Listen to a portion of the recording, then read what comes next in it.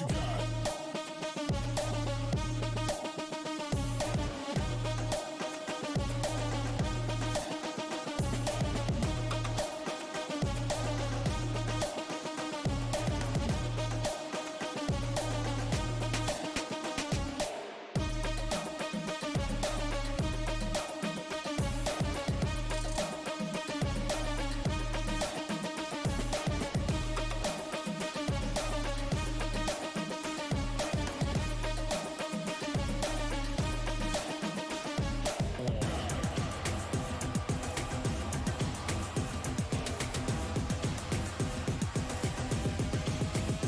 Show me what you got. Down, up, back, back, up, God, down, up, back, back, God, down, up, back, back, up, God, down, up, back, back, God, down, up, back, back, up, God, down, up, back, back, God, down, up, back, back, up, God. Ain't no reason to back down, so step it up. God, down, up, back, back, up, God, down, up, back, back, God, down, up, back, back, up, God, down, up, back, back, God, down, up, back, back, up, God, down, up, back, back.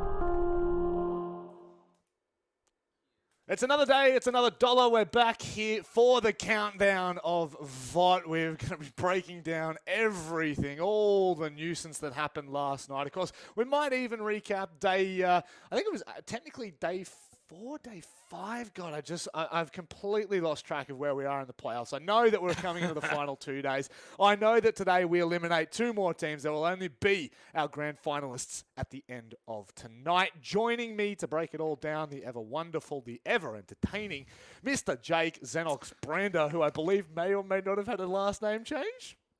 Yeah, still going through the process of that one, mate. Yeah, Mr. Vendetta. But I'm excited for today very much. Of course, it's going to be a bit of a longer day today than we had yesterday. We only had the 1 best of 3 for the upper bracket final. Now we move down to the lower bracket, but that doesn't mean the game quality will go down. It's going to be an exciting day, of course. Yesterday we had Order and Iconic. I mean, lo and behold, no real surprise. Order got the job. We'll touch on that later, but it does mean Iconic play later tonight. Before that, though, of course, another best of 3 to still get through. Again, a quick reminder for everyone watching the countdown, make sure you get on Twitter at @LPL_Valorant, hashtag VOT countdown. Give us some tweets. Let us know how you think today is going to play out as well, and we'll get them down below, just like that. Order once again sending out a tweet. They haven't forgotten about their team this time. They have not indeed. As you can see down the left-hand side of your screens, I'm trying to point on camera, but I realize how tight this camera is actually set up. It is, of course, the topics that we have to run through today. Jake's already gone over a couple of them. We've got the highlights. We've got the pick'ems of last night, which as you said, lo and behold, there's not really too much to talk about there. It seems like it's pretty much set in stone. We got the match of the Monday. We then continue on with our wonderful segment that we have with Crash. He's actually been getting better. I've had a little sneak peek at this new one, Jake. Yeah. I'm a bit excited for it. And then, of course, we finish off with the untraditionally traditional Who Am I segment, where we're going to try and find which of the 15 players is being hidden, and I think they've been done pretty dirty with the silhouette. But of course, Xenox, we probably turn our attention into the conversation of last night, because that's really where all the bread and the butter was. That's what we spoke about for what seemed to be 30 minutes. It was iconic, and it was order. And guess who was casting? It was none other than Jake Xenox Brander. Oh, me. Tell us, how did it feel? How did it feel to cast again? But also, what was it like? It seemed like a little bit of an onslaught. It's been about 2 years since I've done Valorant, but hey, I had the wonderful Kevin Averill Walker alongside me. He got to hold my hand, and we had a pretty decent game. Nevertheless, Iconic and Order, of course, Order going into this one, they were by far and away the outright favorites, and they played like that, especially at the start of Icebox. And then Iconic started to bring it back a little bit, and we did get that little two-pronged attack. Both teams were going back and forth at times, and I think a 13-8 scoreline on Order's map pick of Icebox wasn't all that bad for Iconic. But we went over to Bind, and Order kept up the pace. They had built that momentum up. They'd done a decent job to establish a lead. But Iconic brought it back, Rob. They got it to a 9-8 scoreline against the champs, against the best team in the region. And then Order just went to that next gear, that next level you know that they're capable of. They then won 4 of the final rounds, and they won 13-8, just as they did on Icebox. So it was a commendable effort from Iconic, but they fall short from taking a map away from Order. And that's something that we could probably allude to a little bit with the way the Order goes at the moment. You know, they've only lost 1 map out of, I think it's like 13 or 14 maps that they've now played, which is absolutely just a damning stat for anyone who comes up against them. And I think we're starting to see, again, another level to Order's kind of resilience in that fact. You know, they bring it Iconic, bring it close, but then, like you're saying, they just pull into a different gear, Need for Speed style. They find a 9th gear and they just take off. They're really starting to, I think, just lengthen that gap. We were talking about the fact that maybe teams were bringing the fight to them, but I don't know. What's your sentiment after watching their performance last night? There was a couple of moments where Iconic did step up the pace a little bit, and also the intensity with that, and they started to be a little bit more aggressive and try and get into the face of Order, especially on the defensive bind. They realized, you know, you can't just sit back and allow Order to push onto site to be aggressive, and while it worked for maybe 1 or 2 rounds, Order then take a tactical timeout at that 9-8. They come out the other side, win 4 rounds in a row, and they just play quite methodically and quite brilliant. I will say, from that entire series, there weren't too many mistakes from either side. Iconic played very, very well. You have to give them the commendable efforts where they were there. The problem is, and Averill said it last night on the broadcast, you have to play near perfect if you're going to beat Order. You cannot make any mistakes at all. And unfortunately for Iconic, there was maybe just too many 50-50 little moments. Those little moments where it's like it could go either way all of the time that went to Order, and that was really the difference maker, especially in that 13-8 scoreline ballpark for both maps. You just need to be able to go and win those 50-50s more often than not, and unfortunately for Iconic, that's probably just where they fell short. But Order, once again, just sort of flex their muscles. They're the best team in the region, and they make it to the grand final now. They get to sit back today. They don't have to play at all. They get to watch their opponent either in this best of 3 to come later or the one later tonight, right? So it's going to be one of the 3 teams remaining today. So if they want, they could even just enjoy today in the sun, go out, or they can sit back and watch a whole day's of Valorant. What is that word the 3-letter word you just said? Sun? Sun? I've never, what is that? I barely even know what grass is at this point. All I know is what this big green thing is behind me. I think it's something close to that and then grass and sun. But I do believe, There you go outside, honestly, mate. Come on. No. Not when this is our job, mate. Why do I need to go outside? There's literally nothing I need to do out there. But I will say this. I do think that with the way that, Order have kind of primed themselves as the team, as really as the Titans of the region, Man, I'd just be taking today off. I'd be taking a breather, You taking a reckon? break. I would, yeah, honestly, like just with the way that they are. I mean, again, this is with absolutely no insider knowledge whatsoever. But a team that is on this much of a hot streak, I don't think needs to stress too much about what the other team is doing. Rather, they just need to focus on themselves. And I think that we've seen that previously, and we're going to continue to see that with this roster. It's a bit scary. I don't know. Oh, you definitely make a good point, and especially considering how good they have been, they can play within themselves. I guess maybe they would want a little bit of info, at least maybe on the Vitos, right? Going into a best-of-5 grand final, just to understand, okay, whoever we're going up against, is there a specific map we may need to hard ban? I think they're so good that they probably don't need to worry about the other team's best map. Why not just get rid of your worst map and then worry about the rest as it comes? So yeah, you're right. Maybe they can just chill out today. Maybe just kind of keep an eye on the score lines and keep an eye on the Vitos and maybe just some of the statistics.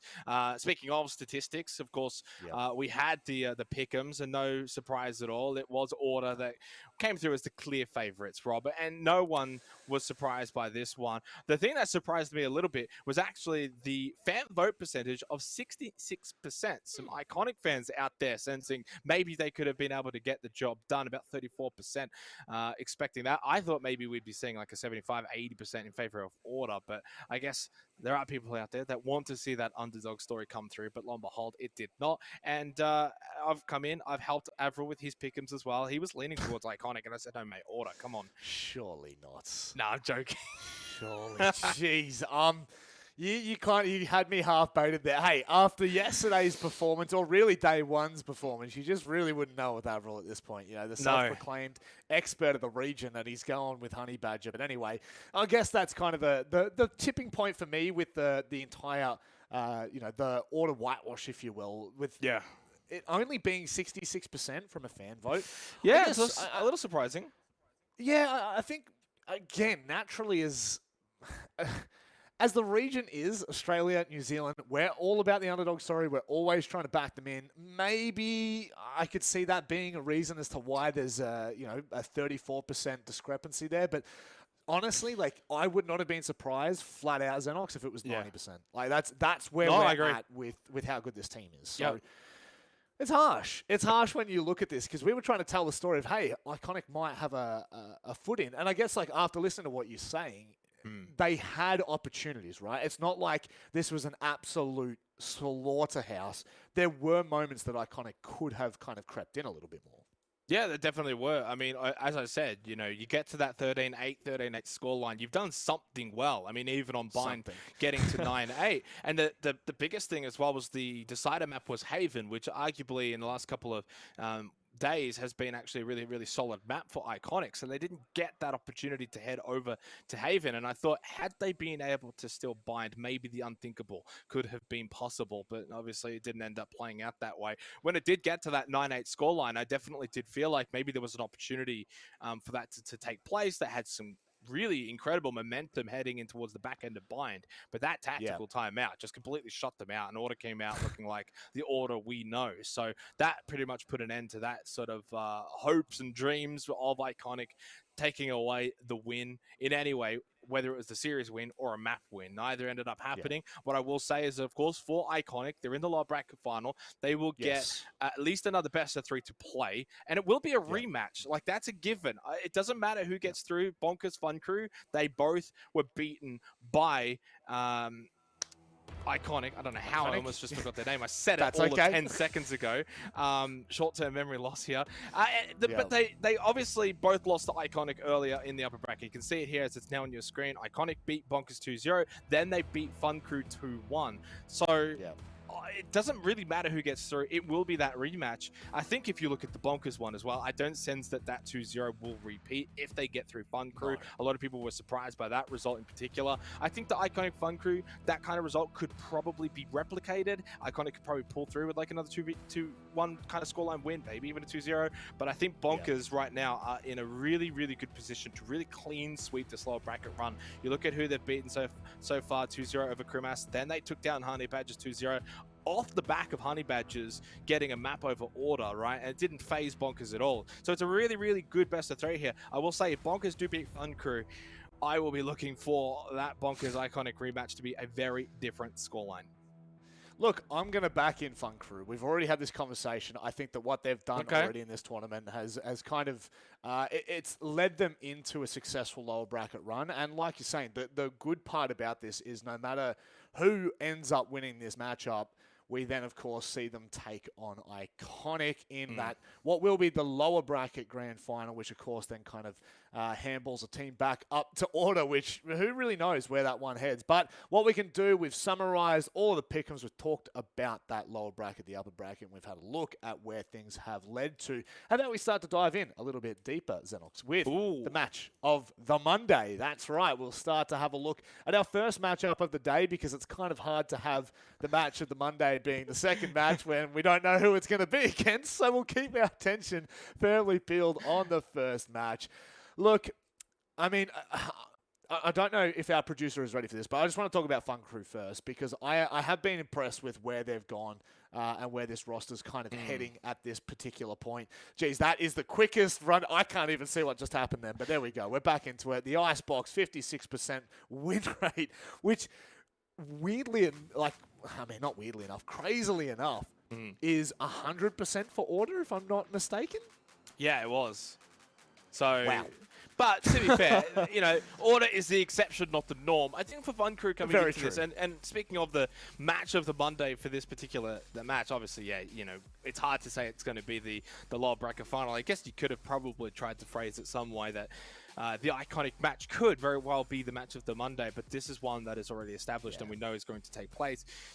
It's hard to say, I think, for me personally, where Fun Crew is at here. I think Bonkers, and just the way that they're playing their group stage performance as well, it's hard to look past them, especially considering Bonkers and Fun Crew were in the same group stage Group A. Bonkers went 3-1, Fun Crew went 0-3, and while Fun Crew were able to get rid of Grimace Disciples, so did Bonkers. They both did that 2-0, and they both lost to Iconic. So they've had pretty similar run through the playoff bracket, except Fun Crew went and defeated Mind Freak 2-1, which was a very close affair.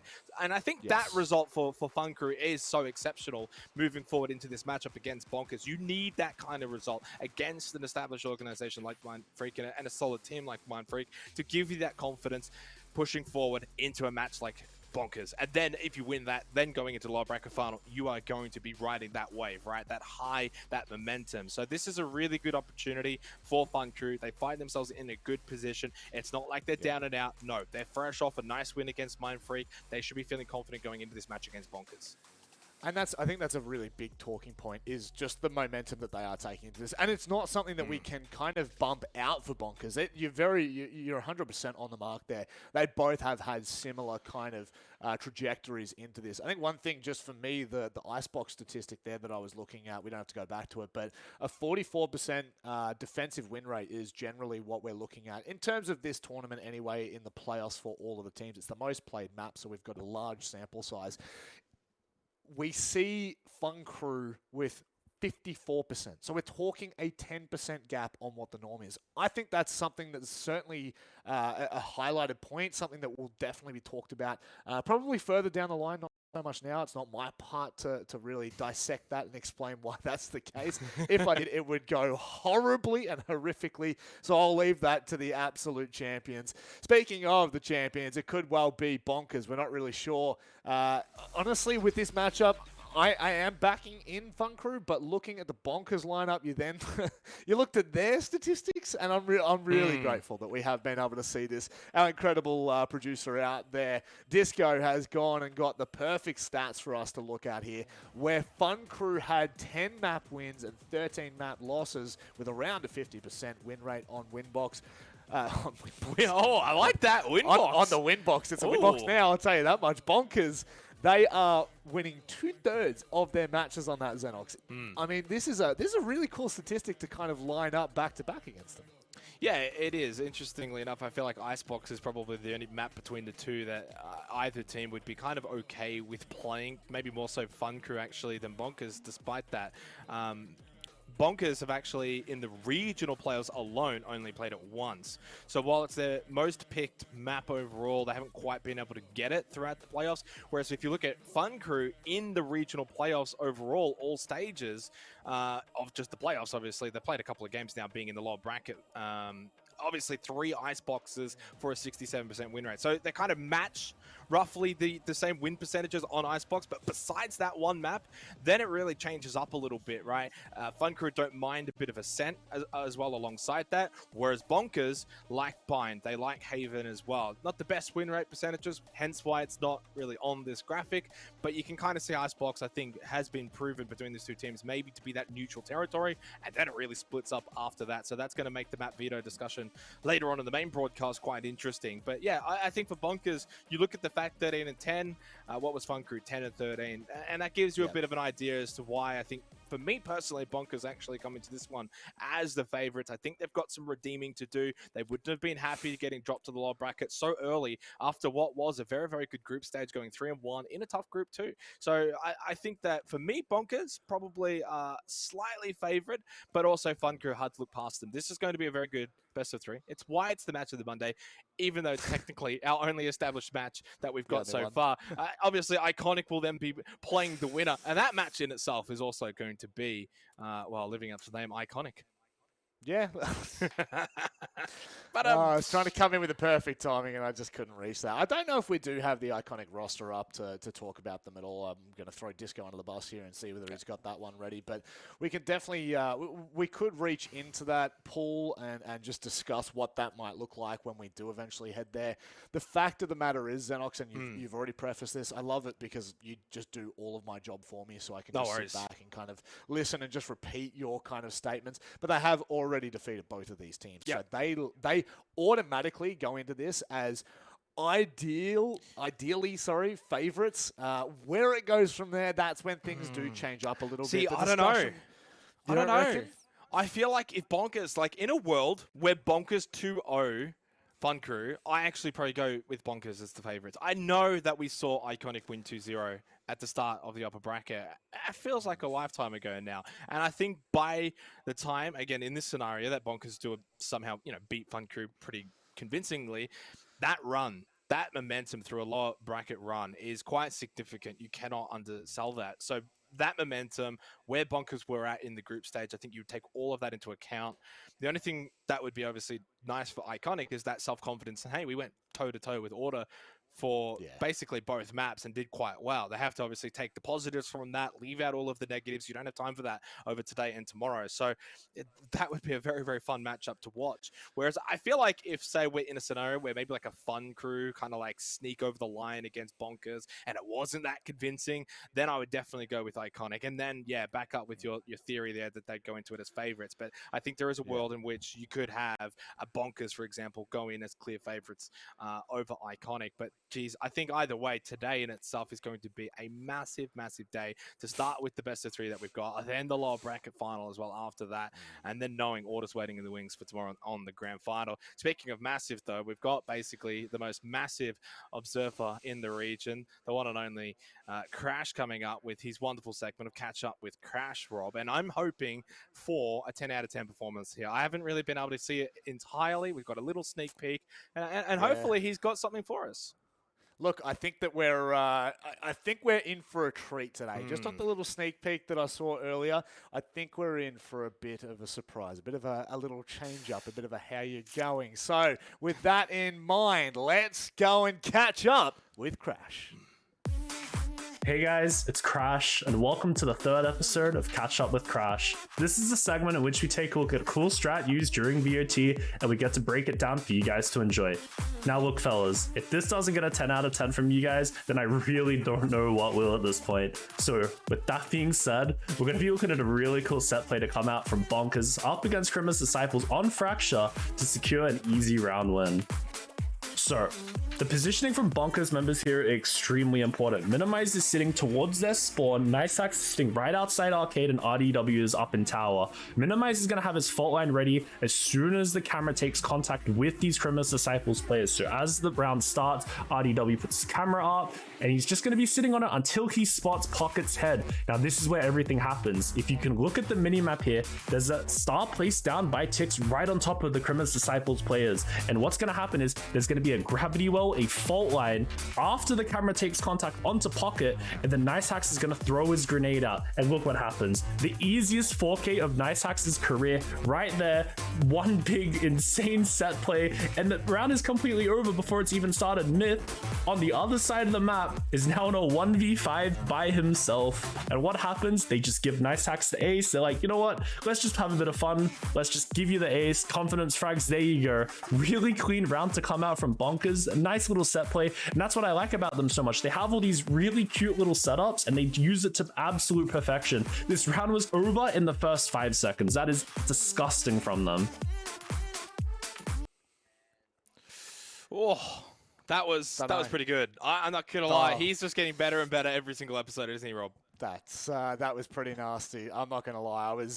I'm watching that and it's not a 10 out of 10. It's a 9.9. The reason why I'm giving it a 9.9 is he called that a cute little setup. It's not a cute little setup. That is a demoralizing play that just is set up in the stones for ages. That is something just given from the gods themselves. No, look, that is absolutely unreal. I'm so glad that we've decided to go with this segment with Crash because one, the edits are unbelievable, but two, the decisions that he's making are only getting better with time. And look, he's getting to a point now where they might have to plug him out of the obsticks, put him on the analyst desk. Oh, honestly, I'd be down for that. Look, I don't give him a 10 out of 10 either, to be honest. I probably go with an 11 out of 10 if I'm going to be honest, Rob. Simple as that. I need to see something crazy though for tomorrow, of course, for grand final day. To maybe go even higher, maybe a 15 or a 20 out of 10. But he is getting better and better, Rob. He is an amazing man. He is, and you know what? Like, you got to give credit where credit is due. Observing is not an easy task. I think a lot of people forget, and I'm actually going to just take a little tangent for a second here, because it's the likes of Crash, it's the likes of other observers. I'm not going to name anyone else because Crash is the main man here. It really is like 60% of the storytelling that happens on a broadcast. I'd probably even go to say 70%. You can have bad casters or you can have a bad night as a caster, but you can't have a bad observer or a bad night as an observer, because literally you miss the action, you miss the setup, you miss the plays. And I've got to give credit where credit is due. Crash has done an unbelievable job, not only in his live observing of the actual games themselves, but furthermore, when you look at something like that, it's very clear that the man's got knowledge and he puts in the time, he puts in the effort. And you really do have to take your hat off to that. So, Crash, I know we've been taking the mick out of you the past couple of days, but honestly, mate, hats off to you. You've done an unreal job there. Yep. I don't know if you want to make any comment there, Xenox. No, I think it's kind of tied as up. I said before, amazing man, amazing observer, and looking forward to more of his great work today, and of course for a catch up again tomorrow. Now let's head over to Who Am I, because we've got about 5.5 minutes until the main show, Rob. And Who Am I, of course, for those who missed it yesterday, latest new segment here at the countdown. Us trying to basically figure out who the player is. We're going to get a small handful of clues. Let's get them up on the screen here and have a bit of an idea as to who this player is. Now, of course, they are playing from one of the teams this evening, which that helps us out with not too much at all. My tweet was featured on the first episode of the countdown. This is where memory plays a factor, Rob, and headshot percentage of 21.6. I don't think that's going to help you at all. Now, we've only got 5 minutes. Hey, me? Help me. Hang on a second. No, this isn't my part. I already know who this is. I did my research. You already know exactly who this is. I already know who it is. I know, mate. Did you see that? You saw that head, you saw that silhouette, and you're like, I know who that is. I looked for the player cams and I went, yeah, I know exactly who that is, because that is they have done this player so damn dirty. And hey, I had to guess 1 out of 10 players yesterday. I'm going to make you guess 1 out of 15. I already know who it is as well. Oh no, what have we done? I have good memory. And the clue has given it away as to who this is. I haven't looked at the head and the silhouette. I've looked at the clues. Thank you very much to our production team. We'll give people some time in chat if they're not sure who it is. We'll give them about another 10 seconds, I'd say. But I think we both know who this one is, Rob. Oh, look. 21. It starts with an M. It starts with an M and ends in Inamai. It's your boy, surely. No, I don't want It's your boy Minimize. It's just a silhouette for me. It's just how dirty mate. the silhouette is. Let's bring it up. Let's bring him show up. who it is. Bring It's him out our of the- boy. bring him out of the shadows. I There feel we go. So bad. He doesn't look that bad, but it's a silhouette that It's does the hair. it so. It's the it hair. is the hair. The hair with the silhouette doesn't help. You know what that is? That is the typical. That is the Jake Brander hairstyle right there. And I don't know all about you that. Hey, I can show the crowd what you do because I know what you do. You flick your headset all the way back so your hair gets nice and what do you put gel in it or something? I don't know. Maybe. See, look, there you go. So this is what Jake does at the moment. He's got himself a haircut. Okay, so I can't say anything bad to you, but this is what he does before he gets on every single broadcast. He comes in and he makes a lot of noise when he comes in. And he does one of these ones. He comes in. I'm ready for a broadcast. Okay, My hair can't flick. Do you want me to back give like you the that. proper demonstration, mate? Come on, here we go. Yeah. Show the audience. On the forehead, up. Beautiful. It's the illusion, mate. It's the illusion. That's how we. And obviously, as you mentioned, I did just have a haircut, so it doesn't quite have as much of a factor. But let me tell you, when it does get all bush and maney, it helps quite a lot. We got 2.5 minutes, Rob. We got the Who Am I? Yeah. We probably both got a thumbs up for that one that we didn't stall out. I mean, you got it completely wrong yesterday, so at least you're 1 from 2. I'm 2 from 2. It's just that easy. But let's start to, I guess, wrap things up a little bit. You've got a segment to throw to me.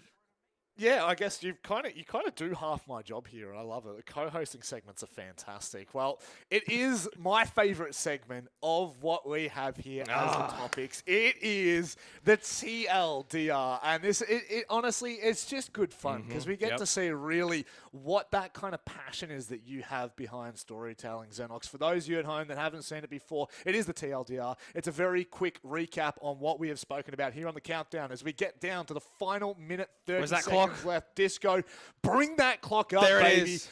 Let's get ready to rumble. Xenox, 3, 2, 1, go. Well, of course, we have our 3rd episode of VOT Countdown coming to an end as we end on the TLDR as always. We started it all off, really, with our wonderful introduction. Of course, then we went into the highlights of yesterday's matches between Iconic, Order. It was 13-8. It was 13-8 on Icebox and Bind. From there, of course, we looked at the pick'ems. No surprise, it was Order and Order once again. And while it's not the Order show today because we have the match of the Monday, we have 2 new teams to look at coming on through. Bonkers and Fun Crew. They'll be having some fun as we always do here. 28 seconds left on the timer and I could still go all day. We had catch up with Crash, who came in and he got a 10 out of 10 with his wonderful analysis breakdown. He is the best in the business, not just on the sticks, but even in front of the camera. Then we had the Who Am I? No need to minimize. We knew who it was straight away. The hair maybe gave it away. There's 9 seconds left, but I don't even need the time. We're done. That's how you do the rhyme. Oh, goddamn! I'm really disappointed. There was a couple of things we could have gone there for after minimize, but you did come back to the time. Look, I've got to be honest. It looked good. It sounded good, 15 seconds, Rob. Come on. That is the time. That is all we have, ladies and gentlemen. 10 seconds left before we get underway with the main show. Thank you very much for joining us here on the countdown. We will see you tomorrow, but Xenox won't because he's going to be right here now. So there it is. That is the format, and of course, what we're really playing for is qualification into APAC playoffs. The top team from this VOT stage is going to go represent us in APAC and maybe even further into Masters. It's going to take his time while the rest of the boxers get his retake going again. Another huge Hunter's Fury, but Thunder now in a 1-on-1. Does he have the shot? He does. Ulvis does get spotted, but now it's going to be that aggression in Maple. Oh my God. Order. Towards the back end of Bind. Autumn has an easy one. Why not? Order through to the grand final. Iconic. Oh, you've broken the pin as well. This could not go worse. Bonkers. The Eco 1, you talked about how strong the sheriffs and you talked about the Ecos coming up through. Oh my goodness, what was trying to back on out? Fun Crew. It's going to be Dragon with an opportunity. No! Oh my God!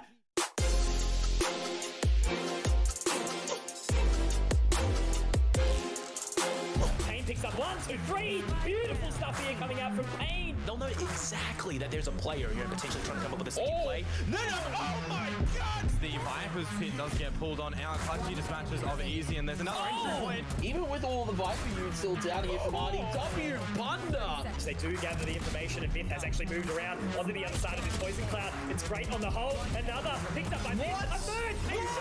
Oh my word!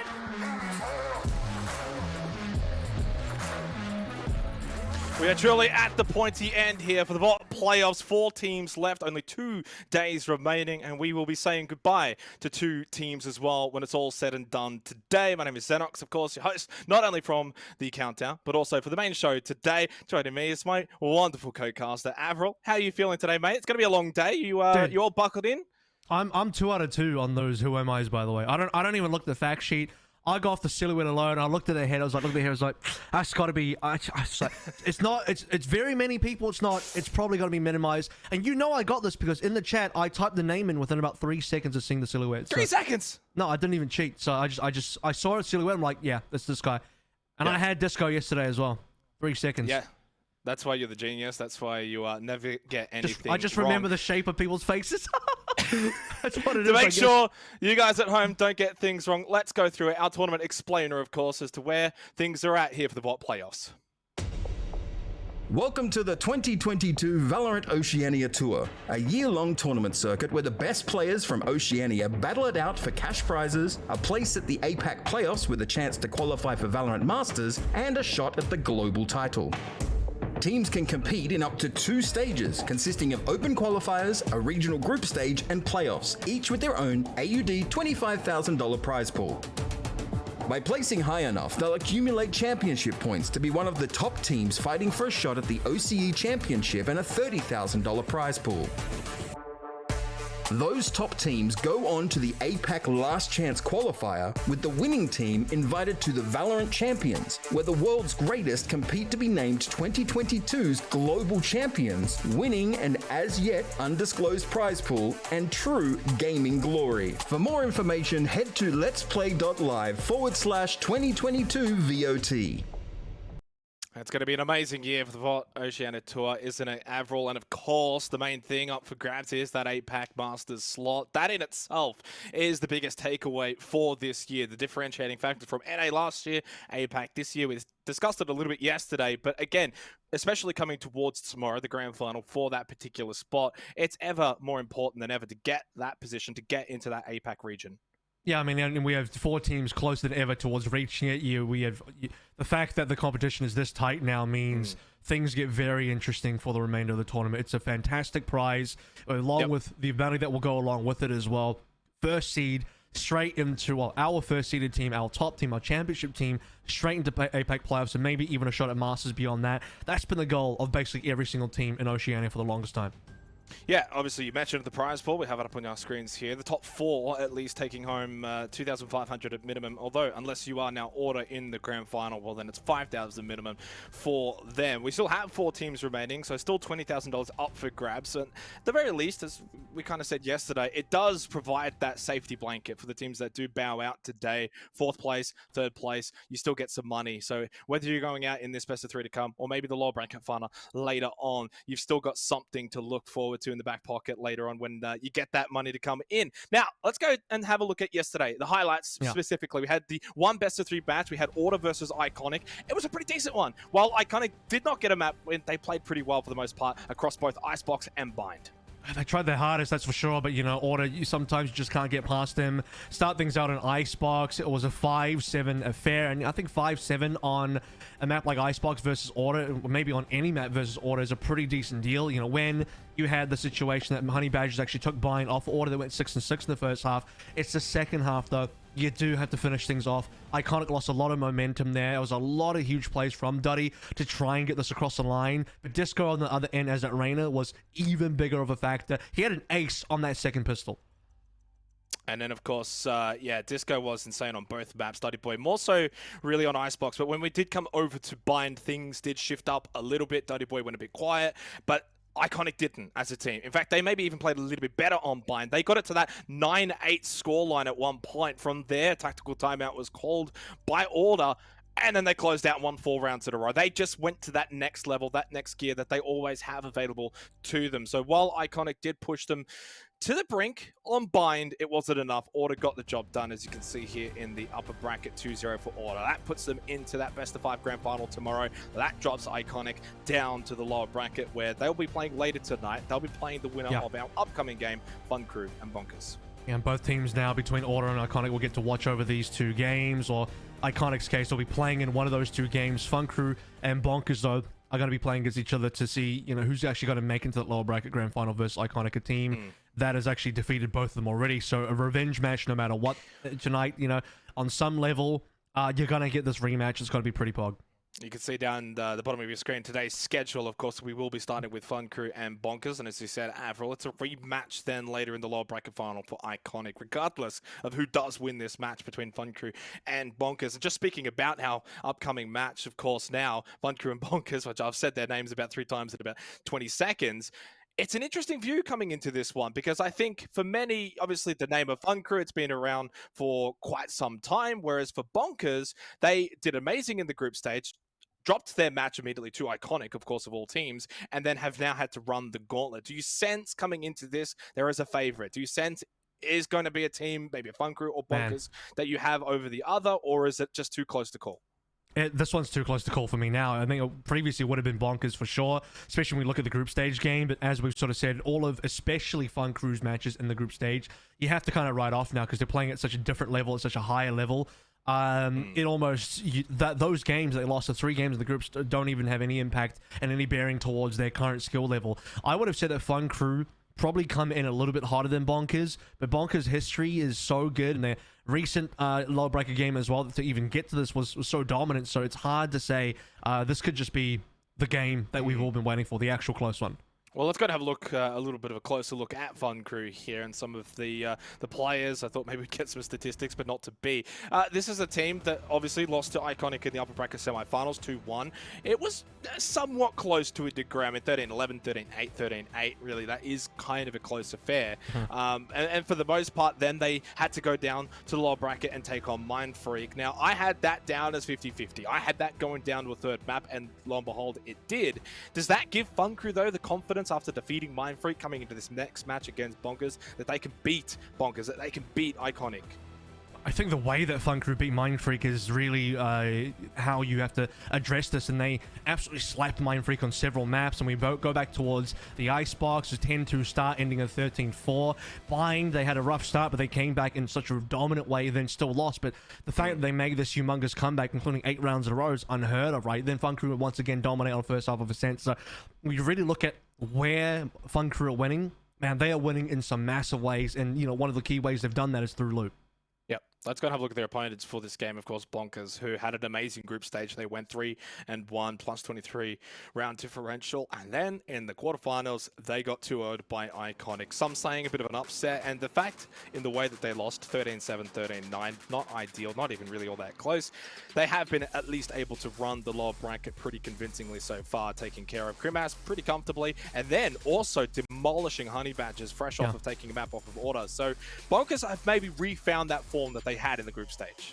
Yeah, absolutely. And RDW had a really incredible game as well versus Honey Badgers, really putting the team on his shoulders. His chamber was indomitable. You have such a clean Bonkers looking squad at the moment. Their strats are great. Their fundamentals look good. Their teamwork is honestly pretty phenomenal. Scroll as well over on the Sova was a really big factor. I remember casting some with Pilski, and we're just both so impressed with what Scroll's bringing to the table on that Sova with all his utility. Joking even from the fact that when he pulls out the Hunter's Fury, he's like blinding the other team as well through like pseudo smokes. It's just like blocking the enemy shots with it. So yeah, he's doing great stuff in server. This upcoming graphic is mainly for you, Kevin, the little head-to-head that you've organized between 2 players for this particular matchup. Loot, nice hacks, and I will say you haven't done anyone dirty this time, because yesterday you probably did panic a little dirty. These statistics, though, almost identical. Yeah, but yeah, I'm going to do Nice Hacks dirty, though, because he's playing Neon, and that's just, I'm not about it. But what I am going to say is Lou on the table for that last game versus Mind Freak, 81-40 over 3 maps, the plus 41 in the KD department. It's unbelievable. Just he made Ronski look like he wasn't on the server, and he was defeating Ronski and a lot of those heads-up positions as well as just overall performing better than Ronski, who we, at this point, over the course of this playoffs and the broadcast and the group stage as well, have kind of established that Ronski's probably the best player in the region individually, stat-wise. He's been taken off the table now. He's had a really off day, not his only off day, and Lou's just kind of removed him from the equation at all. I mean, Nice Hacks on the other end, to speak positively, has also been a pretty huge factor. He's up in that top 5, I believe, of, you know, the highest stats displayed by individual players. You do expect that coming through from your top duelists. He's actually number 3, right 2 above Lou and 2 below Ronski. So between Lou, Nice Hacks, you got Duddy, Disco, and Ronski all in that top 5. So we're talking about these players being the best players in the region as far as stats is concerned. I will say yesterday you did the head-to-head, and I don't know if either player really had that much of a standout performance. These teams, when you do get to, say, the best 4 remaining teams, you don't need to just rely on 1 or 2 players, right? It's generally going to be that team effort. Anyone from any of these teams can stand up today and have a big one. Let's go to the map vetoes, though. We had a brief discussion of the VOT countdown regarding at least one of the maps, that being Icebox. We'll see if that has been able to get through. We go to Breeze, and lo and behold, there is the Icebox chosen by Fun Crew, and if needed, Haven, the decider map. But the reason why I mentioned Icebox, Kevin, is that both teams actually have pretty good winning percentages on this map. Yeah, I mean, we have another Icebox situation where we look at the chamber from RDW. That was such a huge factor there. But Fun Crew, they want to put Lou back on the Jet, who was, I think they demolished Mind Freak on this map. So I think it's going to be a good map for both sides. It's one of those situations where I don't know if either veto is unbelievably favored for the other side. Bonkers going towards Breeze is an interesting one. Not too sure about Fun Crew's history on Breeze, but you know, I'm sure I'll look that up in a bit of a second here. As the rest of the map bans, Fracture being banned out, not a huge surprise. And you know, I think they're getting rid of the Fun Crew Ascent as well. So making sure that could be a targeted ban on that regard. What do you think of maybe who's come out ahead, really, in this entire map veto process? It's really difficult, I think, for me, because I don't think I was expecting the Breeze. Neither team has actually played it in the playoffs, so a little bit harder to go off of that in terms of recency. But I think between Icebox and Haven, both teams shouldn't really be all that upset. So I know coming into this match, you said it was going to be a close call. Has this changed your mind at all in terms of that, or are you leaning now towards one team or the other based off of the maps that we're going to? I think both teams got something. I mean, actually, Icebox is super even, despite the fact that Fun Crew will pick it.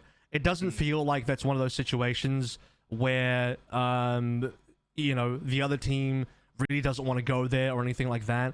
And just looking through previous bans as well and previous picks over here, I mean, Bonkers have banned through Ascent before. They just don't really want to go there. That's fine. They haven't had a lot of Breeze because it's also been banned away from them. So the fact that they bring this out and it's been let through the initial bans, I mean, that could actually be something that goes in the favor of Bonkers, considering, you know, they don't get to play this very often from other teams banning it away. So it does now come down to whether Fun Crew can bring through something on it, because they've only played one Breeze ever, and that was versus Order in the group stage. Couple things there. One is it's one of Order's best maps, and 2, we don't really think too hard about Fun Crew's group stage matches now anyway, so it's tough to go back to that and really read into that particular result anymore. So it's like they haven't actually been to Breeze. Let's go and have a look at the predictions from myself, and I hope yourself. Yes, and indeed, we've gone for the opposite. Fan vote for Fun Crew at 40%. That's an interesting one. I'm not sure. Does that mean they're losing? I guess that does mean. So I guess Bonkers 60% would be the favourites. That is a little bit throwing me off there. But Avril, let's go through. You've gone with Fun Crew, but yet I think after the map vetoes, you're maybe leaning towards Bonkers a bit. I think that Breeze is like an X factor.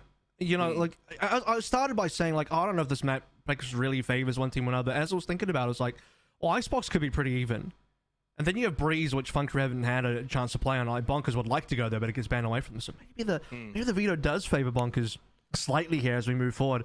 I don't know. The thing about Fun Crew for me right now is it's on such a hot streak. They've been on such an incredible tear.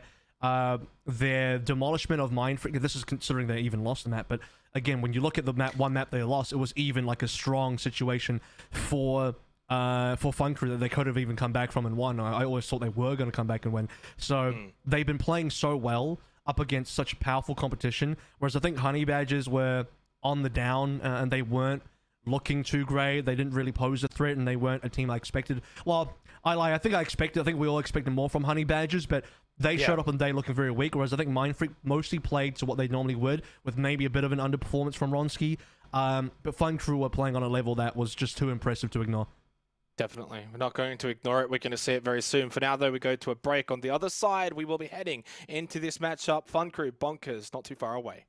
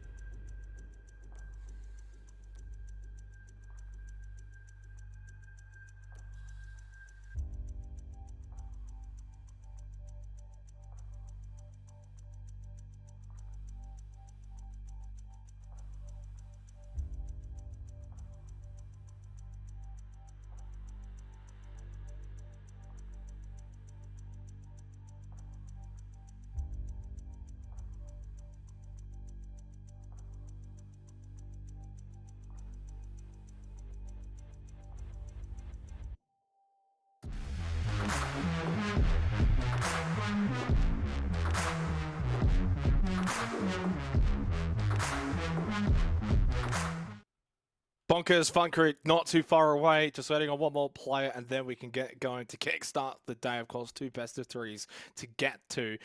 Kevin, of course, we've seen the videos. We've kind of discussed the matchup as a whole. Had a little bit of time to think about it. You've been able to maybe clear your head and focus in a little bit more. Are you still leaning Fun Crew, or Bonkers is maybe going to be where you want to turn? Surely, to be honest, come over to the Bonkers side, mate. If they had percentages for our pick'ems as well, mine would probably be at like a solid 50-50, or like a 50.1, you know, or 48%, 52.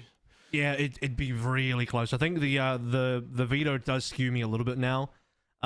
Looking into it a little bit harder, just the fact that Fun Crew really haven't played Breeze yet. But I mean, that could mean a lot of things. Fun Crew can come out on Breeze looking really good. The one game versus Order doesn't say a lot because it's versus Order and it's a group stage game for Fun Crew. So, I mean, they could come out really hot on that. It's really hard to tell now. I think it's going to be a close game no matter what, though. These are 2 teams that really should be right up to scratch with their skill levels. Well, it sounds like to me that you're putting a lot of emphasis really on the Breeze as kind of like the main win condition for this series. Then, if Bonkers were to drop Breeze and we head over to Icebox, do you then sense Fun Crew maybe get the job done? Or are you thinking there's still a chance then, despite losing, say, their own map pick on Breeze, that they could then bring it back and get that reverse sweep? Or is it all on Breeze here with this pick from Bonkers? I mean, that Icebox did look really, really strong for Fun Crew versus Mindfreak, so that does go in their favor. But I don't think Bonkers are too scared of the Icebox necessarily. I just, it's still one that they have had decent results on, but I think for them to feel comfortable in the series, they got to win their map pick of Breeze, yeah, ideally. Let's head into our first map of this best of 3. It's the third round of the lower bracket. The winner of this moves on to the lower bracket final, and we'll get a rematch against Iconic. Of course, both of these two teams having lost to Iconic in the upper bracket. This is the map pick of Bonkers. They've elected to head over to Breeze. Map pick for Fun Crew after this is then Icebox, and if required, Haven will be the deciding map if we go to a third. All right, so let's get into agent select here, as we have a little bit of info on both teams. But again, for the Breeze side of things, Cypher was played for Fun Crew in that order game, and this is where you know, you look at where that was and how we've moved forward. We've already got a change in that regard. We've already got at least the one agent changed over. We do see the Chamber coming on through, which is quite exciting. Big fan of where Chamber is currently the meta. You can start to really move away from the traditional Sentinels that you would play from the Cyphers and the Killjoys on several maps in favor of that now.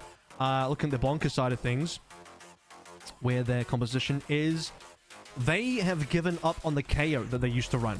So that's been a small change up in where Bonkers are even playing. So both teams are going to end up being on the same exact composition. Nice Hacks and Lou facing off on that Jet, which would be quite exciting. Yeah, and remembering here, of course, for the Bonkers, this is their map pick. It's going to be important to get off to a decent start. You mentioned the Icebox, the Strengths for Fun Crew. So important to be able to win your own map pick in this instance. You lose this, and that's my general feeling. You lose the Breeze. I think you lose the series here if you're Bonkers. May not happen, may not play out that way, but if I had to take a gamble and a guess, that's maybe the way I see it.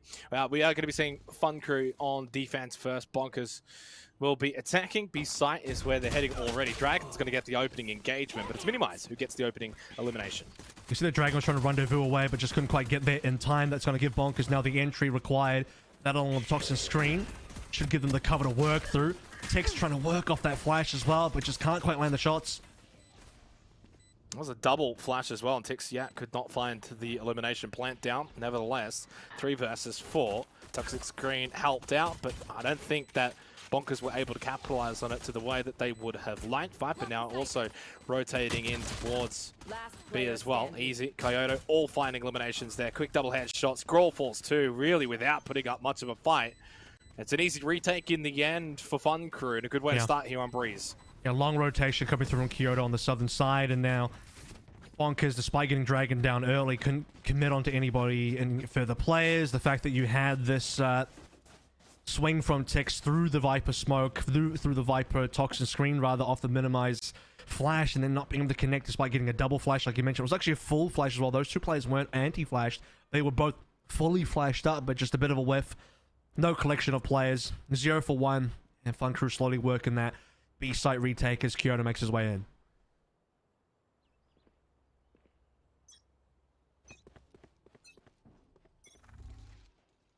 It looks like Bonkers are going to force up here in the second round and go basically for the same kind of play. They did get that successful pick on the Dragon last time. Let's scan. Nice hacks. The Spectre up close, but Kyoto wins out with the Bulldog with a little bit of range. That helps. RDW with a headshot onto Lou. At least brings it back to an even number. 4 versus 4. Flash just over towards Stack, and mid control still at least on the side of Fun Crew, and can cut off his rotation over towards A. He'll get out Tix. That's going to hinder Bonkers from here. Good movements being shown there. Just the fact that Flesh just gets in that position, gets a lot of info as well, sees the rotation from RDW, knows there will be more players crossing over. RD now showing himself over towards Halls, get rid of the trademark. Gone a bit quiet here for Bonkers, playing 3v4 now as information will start to be gained once more by the fact that Dragons explored mid, so they should probably know something's happening over towards A. They received info from Halls. Scan coming through. Not going to catch easy. One enemy remaining. Spike down. That's going to be the round. 30 seconds Not left. much else you can really say about that. As soon as you try and push onto that A side, you lose your 2 players, and that's going to be it. There's one back from Scroll. Not a whole lot of damage done, though, from Bonkers, considering they did buy into the round, and that is going to hurt their economy now into this third round. They will not be able to buy it. Yeah, I mean, Not that Scroll's actually gonna go in towards a Marshall again, though. I get some upgraded pistols and maybe light armor. And this is one of those few maps, Jake, where, I mean, Marshalls, you see them sometimes on a couple maps, but really here, Breeze is a big sniping map. Marshalls have high value, sort of Scroll's able to do it, just even on that previous round, just to at least, you know, bring a couple back his way. Now Bonk is not quite a force, just a very light buy, go up against mostly the same level equipment on the other end. It's that one Bulldog, a couple of Spectres that will make the difference for Fun Crew, especially here where Lou surely gets a free kill. Lou does indeed find that free kill onto RDW. Tried to push up. Did the chamber. Don't mind it though. I think Bonkers obviously in that instance knowing that they need to try and get up close and personal with Fun Crew, but the Spectre's still on the side of Fun Crew, going to help them out in that regard. Tix with the Sheriff lands the second headshot. That's a nice one on the Kyoto as well. Goes for the third and can't find it easy. Nice Hacks now comes on in and has that Marshall can, from at least the backside of Pyramid, to watch over towards that plank. 55 seconds and that plant is going down. So at least spike down for Bonkers, and it's a 4 versus 3 winnable round. Jake, call it PTSD, but I got a little bit worried there for Texan's first couple of shots versus Lou. He recovers though. Converts into a double, like to see it. Scroll now with the Marshall onto easy, and they are using these snipers to perfection here. I mean, again, the power of the Marshall on a light buy versus a team that's also going to have themselves pretty light armor. Dragon trying to get some damage onto Scroll, but doesn't land it on the head, and now he's up against the sniper rifle and Ticks on the Bulldog that he picked up from a little bit earlier. A swing from Minimize will close the door.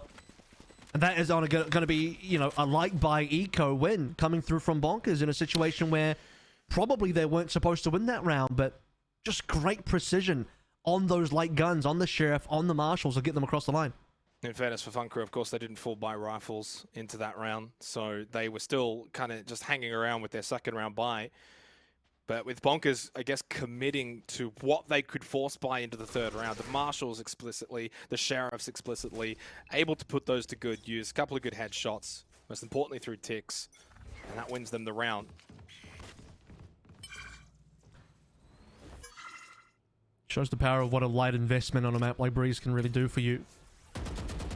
So Fun Crew, you would have still have said, you know, with the extra Bulldog double Spectre, they could have had that round, or at least equipment-wise. I mean, see, I mean, double Marshall is pretty strong. Full rifles now across the board, minus the Bulldog from Tex, which he brings over from the previous round. More A pressure. Follow the drone in will be the strat here. It does get deleted instantly, so they don't get to spot out Dragon's off angle. And, oh, Dragon can't get a kill off it. Well, that's the main thing there for Dragon, though, is at least he does not go down in the process. Could have well happened, but was able to teleport out. Now finds a kill. There's a second. Back-to-back. Gets the trade. No, Flesh just gets Scroll, and there are no trades. It's just all one-sided in this fourth round. And for Fun Crew, that is the response that you would like to see after losing the third. It's only Ticks that remains, and he can't find one. That's a flawless round from Fun Crew. And impressive flawless as well, because that's going to incredibly boost up their economy. Multiple players now close to ultimates. Kyoto and Dragon 6 out of 7. Fletcher's already does have the Seekers. In a situation as well where we've seen the same thing happen on the pistol. Dragon goes for the initial contact. He tries to rendezvous, but slightly too late and dies here. He goes for the contact, puts up a few shots in there, doesn't overstay his welcome, rendezvous away, and then off the back of the rendezvous, repositions and gets a 3K, which eventually will lead to the round win, giving them a huge player advantage. I think in most other maps, you'd sit back and say this is going to be a rough round for Bonkers. They've still got that Marshall, though. They could have even bought probably another one. And you can still create off of that here on Breeze. You want to play? Let's play. Obviously, Tix buys in as well. So, what is this? I guess a bit of a half buy. So, unless did they full buy right at the last second and I've missed it? No. So Tix has a rifle, Scroll has a Marshall, the other three on pistols. And the interesting thing about the information gained as well, you did hear that Dragon pulled out his Tour de Force ultimate. Part of the reason why that may have been done is a user Trailblazer spotted Tix. Tix shot it down with a Vandal, and there is a belief now coming through. Sorry, it's actually not Dragon. He's still 6 out of 7, my bad. It's actually the attacking RDW. I thought Dragon might have picked up an orb and used the Tour de Force. It's actually RDW's Tour de Force, so we actually are on his POV right now. I wouldn't have been surprised if also maybe Dragon got baited into the Tour if he had it available, because they saw a rifle and could have been scared off by that. Fletcher's though, no fear in his eyes.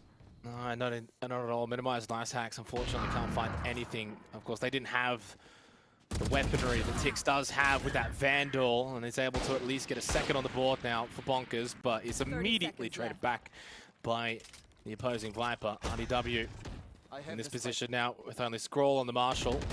Does pick up the spike and is able to maybe get back over towards A. 20 seconds, he'll have to absolutely move quickly, but I don't think he's going to have a whole lot of time, and really at this point, FunCrew should be winning this round. Dragon's going to be there as well, so they have to work together to get Dragon down, go for an instant plant. And that trademark is brutal. I mean, it just slows everybody down. Scroll can't get past, and as long as you stay alive, now you instantly win the round. Good shot from RDW, it's cute, but my goodness, Dragon in the right place at the right time, working off his utility, pre-placed. We talked about the tour de force being there. Well, Dragon will have it for this round, as RDW got a few off that. It's not bad, gives you money. And they were saving anyway for the most part, which means that we'll have rifles again. Only the half armor on Scroll and RDW, but shouldn't be too much of an issue. For the most part, it is a 4-buy for Bonkers. 4-1, though, now the scoreline in favor of FunCrew. As you mentioned, Dragon's got his ult. Kyoto does have the Viper's Pit available now as well. So FunCrew, in terms of utility, looking well stacked. They're obviously starting to now build up a decent economy as well. Bonkers have continued to try and force fights early on into these rounds, but for the most part, FunCrew continually finding these opening picks and putting them in good positions to close out these rounds. A very early pit over towards A main. Covers a little bit of the shop. RDW, who is lurking, might consider playing towards it. What they really want, if they want to deal with that, is to get minimized in orb so they can Seekers through it. It looks like they'll be ignoring and go towards B now. There's another pit available. Tix will have one to use for B, assuming he stays alive. Importantly, Toxin Screen is uncommitted, so once you see that being placed over from this elbow position over towards B, there it is. It's going to cut off the two entries. This is when you want to see some action going forward. Seekers coming through, that's the hit.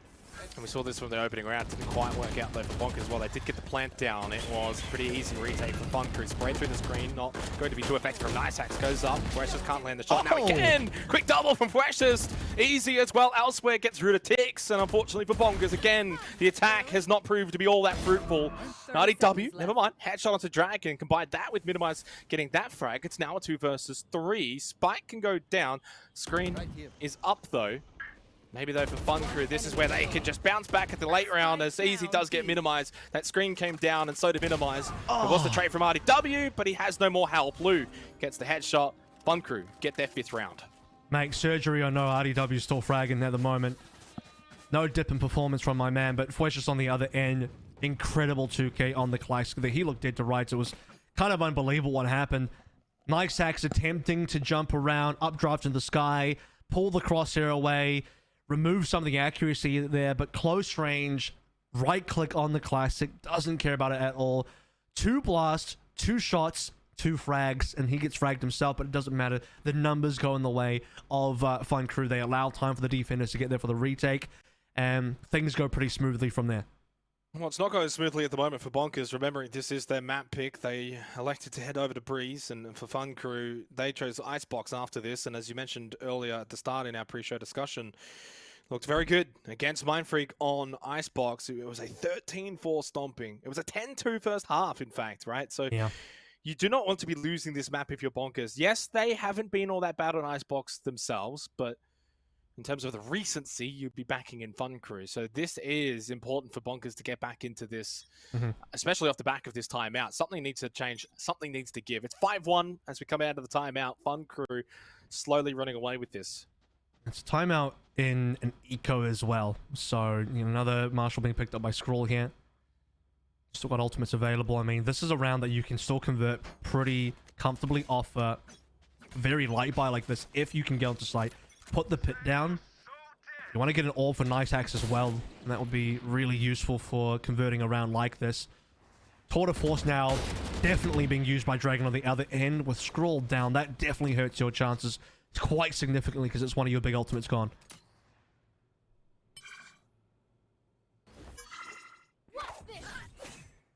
That's good though. That's good from RDW indeed. Oh! Nice hacks with the blades, gets rid of Dragon. Suddenly things may be turning in the favor of Bonkers, but not for too long. It's 3 versus 3 again. They've basically left a spike over towards Spore, so they need to go and collect it, come back over towards the A site. Tix in the meantime gets rid of Lou's head and needs something from Kyoto. Can't find it. Minimize. And so far, this eco round might just turn into a thrifty. Easy in a 1 versus 3. Yeah, and up against the pit as well. I mean, no recon available. He's getting flashed. It's super good info. They know he's on the other side of the pyramid and the toxin screen outside the pit. Spotted now by Nice Hacks.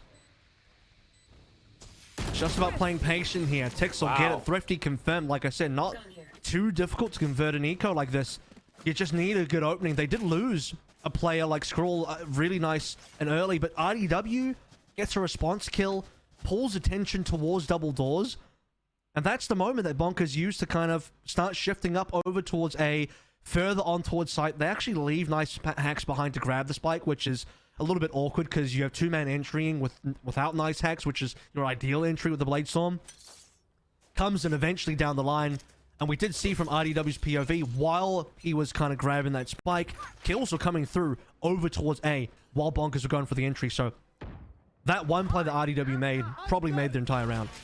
And Bonkers have upgraded the Marshal now over the world. It's an operator in the hands of RDW. Lose over the Blade, takes out Tix. Early elimination into this 8th round. Chance for Dragon, but no, it doesn't find it on the left-hand side of the pyramids. And Lou still watching here from the doors. Gets rid of Nice Hacks. Up you go. There's another one, but can't get the 4th. 3's not bad, though. Skrull picks up a double.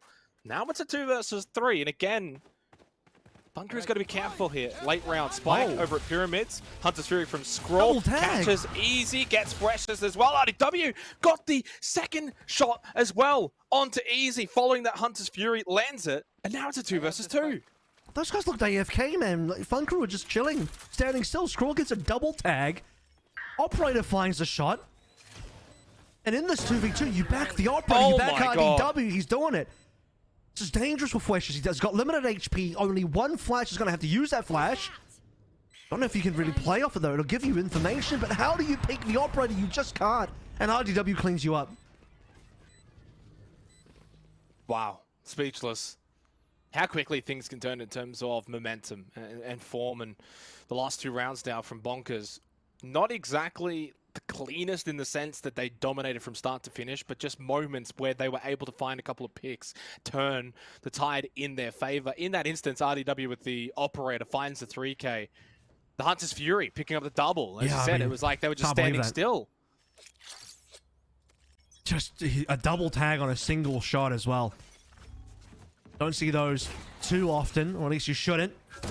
RDW is just going to instantly delete Easy. I mean, trying to peek his way through into halls. It's a double Marshal round coming through for Fun Crew, but their angles have already been locked out. They've made a gamble over towards mid. It's going to be a free plant on the pyramids of A. And now Bonkers get to play the post plant behind the toxin screen. RDW continues to put this Operator to good use. Should get a 3rd and does. Catches out Dragon over towards Wood Doors, and that is going to be the round. And now Bonkers have completed this mini comeback. They were down 5-1. It's going to be 5-4. Tix spots out the last 2 remaining members. Does lose his life. As long as Skrull doesn't lose his here as well. Otherwise, you could have some economic damage, but they should be able to catch these last 2 players. They're not going to allow them to get away with anything. Precious goes for the flash. He's not running. He's fighting. And unfortunately falls though to Nice Hacks. I think I said this in the cast with Pilsky, but one of the fun things you can and maybe should do in this situation is leave those 2 pistol guys and just run away. Because if they have to die, because they don't want to, you can't save with a pistol. If you save with a pistol, you're screwed. So they have to come running at you and trying to find those kills. Tix probably doesn't need to die there. So if you leave those 2 pistol guys, they either just have to run into the spike and die and get nothing out of that, or they run into you and die regardless. So definitely don't need to chase them down. RDW now packed up, 12-6, Tour de Force ready to go. Double operates for Lou and Dragon though. That could be dangerous. Yeah, big commit here from Fun Crew to get themselves back into the winner's column. It's been 3 rounds in a row now for Bonkers, from 5-1 to 5-4. Kyoto feeling the pressure from Doors. Nice dash from Nice Hacks, but a nice headshot from Kyoto. Immediately traded, but it is Fun Crew winning out the round so far in terms of those trades. They're up 4-2. RDW has been amazing with this Operator, but has a lot of work to do. Fresh is close by. He hasn't spotted him out. Who wins this exchange? It's still RDW, of course. Now brings this back to a somewhat winnable position. Spike in hand, over towards mid, and could go anywhere from here. Yep, and Fun Crew have started shifting their rotation over towards B as well. RDW needs to find more isolated frags here on this operator to really bring them in. So 2 versus 3 is workable. Oh, here we go. Lou's got the angle first. There should be a kill for Lou. Yep. That's unfortunate. That will now be too rough of a situation for Scroll to recover. You'd imagine. I have the spike. Well, he can play from back of sight here on B, has the spike, but unfortunately has no room to move. Dragon able to find that final kill. 3 alive for Fun Crew off the back of that. I imagine they were able to save both operators, and they have been able to do so. That's basically, at minimum, what you want from that. Win the round, keep your operators, and just force Bonkers into buying into this next round and continue to try and drain that economic advantage, at least going into the end of this first half. 6-4 scoreline for Fun Crew. If they can get this 7th, I think they'll be pretty happy with this first half. I don't know if RDW should have bought here, but I suppose they'll have enough money to still have the next round to be played in. A little bit concerned about Texas economy specifically, but I'm sure there'll be enough money to drop. We'll have to hope so. It's going to be RDW working on both the rifle and the Tor this round. So he wants to be able to challenge multiple angles, but especially the double ops of the defensive side, who both got a kill each in that last. I mean, especially Dragon definitely put his foot down. Okay, that'll be easy spotted.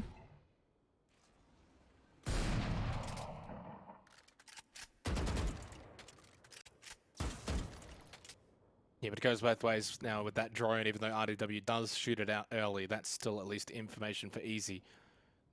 It's a case if they both know where each other is. Little opportunity there. Nice hacks and Flash is neither able to do a whole lot. Nice hacks, though, does get the spray to land in the end onto Flashes and gets the opening kill of this round. A slower one at that. Usually Bonkers have been being quite aggressive. They've slowed it down. 40 seconds left, heading over towards B now with the spike.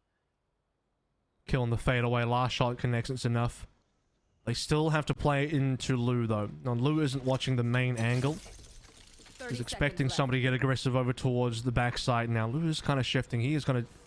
No, he's checking the wrong way. Lou's too far forward up. Easy's dead. Lou's dead to rights now. Lou, oh my god, able to snake his way behind a smoke, but still gets caught by Nice Hacks at the end of the day. Enough time to plant. Dragon can't see anything. 10 seconds left. Spike planted. Spike finally down. Unfortunately for Lou, ended up being in somewhat of the front line rather than the back line with the operator, and yeah, got one. Oh my god, they didn't get anything else after this, and yeah, saving. Not even going to bother to contest this a 2-4 disadvantage. They will have one more round in the half. Kyoto could probably go for this one. I can understand Dragon saving, but you have to consider what opportunity you have to win this last. I don't know. They are ahead, technically speaking, but there's so few rounds left to play. In some regard, you have to want to play for it, but they are also concerned about their last round economy a little bit, which is understandable, especially when Dragon's only on 500. So they'll handshake it away. I doubt Bonkers will go for much of a chase. You can see that Texas thinking about chasing a little bit harder. Why peek? Jesus. Why peek? Dragon takes a risk there. Dragon takes a big risk there with his operator. Pays the ultimate price for it. But there was nothing to gain. The round's over. You're not going to hinder their economy in any way, and now you're hindered. Yeah, he wasn't going to prevent RDW from buying up again. RDW's on 6.6. But the Dragon was on 800 or less. So you're right. High risk, low reward is that particular peak. Knowing that, by the way, that RDW was even there.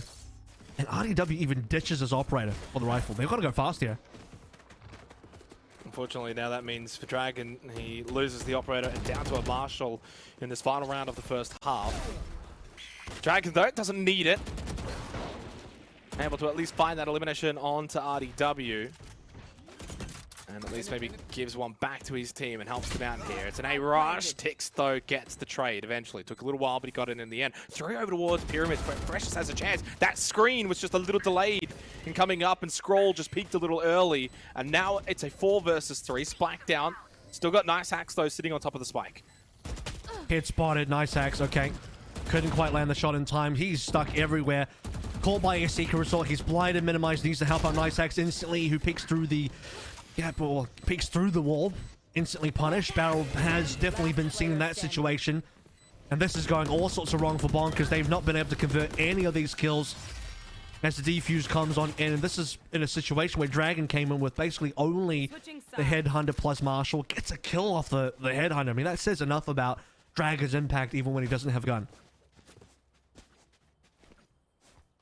And at least closes out the half for Funcrew in a winning fashion, considering when, you look at that scoreboard, it was an amazing start. They got out to that 5-1 scoreline, and looking like I was kind of sitting back here and starting to think this could go horribly wrong for Bonkers.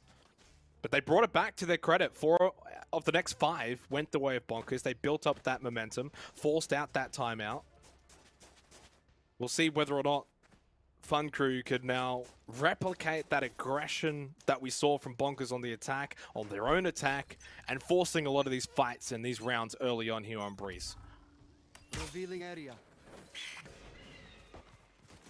Looks like a potential fast mid towards A, but the smoke's about to fade, and NiceHax has full vision on everybody crossing over. That's Bonkers now picking up multiple. Lou to look for the return. Struggling. 1 HP, though. Not going to survive for too long off the back of it. 4 versus 2 now.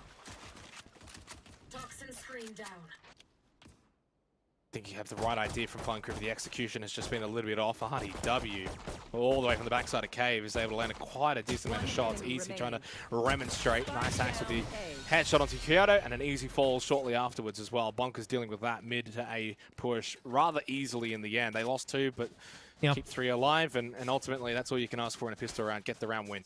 Yeah, you just have, Pillar already controlled. You have the smoke down from the attacking side. I think it was Lou dropped down the smoke, but there was already a scan as well, so a player did get tagged, which gives all the information you need. Suddenly 2 kills on double doors. Makes things really easy for Bonkers.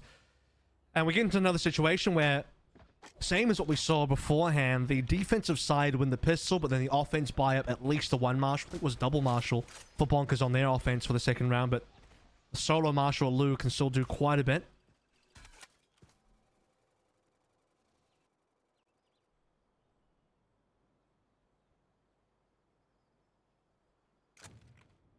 Not a good sign already, though. Funcrew are going to be playing this slow approached attack. Not much to work with at the moment. Not a whole lot of information. A couple of players over towards mid. Minimize should be able to find his easy kill onto Lou. Nothing else, though, towards Pillar. Minimize does clear it out, does get that information. Elbow. Still nothing over towards A. As he said, needs to watch that elbow push, and it looks like B as well for the spike. Easy was looking for the backstab on Minimize. Might still get the timing, just doesn't work out, though. Barely misses out. And again, barely misses out. They might have heard movements. Minimize knows now. He understands he's probably compromised. Good timing on the snake bite. That is beautiful stuff.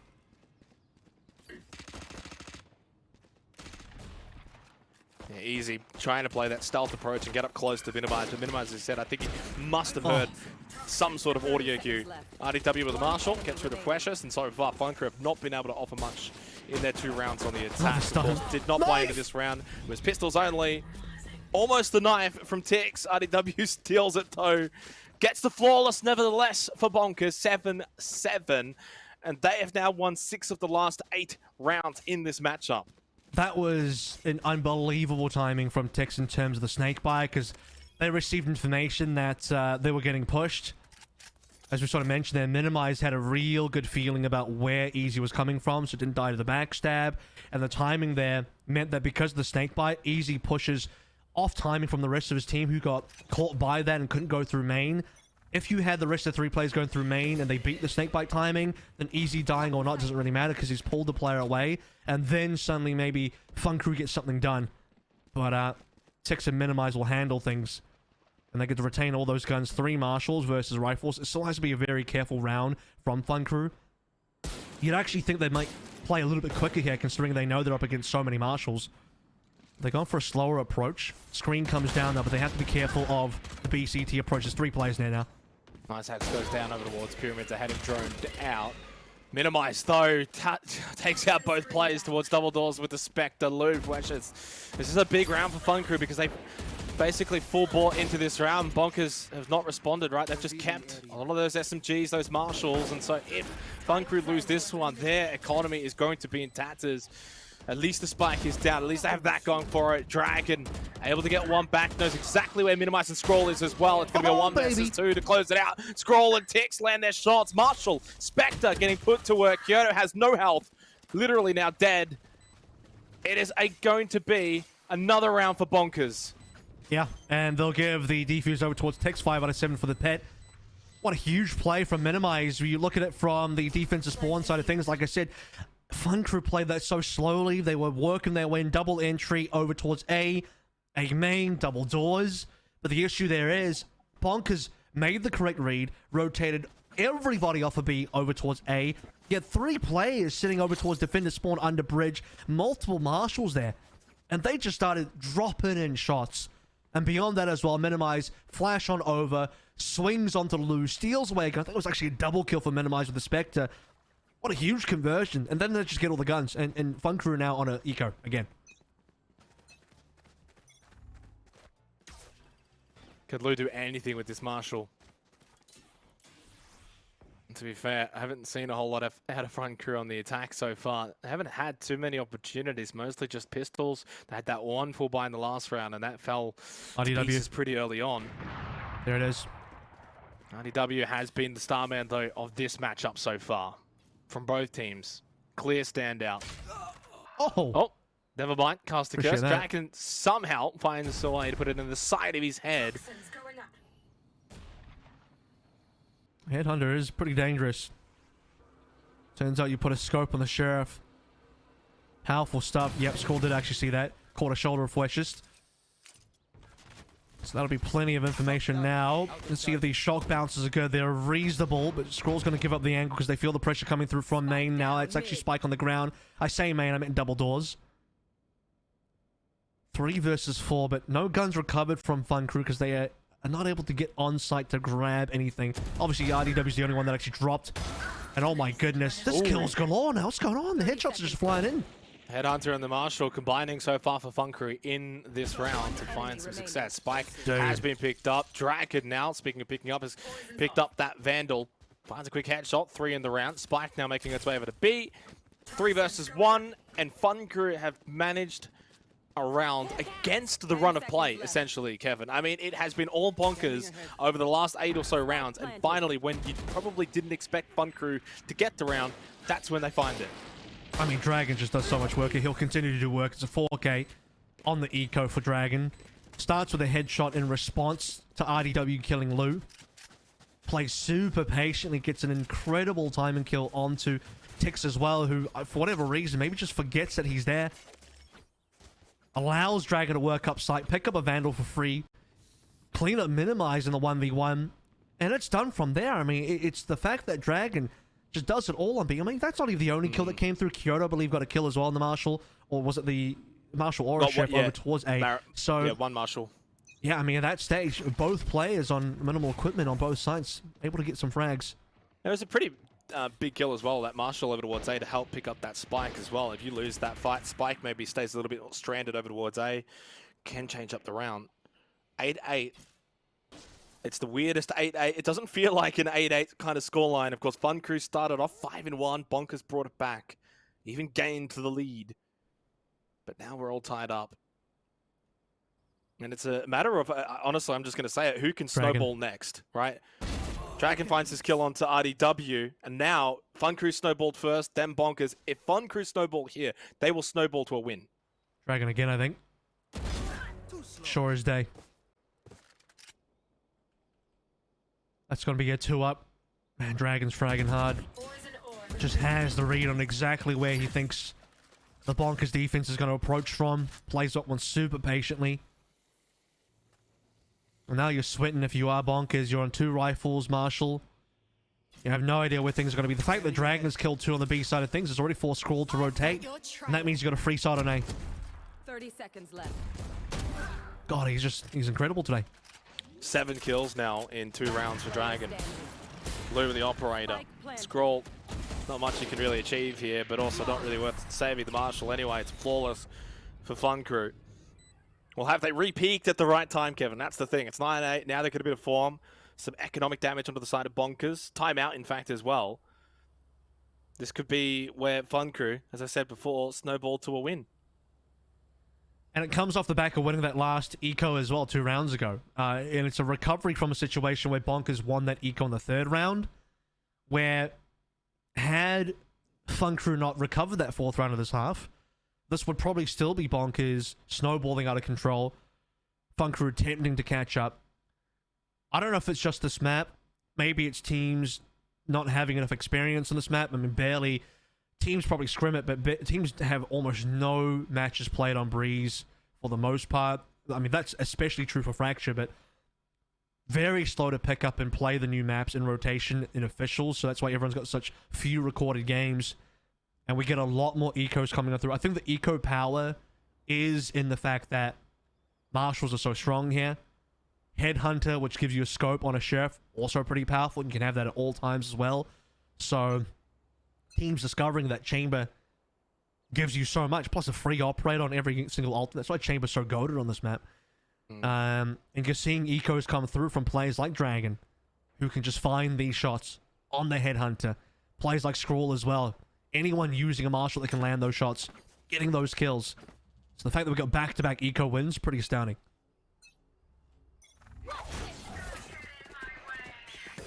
By no means though counting out Bonkers. Takes just a couple of headshots, deny one kind of push, minimize over here. The Sheriff, you know, if he lands a quick double headshot, that probably puts a round to an end. Nice Hacks has blades out as well, and that gets rid of Dragon. Pretty important player to probably eliminate at this point. He has been fragging out. Kyoto will get that spike down. Luke continues to watch and wait. Flash just at least takes care of Nice Hacks. Makes it 4-4 and the spike down Viper's Pit. Fun Crew need to be winning the round off the utility that they've committed to this round. Yeah, the drone will be able to get inside the pit, though, so this is really good. They have the Seekers as well. RDW on the Kyoto. That's actually going to be the pit eliminate. That's the perfect kill, exactly what you want to see. Easy stunned up. Can they convert the kill? The one shot lands, but it's not going to be enough. A few more sheriffs connecting as well. Yeah, he was completely pinched there. He was not getting it out of that position. It's only Lou remaining with the operator. Gets RDW, but dashes into the face of Scroll. Blade's not going to save you. No time. Scroll has enough time, I think. Maybe. Does he? No. I think he's got it. I think he's got it. He does have it. Oh! I think he got it by about a second or two. 1.3 seconds. Big round for Bonkers. Wow. There was nearly no time there. I was thinking to myself, oh, this is looking like it's going to explode. It's ticking away pretty damn quick there. What an insane shot from RDW. If that kill onto Kyoto doesn't happen, you would have to slowly expend Seekers. I say slowly, at that stage you have no time to play, so you Seeker in, run into the pit, hope for the best, pray that you find Kyoto, and then try and frag everybody else. RDW pulls the legwork for you, he does most of that heavy lifting, and then the rest is history. Within a 1.32 second margin. Good shot from Dragon, that's the power of the Tour de Force. Tix. Couldn't quite land all of those shots and now getting pressured over towards Pyramids. Kyoto and the rest of Fun Crew at least have been able to take care of this position. Get onto A site now. Oh, nice hacks. A nice shot. Minimize as well. Gets rid of Dragon. Big player. The dash though from Nice Hacks does not prove dividends. Straight into the wall. And an easy in Kyoto. Bring it back for Fun Crew. 2 versus 1. The one being minimized. And has a chance here while Kyoto is getting that plant down. Ended up flashing himself. Has another one. Throws it out. Screen goes up. Win this fight against Kyoto? No. I was going to say at the very least it was going to be 2 1v1s. But Kyoto wins the first one of those. 10-9. You can't simply walk through a toxin screen either because your barrel gets revealed first. And so much information into the other side. The person waiting on the other side of the wall is always going to see you first. So things are still within a 1 round differential, but the problem here is Bonkers have run out of money. And they don't need money on this map. They'd be well, you need money to buy marshals. I think Nice Hack should at least get one. He's got 3k. A gift.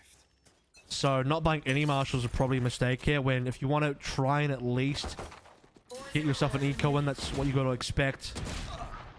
Or maybe RDW just does that. Headhunter once again.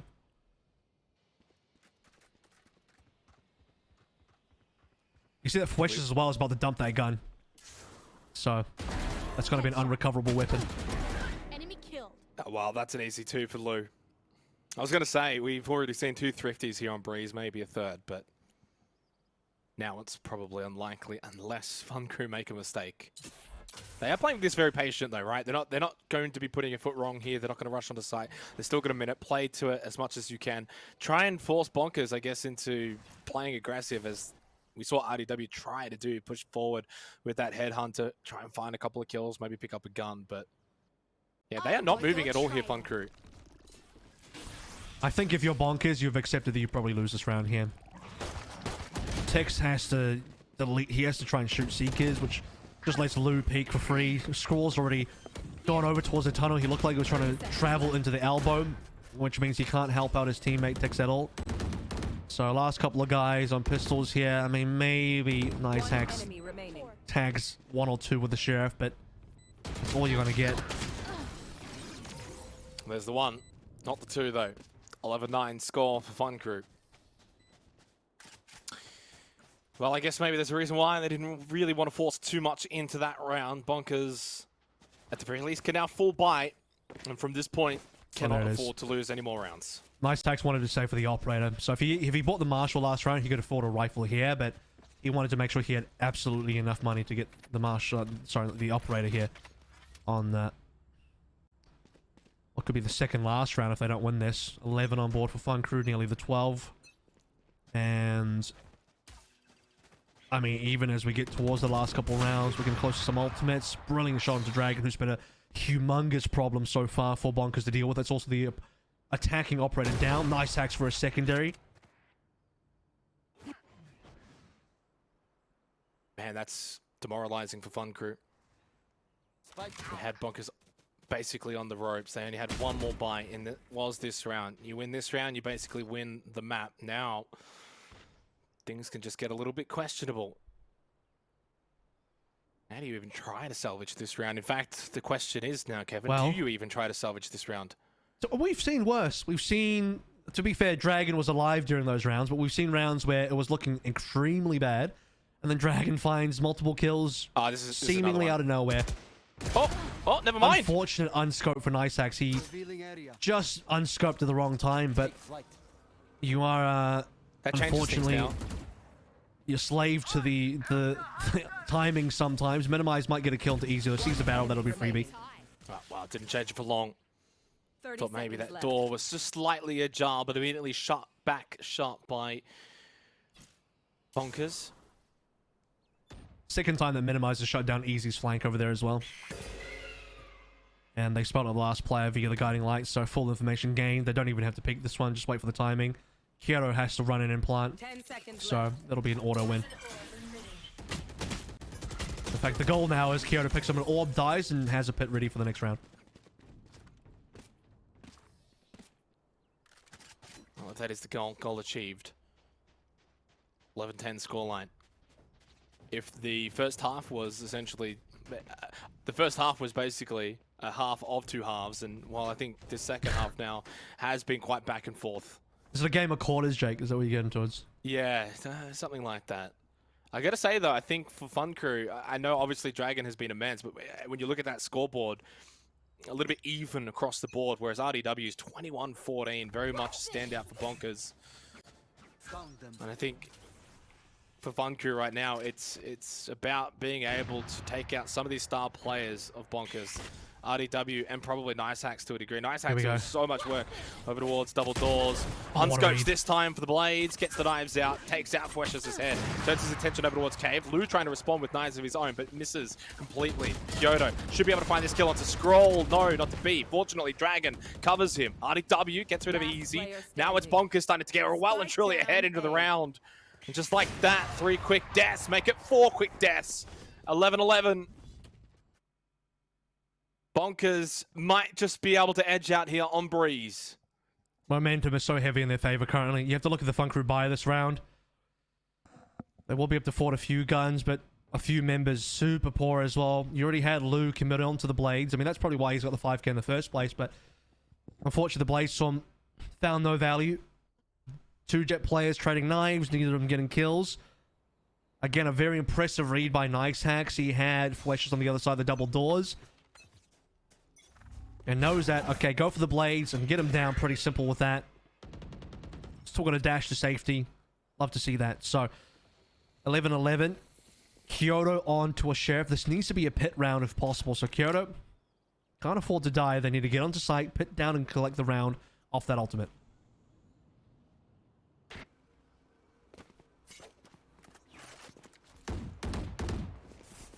At the very least, though, this is not the kind of round now where it's do or die for Bonkers. If you lose this, you should be able to still bind it on the next drag and find the opening pick. That's so instrumental for Fun Crew. They need that. They need Dragon pushing in, finding kills.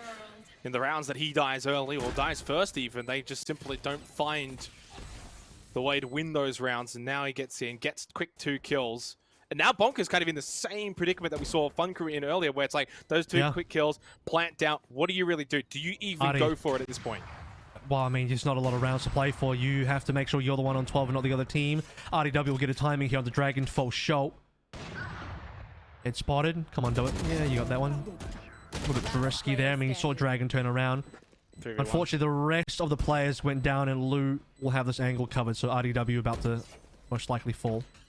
Or maybe even Fun save. Crew have done it well, at least on the B side, to get those trades. If Bonkers are going to push in, you need to use that numbers advantage. Make sure that, yeah, if someone dies, we're going to be able to trade him back and at least come out ahead. And now they are ahead of the game as well. 12-11. Match point coming up for Fun Crew. Looking to steal Bonkers map heading into Icebox. This, I don't want to say it could be the series, Kevin, but it's got some big ramifications if Fun Crew convert here. Yeah, it'll be a close call. Again, it's a Breeze is hard to call because of the fact that teams don't have a lot of data on this map. Double op for Bonkers at the last second. RDW gets on it. Well, I think they'll have it. I think Hacks. they'd have it regardless, just because of the what do you call it, the tour de force. So, in a way, might not have had to buy it. Big shot. The fact that Nice Hacks just walks up and gets rid of Lou is unreal. How many times have we seen that as well from Nice Hacks? Coming out of double doors, finding that opening pick. From Fun Crew's perspective, too many. So it'll be up to Dragon again. If Dragon's alive, the round is still alive. So, as long as Dragon gets it done, it's not over. They've got so much control. Look at the map. I mean, they've got mid pillar control. You've got A, B fully in the hands as well. They know they're at spawn. Find the pick onto flashes. Fortunately for Fun Crew, they get that trade back immediately. They take out Nice Hacks, one of the ops down. So you just rush onto B site here, try and overwhelm the Viper. The Hunt's Fury. Haven't seen much of this so far in this game. Tix gets hit by the first one, but not the second or the third. 70 health, no armor, and now it's time for this push onto B site. Toxic Screen goes up. It's do or die here. Fun Crew are going to fully commit. But Tix with the Phantom, it's a double onto Dragon Kyoto. There's the third from Scroll. That is now OT. Tix surely dies here. No, he says. Alive he is. And an extra snake bite to slow things down, even have the Toxic Screen util if needed, isn't required. A double kill to send us into OT. And this is a map and a series and 2 teams deserving of an overtime. And this is probably going to be setting the stage for this BO3. I think we both expected to go 3 maps. The fact that we're already in overtime on this first map is pretty incredible stuff. We have. If I'm going to be real with you, Kevin, I'm expecting all 6 maps today. Okay, well, I don't know what time you want to get off off the clock, but I mean, by the time we finish the second BO3, we might just have to do the grand final straight away. I mean, might be time we have to check the clock on that. Nice hacks though, coming out of double doors, big impact. No plays will be hitting up the operator for this OT though, so full rifles abound and quick movements on this A offense. Bonkers aggress onto this A site. Something we didn't see a whole lot of from Fun Crew on their attacks. They took it slow and easy. It is easy there at least. Who finds that kill onto Tix. Falls to Nice Hacks again. A second. A third. Nice Hacks with some nice shots. Precious at least gets that one onto Nice Hacks finally to shut him down. It's a 2 versus 1.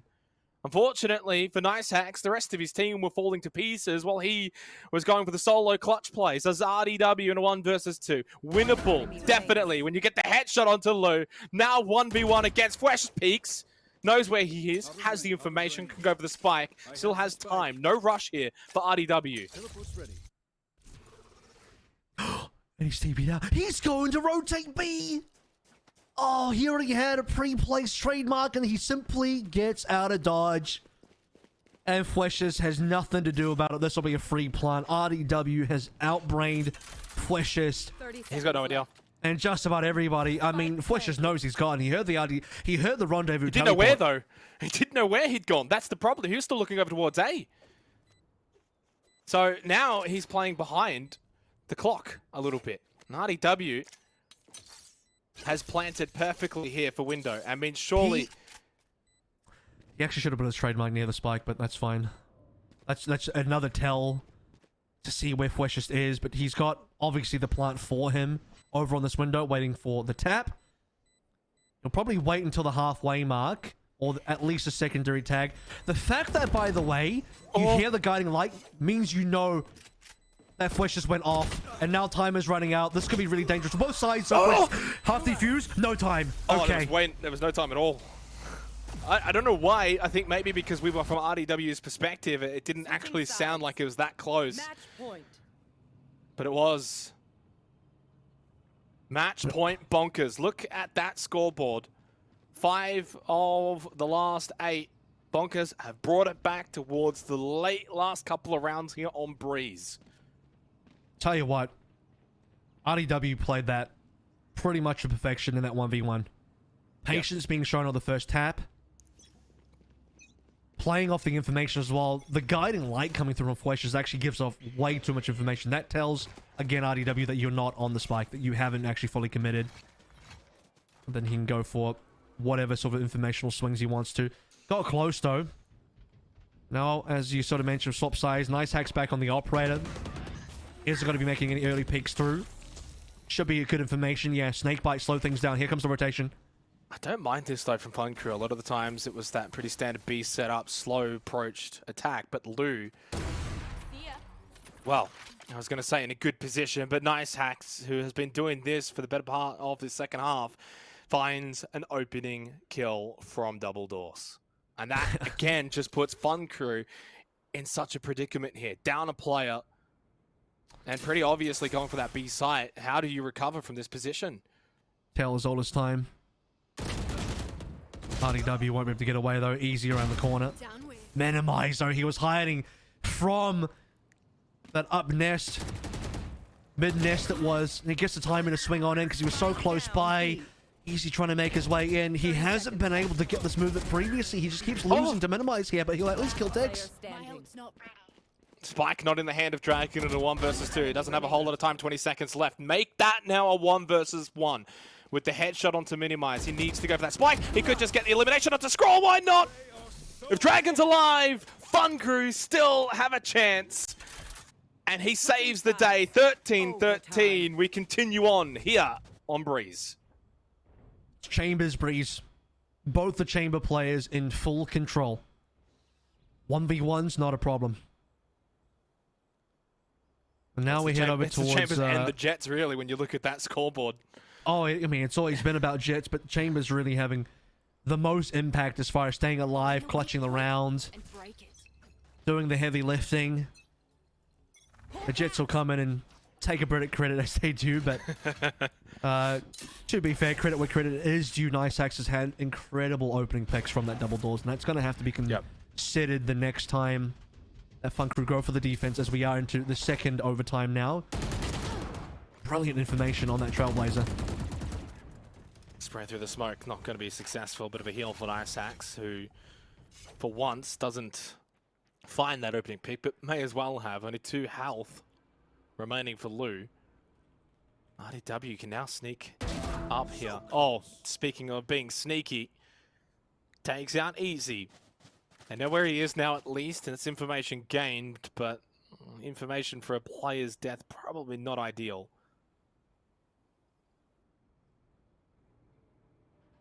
Last round we saw Minimize play here. Fleshes. Oh, his timings. Oh. Still reasonable. I thought maybe RDW would spot him because Fleshes was looking below, but RDW never turned around. Gets caught out. 4 versus 4 now. Bonkers get onto site and they find a quick double onto Fleshes and Lou. 30 seconds left. Quick double pushing in. They now get B site control very convincingly. Dragon can't find anything. Kyoto is at least a little bit closer. But this is very much set up now for a bonkers round win. Unless Dragon goes big again, finds another clutch, can't get any help from Kyoto. Minimize and Nice Hacks combine. 14-13, bonkers once again pull ahead. Yeah, it's really hard for Dragon to win that situation because he was already spotted by Minimize, jumping, I should probably say, over the wall. I was about to say hopping, but didn't go over the wall. He's jumped his head over, spotted. And the toxin screen, as I mentioned earlier, if you have to peek through the toxin screen, everybody sees your gun barrel before you even get on through. So, super difficult for Dragon. He would need, I think it was the other player, was it Kyoto alive, to really help him out there by buying space, but not the case. So, Jake, let's zoom in here. Nice Hacks again has the operator, again playing on A, and we expect again probably to peek out through double doors. So one way that FunCrew can avoid this is simply not to be within line of sight at all, but that does force them to play up B main only, which is dangerous. Just kind of loitering around Pyramid instead, looking in towards Cave, maybe expecting an A rush, but as we've seen so much from FunCrew's attack, again, it's going to be that B setup that we've seen from them time and time again.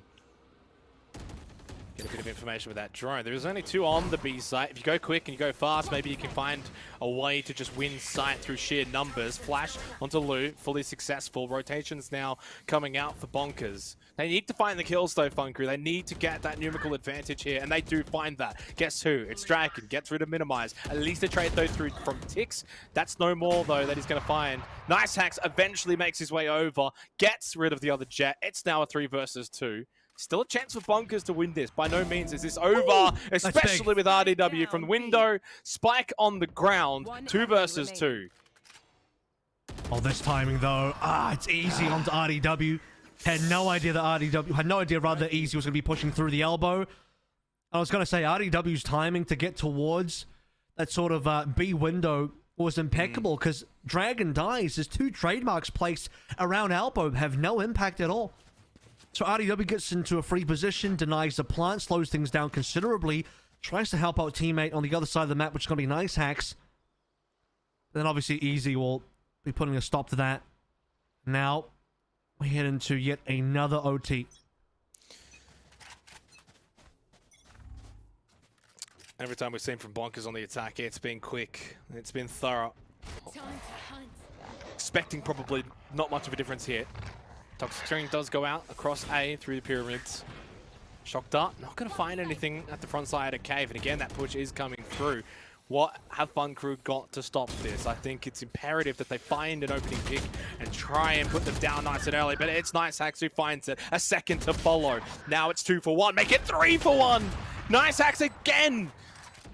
Going bonkers for bonkers. It's 4-2. And they should go up 15-14. He's got 4. Make it the ace from Nice Hacks. Kevin, you said it's been all about the chambers, but Nice Hacks is stealing the show late here on Breeze. Yeah, I mean, the last 12 rounds in terms of the second half and also now in the OT, Nice Hacks has put up some real decent impact. The operator's been incredible. He'll pick it up again for this round, surely. No, he's going to go towards a rifle. Change things up a little bit, why not? He's going to move over towards B, considering that FunCrew have gone mostly B side. Starting mid, actually. But this is the one time that FunCrew on their attack will go on the A offensive instead. The one time that Nice Hacks has decided not to op over towards A, that's when FunCrew go for it. Slow approach attack, but now they send out the word. This is going to be a bit of a rush onto A, I reckon. String goes up. Now they start to make their way in. Almost replicating the push that we saw from bonkers. RDW, though, through the toxic screen, loses out to Lu. Big for FunCrew to get that early advantage. Blind over towards Scroll at double doors, and here comes Nice Hacks, and here come bonkers. Already planted, though.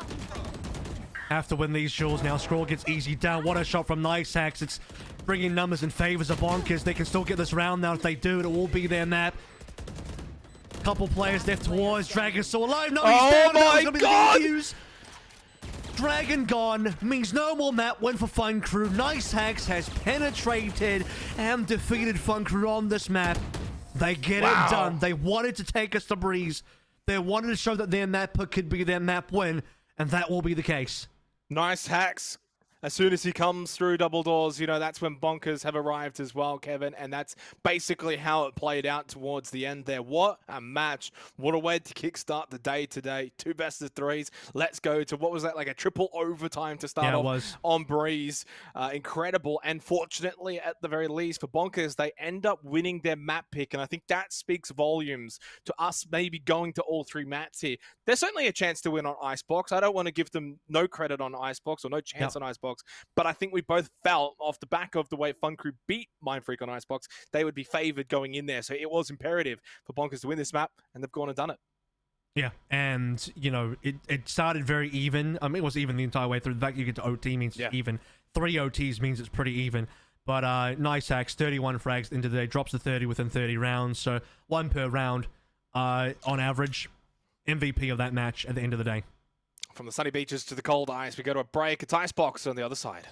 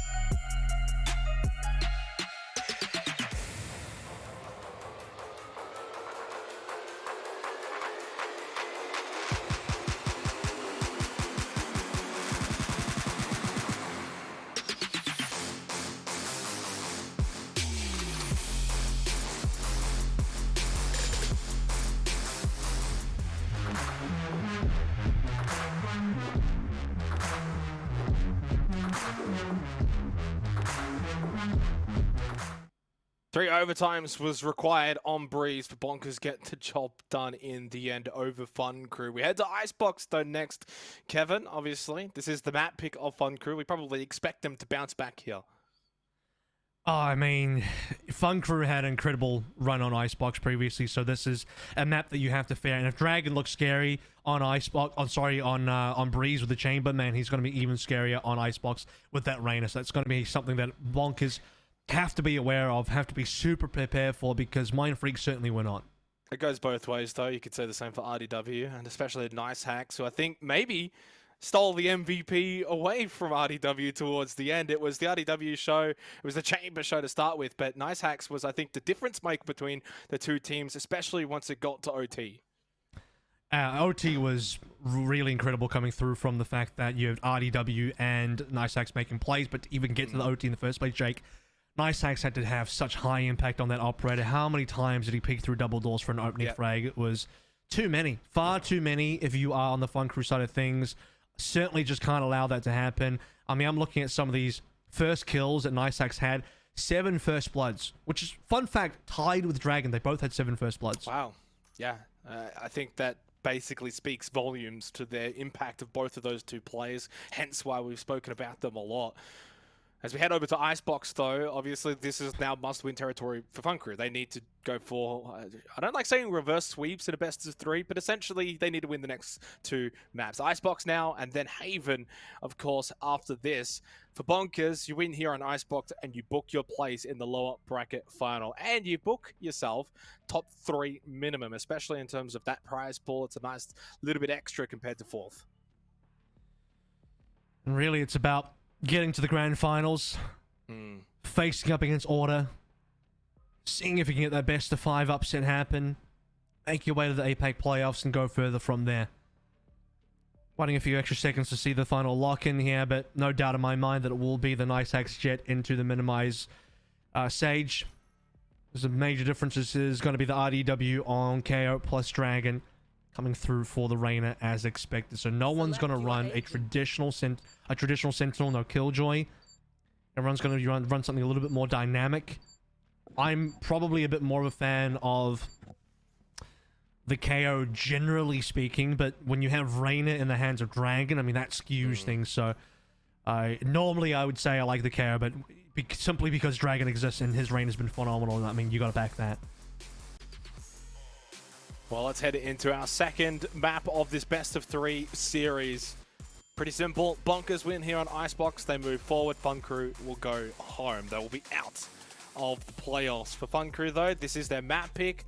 Very recently, not too long ago, of course, took down Mind Freak 13-4 here on Icebox and found victory.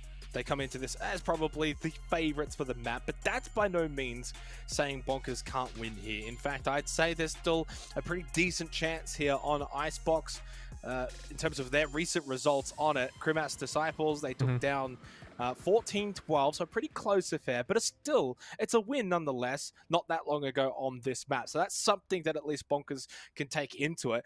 And lastly, Kevin, before we get into this map, in this lower bracket run from Bonkers, 2-0, 2-0. Do they go 2-0 one more time? We'll have to beat Fun Crew on one of, if not their best map. An extra additional detail here as well is the fact that RDW has recently played Reyna on this map instead of the KO, so that's been a bit of a change up there. Big scan coming through from the defensive side. And now Kyoto's been scanned out as well via the recon. The Poison Orb one way will protect him. They know there's a lot of members over towards green currently. Poison's off.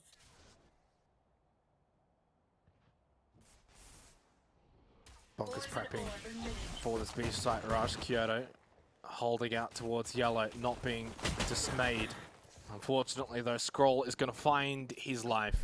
Opening pick for Bonkers. B site established as well. That toxic screen well and truly up.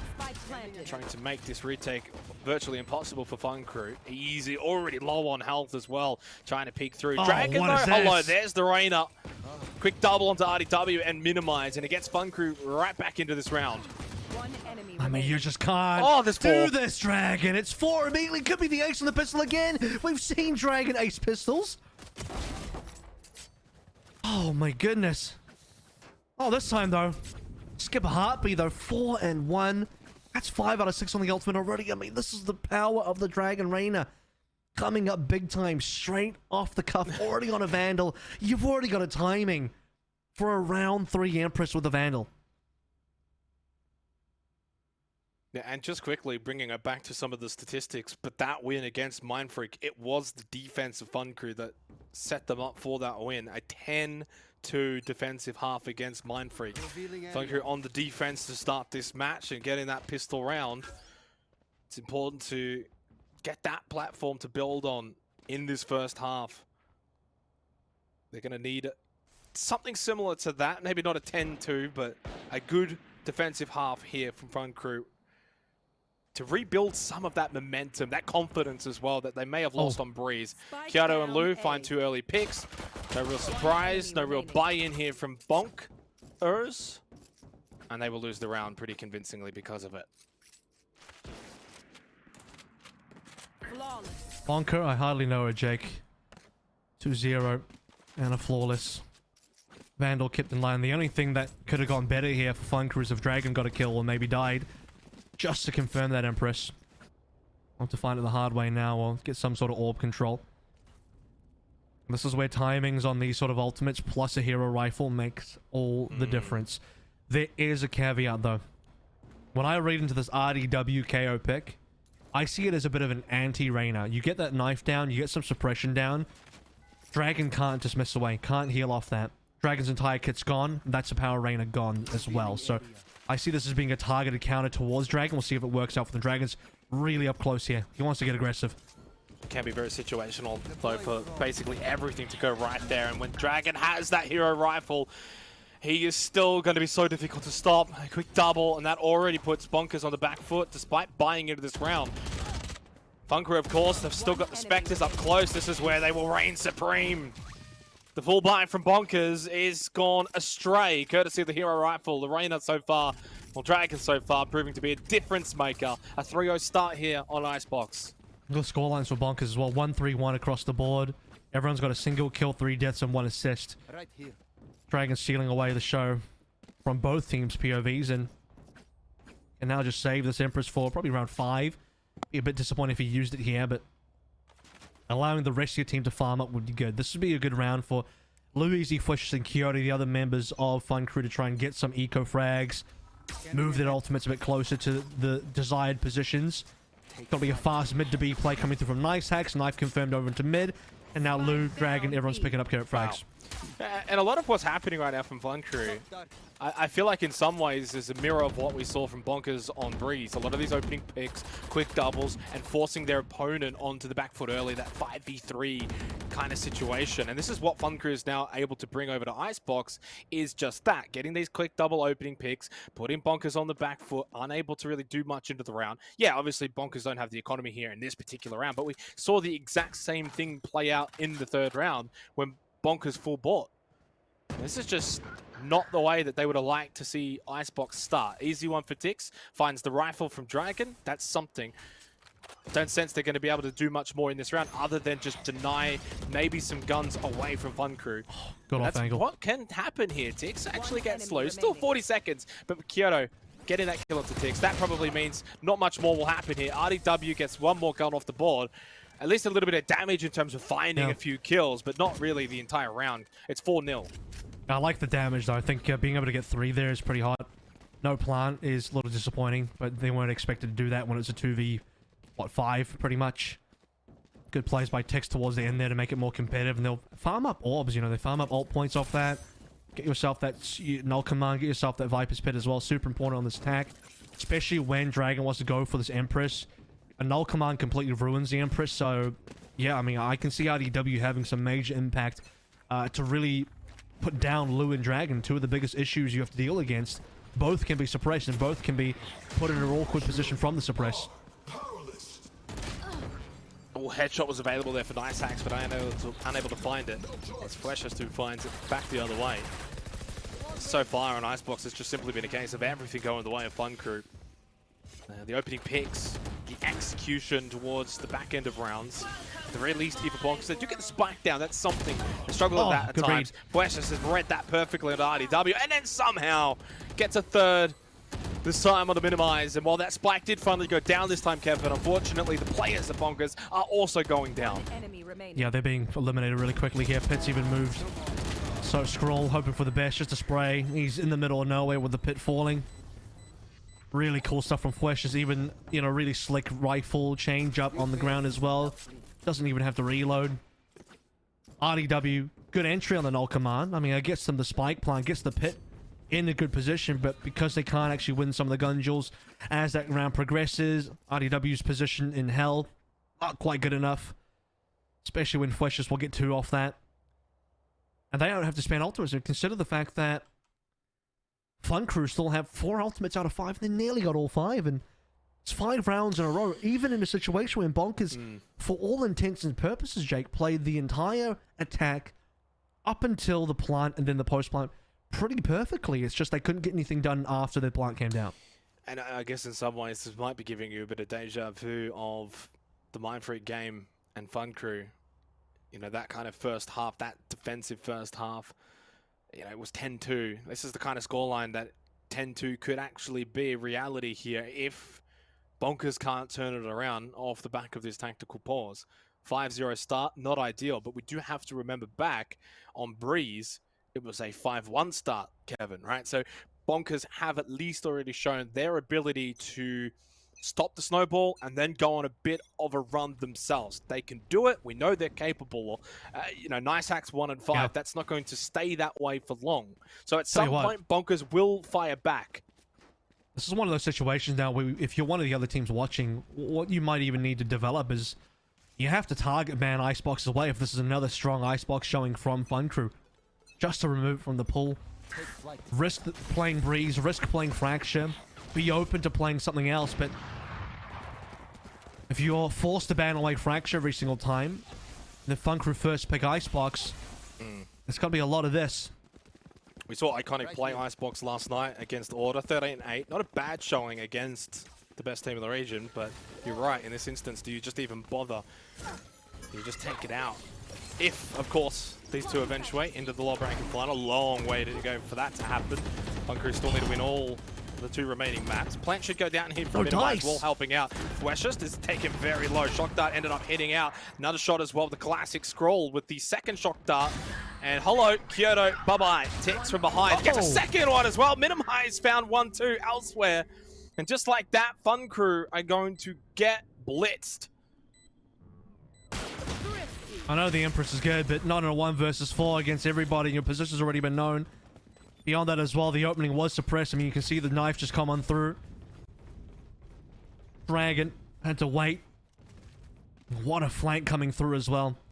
Tech's brilliant stuff. He's had some real meme moments on this map, but that was brilliant. There's nothing, no laughs there. So that actually gets Bonkers in. You talked about the 5-1 scoreline. Well, here we go. This is where it begins. It starts with 1. That's the way you got to treat it. You can't just look at that 5-0 and think, how do we get back into this? You got to take a 1 round at a time. And that's exactly what Bonkers are capable of. We saw that on Breeze firsthand. For 5-1 down, they eventually took the lead in the second half and then closed it out in OT. And they will need to do something similar here again on Icebox. I do think, though, Fun Crew, already what they showed against Mindfreak, will be a little bit trickier to see them giving up such a big lead, but it's certainly a possibility as the Hunter's Fury does go out. Bit of information over towards A's site. Spike is down on that side. Nice Hacks, of course, was so important on Breeze in finding these opening picks. Hasn't got going just yet, but at some point will. Yeah, Bonkers used the Scroll Hunter's Fury to perfection against Honey Badgers to get them entry. Here, it doesn't really get them anything.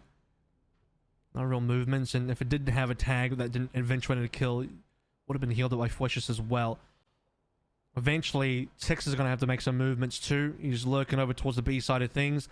Whether that's pushing into Kyoto or traveling back through mid, he'll be either in the line of sights of the Viper or the Jet. That's an opening though. 30 seconds left. Should be spiked down as well.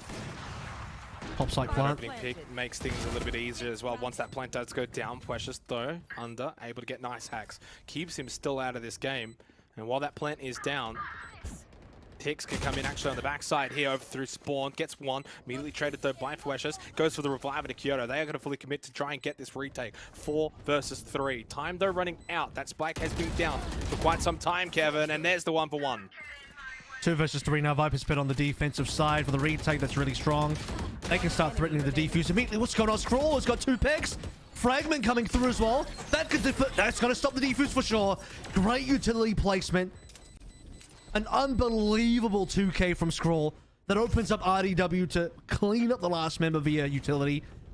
And that's another strength of the KO as well. The extra molly that you would have if you were playing what would normally be in this position, which is a killjoy for most other teams. You at least have one of those mollies available via the fragment, and it pays dividends on that particular round. And you look at the money as well now for Fun Crew, besides, well, I was going to say besides Kyoto, who's now actually had to buy for his teammate, there's not much left. Sense that if they lose this round, they will most likely go for an eco after this Dragon. Just to get a little bit cautious there, falls off of zip line, falls back. A lot of A-side pressure from Bonkers in the last couple of rounds. Nice swing though from Dragon, catches RDW. Minimize says, let's go again though. Brings him back up, still 5 versus 5. Yeah, really important. You want to have RDW alive for these entries. You got the flashes available. They'll wait for the timing for the next knife. They probably won't go until the knife is available. Huge information gained over towards mid.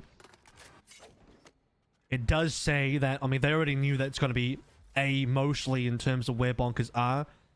But the drone doesn't see Tix, and well, Tix has been a bit of a problem on those flanks. He's gotten 2 frags now, or maybe even 3 in the last 2 rounds just from flanking alone. So they're going to know where he's lurking. Kyoto will be on him. Well, there's an opportunity for RDW, but he was still moving. Couldn't find what he was looking for. Dragon already found the 1 kill on the round, of course. That was resurrected, though, and it gets him again. Deja vu. This time at least was traded. Nice hacks. Welcome to the game here on Icebox. A quick double. Fortunately, Easy was there, but he gets traded, and just like that, the trades ring out very quickly, and it's Bonkers who come out ahead. 3-5 now the scoreline, 3 in a row for Bonkers, and Fun Crew's economy not looking too crash hot. This will be the last buy. You know, help 3 players down to 0 already. Which means they're missing a ton of utility. Light armors, you know, not feeling great. Kyoto even onto the Bulldog and just having to buy up so much extra util every single round. It's the life of a support plant. Haven't been towards B in a while. They'll know it's safe because there's 0 chance there's an operator on the line. Still will have to play over into Dragon's POV, into his line of sight, which can be dangerous. But when you are sniping and they are not, you feel better about this.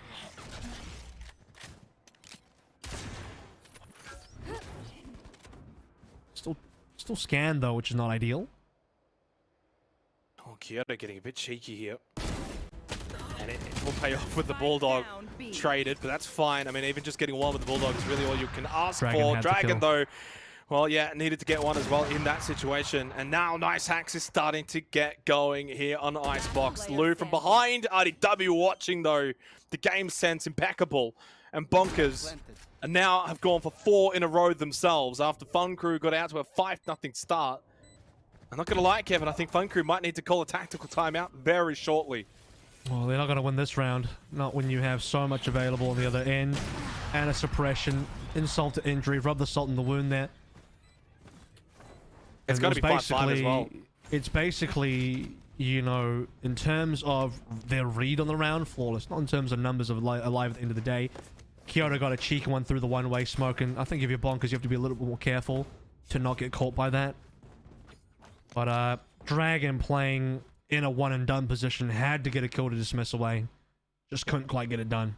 And now we talked about the money running out. Well, it's officially gone now. They have to full... I say full eco. They're going to have to get upgraded pistols in an eco. Barely any armor. To be fair, Dragon off 1 kill can at least overheal the armor. It's going to be another B push where full Fun Crew have, you know, fully gambled. Hey, they might steal a gun away. Tix has got to be super careful here. He's going to get run over. May be able to get 1 or 2 though. In fact, it also lined up. He may get them all, never mind. Needed to hit that first headshot. Quest goes the other way, and they will get that gun off of him. Hunter's Fury from Scroll. Almost gets Lou. So low on health. Stays alive. Man. You know the worst part about this is Dragon dies, so if Dragon was the one alive with the gun, they could Empress and maybe go for this round. But the way it is currently now, no shot. Doesn't look great. You got nothing really to lose though, right? What This a is shot. Pistol round at the end of the day. Nice hacks finds Kyoto. There's a second as well onto Easy. A bit of a high ground there for Blue. Only 5 HP, but doesn't matter anyway. RDW, quick little snap, 1-2. Round 1, in the end, it was not as clean as I would have expected from Bonkers in that round. Of course, the issue with losing ticks means that rifle does go into the hands of Fun Crew. But it was always going to be a Bonkers round win. 5-5. Fun Crew can buy into this round now and see if they can at least snatch a 6th round. You talk about the timeout. The timeout after the round number 5 was so impactful for Bonkers. They came back with a number 1, and you know, you brought this up so early, but when we saw the 5-0, you mentioned the Breeze 5-1 leading to then a bit of a comeback from Bonkers. That's eventuated now, man. We're in a full 5-5 situation. Lou, with it all to do here, if he gets knifed, it's done. He dodges, what's actually not going to catch him at all. The drone tag is unfortunate, but it will just push Lou away and allow Sight to be mostly under control by Bonkers, as Kyoto is so far away, he's not going to be able to stop this plant with a snake bite.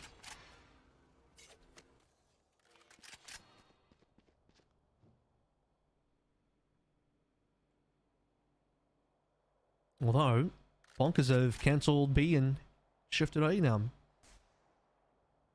Isaacs might still get one, just lurking.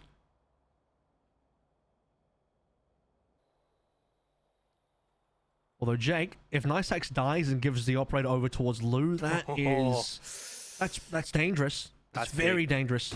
Not just for this round, but even the round to come from here. Niceax, for a split second, was dashed the wrong way. Yellow and needed to use that smoke to get back across.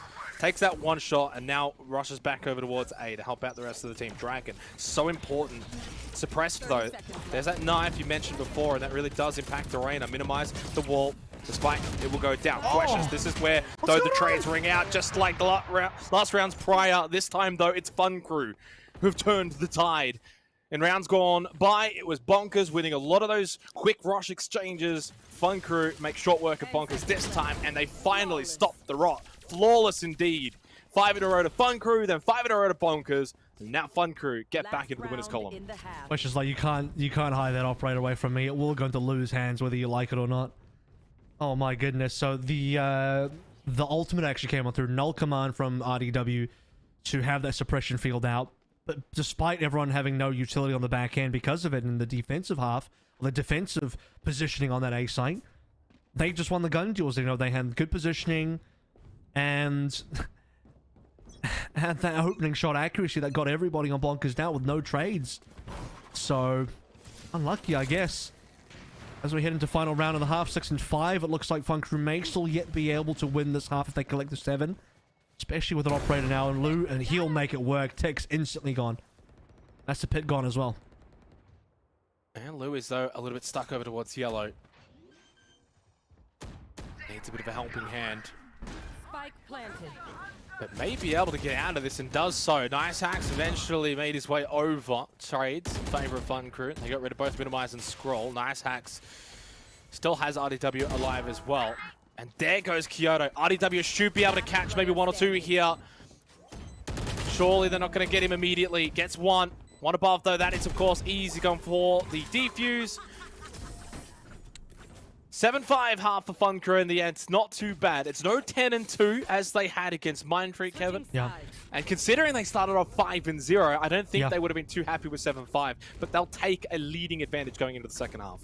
Whereas on the other side, I think Bonkers are pretty ecstatic about the fact that they got 5 back here and 0-5 to get 10 and 0-5 to go 5-5, and then to still have a 5-7 finish. I mean, no matter which way you cut it, if they managed to get 5 in a half where they were down so much to finish 5-7, no matter what order it comes in, that I would call a recovery in every sense of the word. So they did well to get into the position. Now they have to pray that their own defense is as sharp and maybe even sharper to be able to either take us to an OT or win it outright here. They need a lot in a row. And this is where I think the power of RDW's KO has a lot more impact on the defense. You can do a lot to deny plants with the extra fragment molly.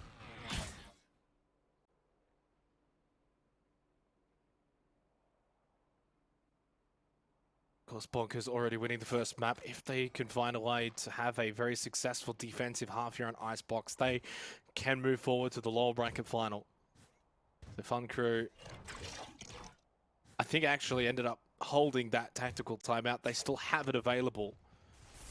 And if things do go south pretty early on into the second half, they will need it. Nice axe, spots the feet, but it's Dragon who still gets the headshot anyway. Nice flick up. There's a never easy shots to hit, and he does so anyway. And this can allow Fun Crew straight onto the B site. Yeah, I mean, first of all, Dragon had assumed there would have been a player there, but also Nice Axe had the opening information. He actually saw the feet, was waiting for the head, but couldn't connect the head. Life comes on through. You notice that the fragment's been saved. He's waiting for the actual tap, which has happened now. And well played by Fun Crew, because they knew that the fragment was going to come on through. They fake the spike plant, instantly run away. Even though they don't get the spike down, and even though they got the fragment out, though, it does allow the defenders to start regrouping, and they're here. They've arrived. Fun Crew have taken their time to get this spike down. It may be their detriment. Timing comes everything. Scroll has arrived. Easy though, gets rid of RDW. Shots from Scroll, just missing out against Lou. Can he take down Dragon? It's a big one if he can. Unfortunately, no, now it's a 1 versus 2 time. Yeah, everything of the essence here. Well, that is just not what you like to see. That is a capitulation. Probably shouldn't have done that minimize, but, you know, for the memes, I guess. Yeah. But they got that opening pick so early, got onto B site, and it just took them so long to get the spike down. So long that they never did it. Well, the problem there is as I said, you see that RDW held onto his fragment for the longest time. He was thinking about burning it on green. And I was thinking in my mind, no, bro, you have to save this to deny the plant. And he does so. Very patient, listens for the tap. Spike fake plant comes down, throws a fragment. Is respected by Fun Crew, in fact expected by Fun Crew, but that allows time for the rotation on the defense to get in position, and that's all they need. Open shot from Nice Hacks will connect beautifully in the secondary, just as good. That's what we saw a lot of from Nice Hacks on Breeze. RDW should have an easy one against Easy. Unfortunately for Nice Hacks, the all proves to be their downfall. Kyoto able to get RDW as well, but does fall eventually. 7-7 scoreline. And it's shades of Breeze, Kevin. That's all I can think. From 5-1 and then the comeback. It's happened again. All right, tech pulse coming through from Bonkers. And they got the 2 they needed to bounce back and even things up once again to 7-7. No matter which way you slice it, this is not going to be that super one-sided Icebox affair that we saw previously. That's for sure. I mean, it wasn't going to be that as soon as the 5 in a row came in from Bonkers. So where do we go from here? Gun round on the Fun Crew side of things. No ultimate timings to be found. Scroll 5 out of 8. But he is playing an agent that is pretty far away in terms of getting to an expensive ultimate. 8 and Scroll has gone for a reconnect anyway, so I have to wait for him to come back in. Really having a lot of impact, though, on this over. 14, 9, and 5. Obviously, Dragon, RDW still having impacts as they did over on Breeze, but it's nice to see some different names, at least here on Icebox. Flash just obviously having some good moments and some decent stats, at least here for Fun Crew. And then Scroll, as you mentioned, has been so impactful. Nice Hacks still playing well. Although started very slow. I think it was 1-5. So since then, 9-7.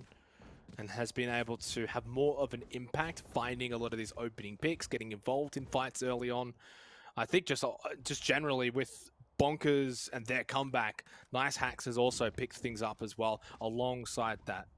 7-7 as we get back into things off of the tech pause. And this is where Fun Crew, though, can start to get a little bit nervous. You've already dropped 1 map. You can't drop any more. You lose this, you're out of the tournament. You had a 5-0 lead this time. And Bonkers have all of the momentum here. All right, scroll back into action. Pilsky and I had a lot of great things to say about him in that Honey Badgers matchups. Nice Hacks just wants to work up, but he's been scanned out. I mean, he's burned his dash, so he's committed to the play. That's just going to be a 1-0. You got to do something, I suppose. Take a bit of a risk on the defense when you are on your bonus round. So a risk he does take, but does not pay off.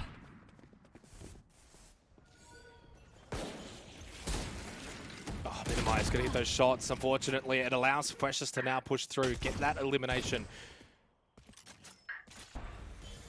Yeah, flank's been checked as well, so RDW can't even work his way in. Giving up on that. Back over towards Paladin screens. 3v5 retake. Still waiting for the plant. Yeah, that recon's definitely annoying. Fush just wanted the topside plant, but it's been denied now. The extra fragment will cause some issues. It does. It kills Dragon. That's not bad. KO has been impactful so far here on the Icebox. I know you questioned it a little bit. Spike planted. It's been good. Flash. Successful to scroll, but it didn't matter. RDW got the headshot of the Precious anyway. Kyoto got to hit these shots. Unfortunately, unable to find an elimination. Lou gets it onto scroll, but it's RDW now with 3. Now brings it to a 2 versus 2. Player standing. Oh my, Kyoto's down! No way! This round! Dude, it really opens up from the fact that he goes back over towards screens, fragment over the top. Nice hack says RDW is goated. Facts. Straight spitting, no printer.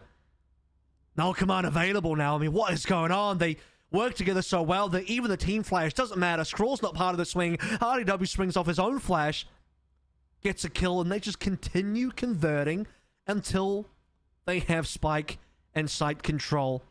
And then Kyoto just gets fragged as well out of nowhere from Texas. Like, all right, buddy, what's going on here? That's an eco, and that is momentum heavily in the favor of Bonkers. To the point now where you're onto an early eco for Fun Crew again. 5 upgraded pistols and armors. No ultimates yet.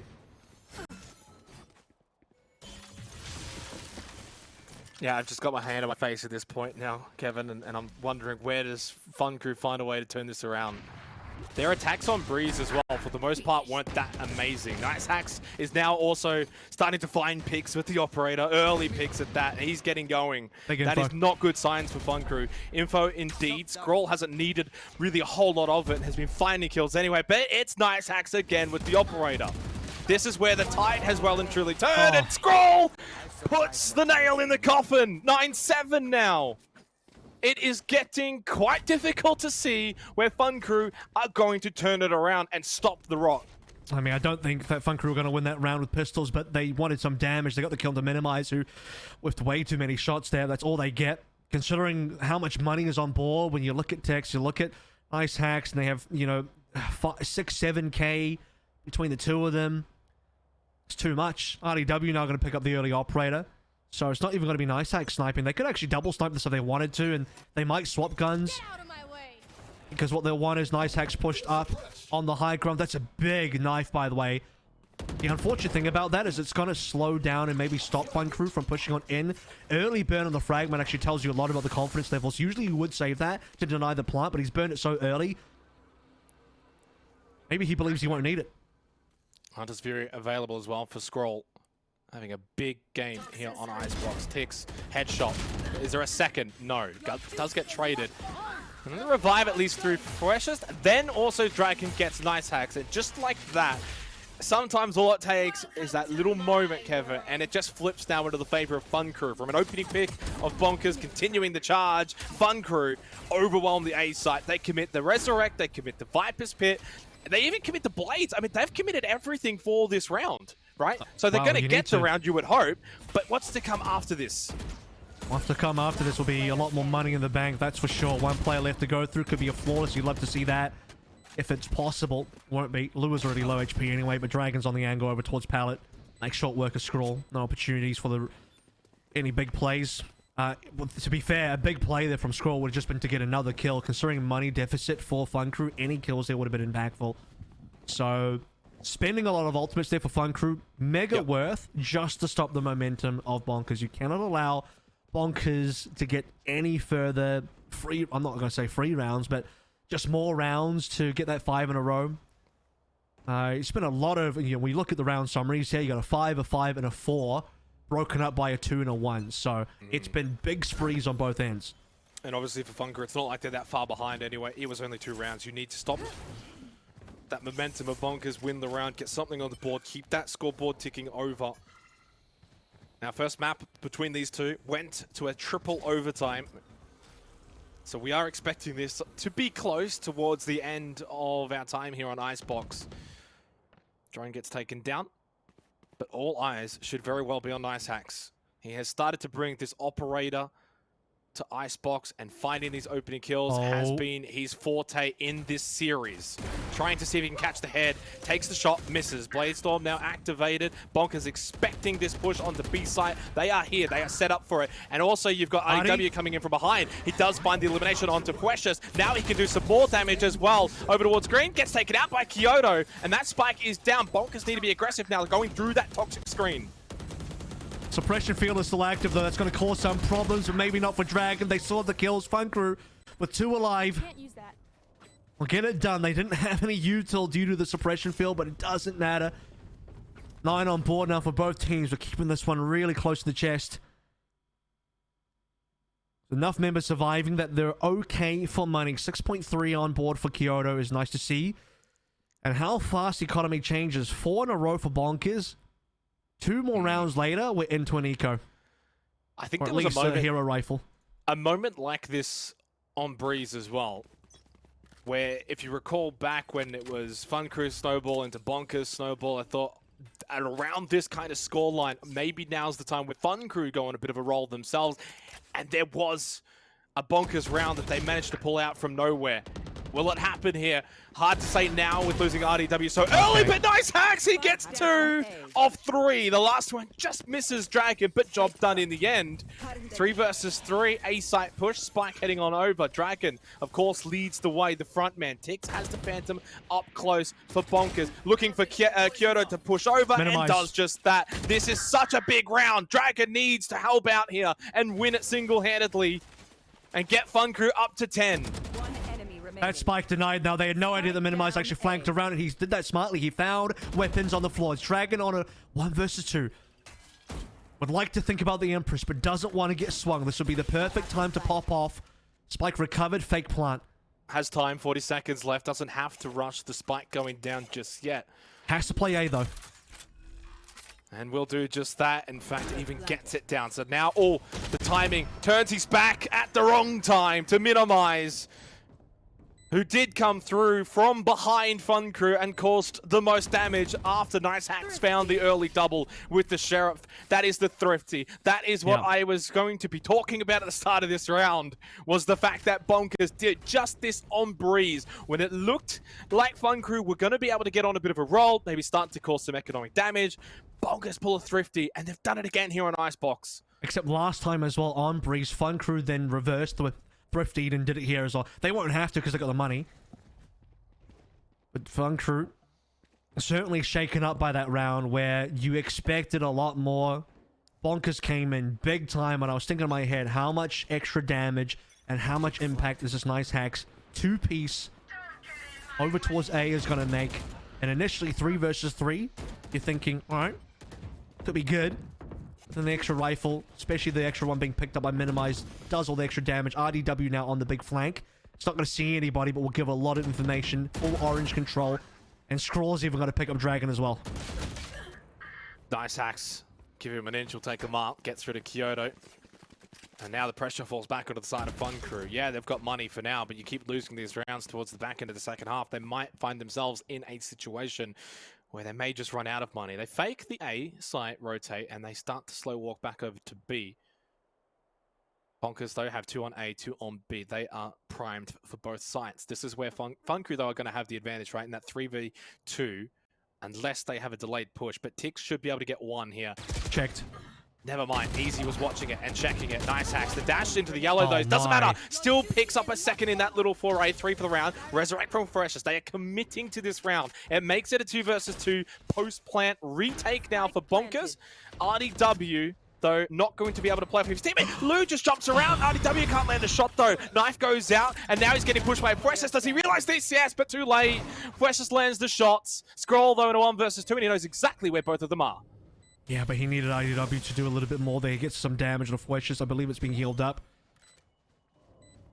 Should be a double swing. Oh, okay. I got scared there for a second. Scroll was looking for the transfer and maybe nearly got it. If Precious does not connect, that transfer could have been deadly. RDW, I think, just went for a little bit too aggressive of a shot. He didn't actually have to pull the trigger there. He got the scan and thought he could connect the shot off the player on yellow. That was Lou. But because he misses, his entire position is compromised and there's nothing Straw can do to help. So Fun Crew, they get to isolate a 2 versus 1. And obviously they get to isolate a second 2 versus 1. Double swing off that. And the second player will be able to trade him effectively. So 10 and 10 now. We're going to another OT, man. That's what it looks like. Well, it's not a given. If Fun Crew win the next round or two, then you start to wonder, what does the economy look like for Bonkers? Will they have enough in the bank to push that overtime? Is that going to be a given? Fun Crew finding a lot of success now over towards B site, starting to maybe give up on A a little bit. Especially after that Thrifty. But Dragon does loiter. Still around that attacker spawn, looking in towards A. While the rest of Fun Crew are primed and ready for this B push. Tix, he's heard the footsteps. He's got 2 snake bites. He's not actually going to burn any of them. This is a very aggressive push coming through from Fun Crew. They're all the way into Snowman. They're going to maybe push Scroll here. They are. Kyoto is so far up, and this is unusual, but they're going to get some value out of it. Minimal, as the trades come back in favor of Bonkers. Huge, and they even get the res in play. It's only Dragon alive. And do you even go for the Empress here? It'd be a 1 versus 4. In fact, it'd have to be an ace. If you get one more, I reckon maybe you do, but no, Minimize, they had the numbers. They were never going to allow that special play from Dragon to eventuate. It's 11-10. It's questionable from Fun Crew. You can hear almost the confusion in your voice a little bit there, Kevin, with that play. And in the end, Bonkers just punished them for it. Way too aggressive. I mean, there's a lot of angles that work in the favor of the Bonkers defense as they come on through. They have Kitchen. They have that sort of B hut as well that almost never sees any real action. So they were maybe thinking by pushing Snowman they'd find somebody behind the fence of B rotating onwards, but with it being completely clean and open, that's not actually what you want to see. So here we go. We are going to get in towards the Fun Crew Eco plus Hero Rifle on Lou. I would have imagined a Hero Rifle on Dragon seems more appropriate here considering the Empress, but beg to differ. RDW for 1, but he's probably dead here. There it is. That's fine. Gets 1, then Scroll finds a second for the team of Bonkers. Now they've got the advantage. Gun is loose, though. That's a problem. They can get this series point if they win this round. Scroll has been so impactful on Icebox. Kyoto does get 1 and was almost traded by Scroll, but just ducks out of the way. So that's Still a problem. left of the round. That was the extra rifle that got dropped by RDW, so you take that kind of risk where you play forward, and a 1-for-1 there versus an eco is a free gun. And heavily favoring the team going on the eco. Now it's 4 versus 3, where Nice there's hacks. 2 guns on the 4 side. Nice hacks, like you sort of mentioned here on the big boy flank. There's been a lot of flanks work in the favor of Bonkers so far, and this one gets shut down immediately. So we're gonna see a thrifty win in just a hot second, I think. Massive for us going. Oh, maybe not. Scroll hasn't given up on it yet. He gets 3 in the round, but unfortunately still puts Minimize at a 1 versus 2. Can make this 2 1v1s. No. Lou has no Holy. idea. There's only 20 seconds and Dragon at a 1 versus 1. Oh, Lou. And he's used his Lear as well into red time. Minimize can play for time. Oh, The it's a first whiff. shot's whiffed though. Dragon gets a reprieve. He can get the spike down. Minimize is not rushing this spike down. Knows he's close. Hits those shots this time. Does not make the same mistake. Lets him know all about it. It's series point for Bonkers. Tournament life on the line now for Fun Crew. Lou, what is going on? He pushes so aggressive without help. I mean, the only way that Minimize wins that is if he gets a back-to-back 1 versus 1 and Lou delivers it. Maybe Lou was thinking, I get into kitchen for free. I'm on a huge off angle. I can just find Minimize. We end it right now. We end this wall before it begins. I gotta tell you what, when you try and do that, you're taking the biggest risk. You got timing by Minimize, and I know I could feel it that Lou knew that was end up hand in face for sure. Like, oh no, I put the round in the bin. Potentially, you have to hope that Dragon clutches through, but Minimize. I don't think you can put it down to Lou there though. I think if anything, you just give props to Scroll. Hitting those shots down mid. That helps, but you have to play together in that 2v1. You have to play together. Forming here. It's series point for Bonkers on the verge of a lower bracket final place. Fun Crew on the verge now of elimination. They need to win the next 2 rounds to send this to overtime. Pressure on. They have not got that resurrect, not even close. No blades either. Plant denied. I mean, there's a lot of time wasted. See all of this utility being thrown in there. Null command being popped in immediately to counter the Reyna ultimate. And yeah, I mean, that's how you counter Reyna ultimate. You instantly delete Dragon from the map. How about that? Still a 5 versus 4. Viper's Pit still in play. This is going to be something to watch out for. RDW gets a second one in the round. The KO has been big here on Icebox. Freshest up close. Gets rid of Scroll. The turn around the 180 onto Tix is successful. But Ike's down with the shorty. Gets rid of Kyoto. Time though. Remember the spike. There's not a whole lot of it. Wall goes up. So does the smoke. Minimizes on it. The Hunter's Fury comes out. Weshes, he's run out of ammo. 3 for RDW. Time though. Easy. With the Hunter's Fury. Gets rid of the Nice Hacks. Needs to stick it the whole way through. I think they've got it. That's it. It's the series. Bonkers win 13-10. They go to the lower bracket final. Kevin, what a finish to that round. Yeah, incredible stuff coming on in. That KO coming in from RDW pays huge dividends. Null command defeats Dragon. You've slayed the Dragon, man. That's the final boss. Nearly. There's an extra dungeon here. The Elite Four still coming up. Order is still yet to come through. But you've at least got one of the bosses down now. Dragon was really hard to slay on a map like Icebox.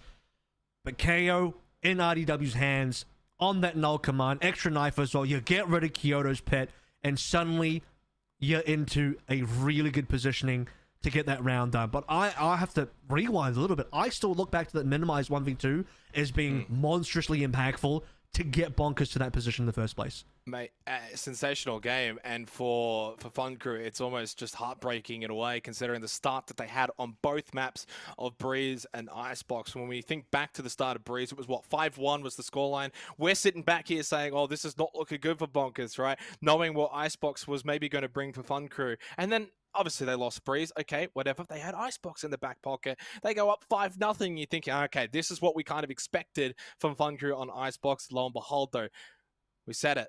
You can't count out Bonkers. They already came back from 5-1. They can do it here on Icebox. They can bring it back 5-0, and they did just that, Kevin. And that speaks to the testament of Bonkers as a team. Yep. When you look down and out twice, they came back twice.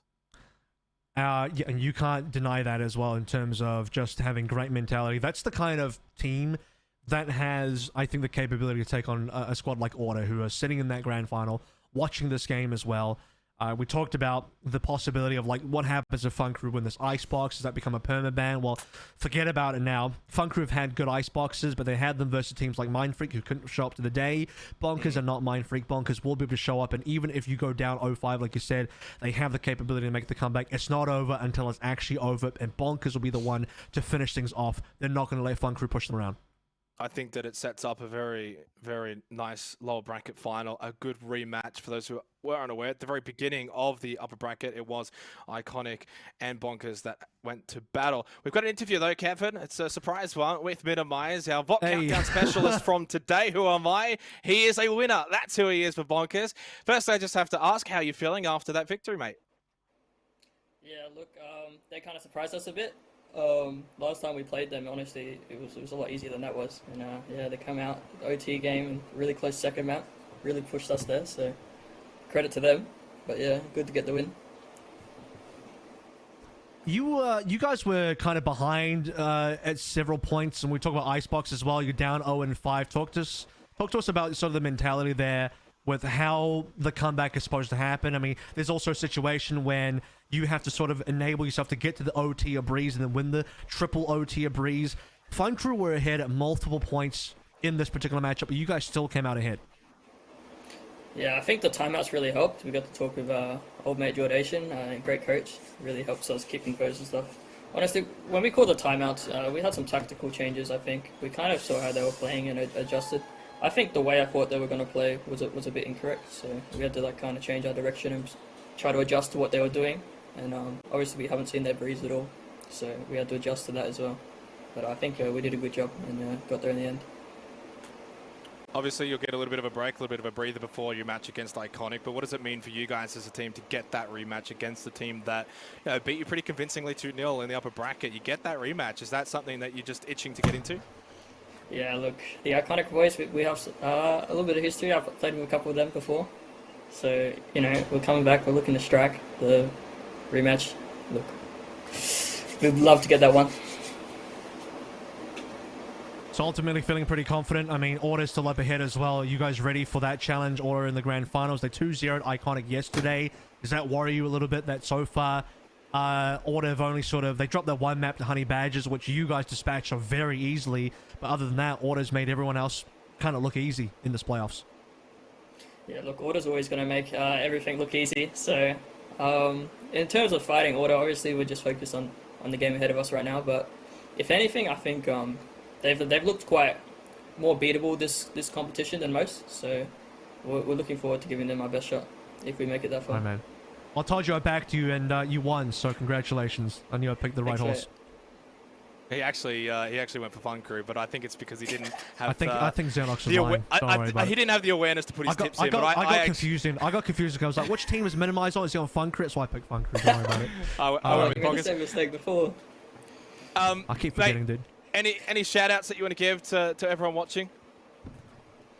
Look, shout out to our coach, Jordation, the guy behind the scenes. Look, you might not see him, but he's got just as big an impact as any other player in this team. So, you know, that guy, he's a great asset to the team.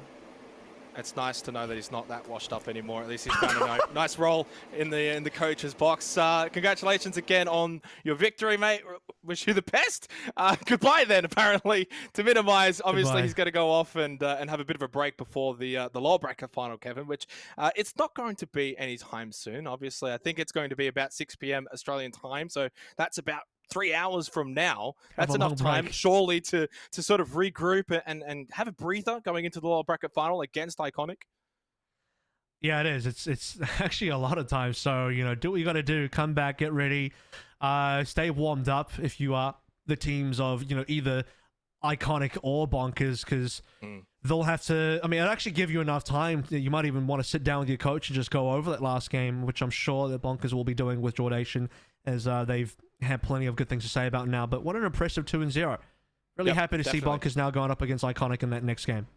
It's been a heck of a lower bracket run from Bonkers so far after their surprise defeat to Iconic in the upper bracket. They get the rematch in the lower bracket final. Now, we're going to go to a bit of an extended break. It's about 3 hours or so. Usually, I'd say stick around, but definitely go have a break, chill out. When we do come back, maybe, honestly, you could watch an entire movie. You're right, Kevin. Go and come back, though, at 6 p.m. Of course, we are going to have the lower bracket final. It is Iconic. It is Bonkers.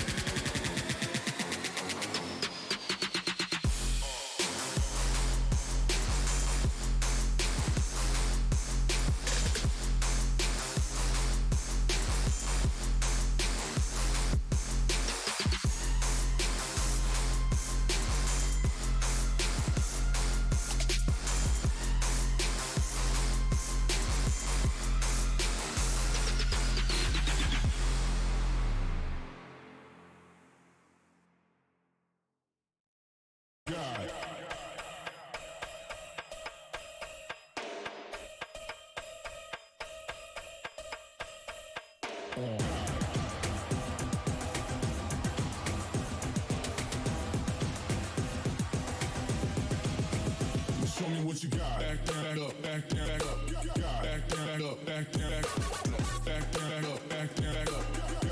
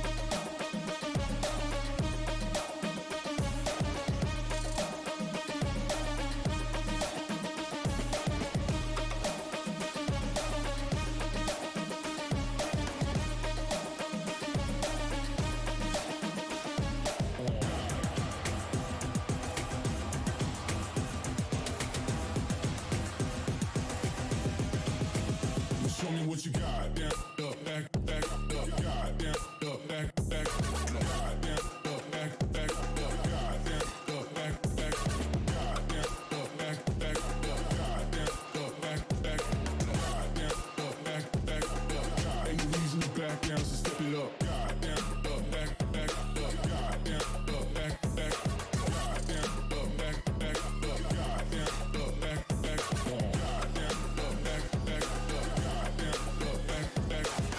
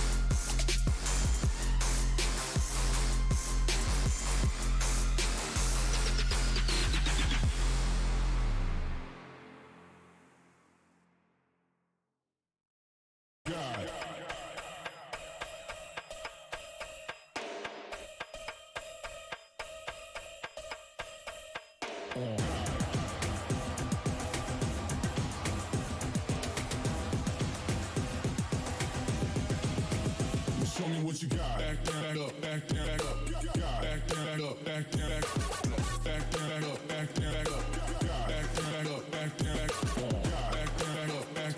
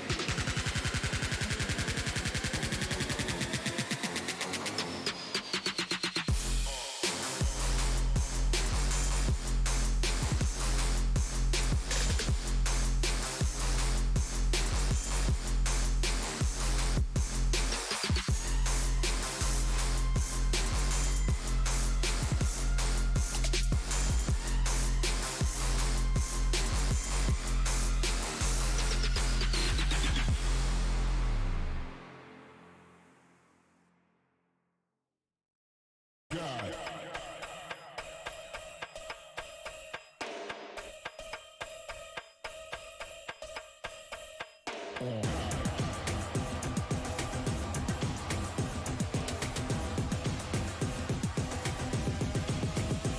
me what you got. Back up, back up, back up, back up, back up, back up, back up, back up, back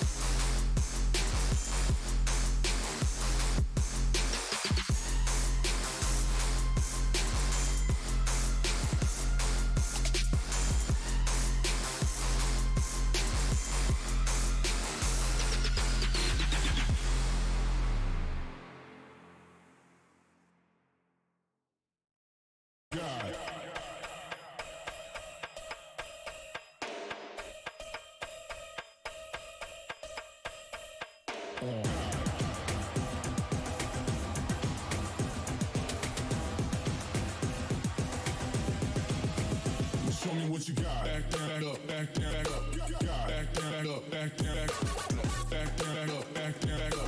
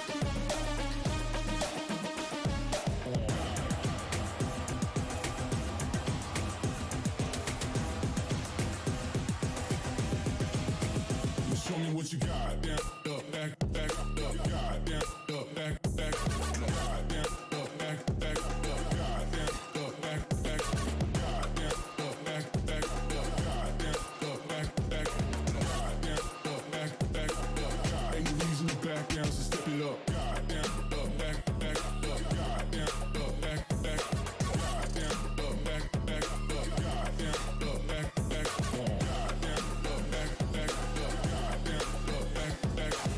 Goddamn, up, back, back, up.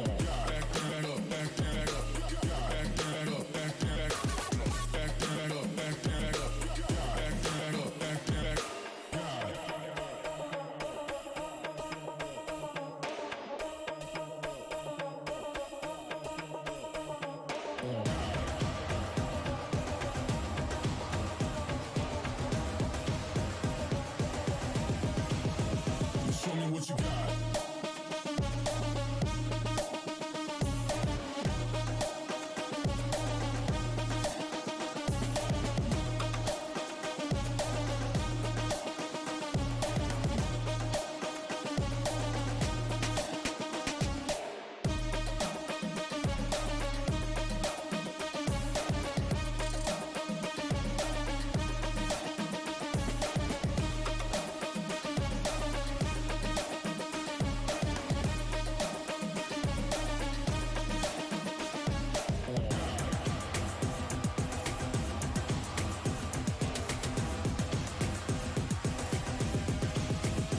Show me what you got. Down, up, back, up, God, down, up, back, God, down, up, back, up, God, down, up, back, God, down, up, back, God, down, up, back, God, down, up, back, God. Ain't no reason to back down, so step it up. God, down, up, back, up, God, down, up, back, God, down, up, back, up, God, down, up, back, God, down, up,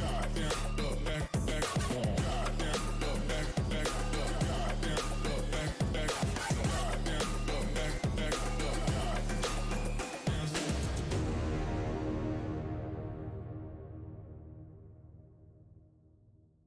So there it is. That is the format, and of course, what we're really playing for is qualification into APAC playoffs. The top team from this VOT stage is going to go represent us in APAC and maybe even further into Masters.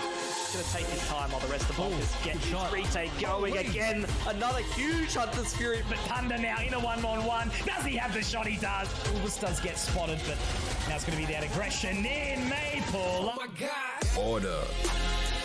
Towards the back end of Vine. Autumn has an easy one. Why not? Order and through to the grand final. Iconic. Oh, you've broken the pin as well. This could not go worse. Bonkers.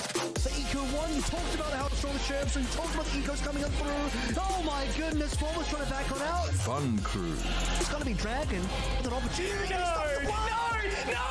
Oh my God!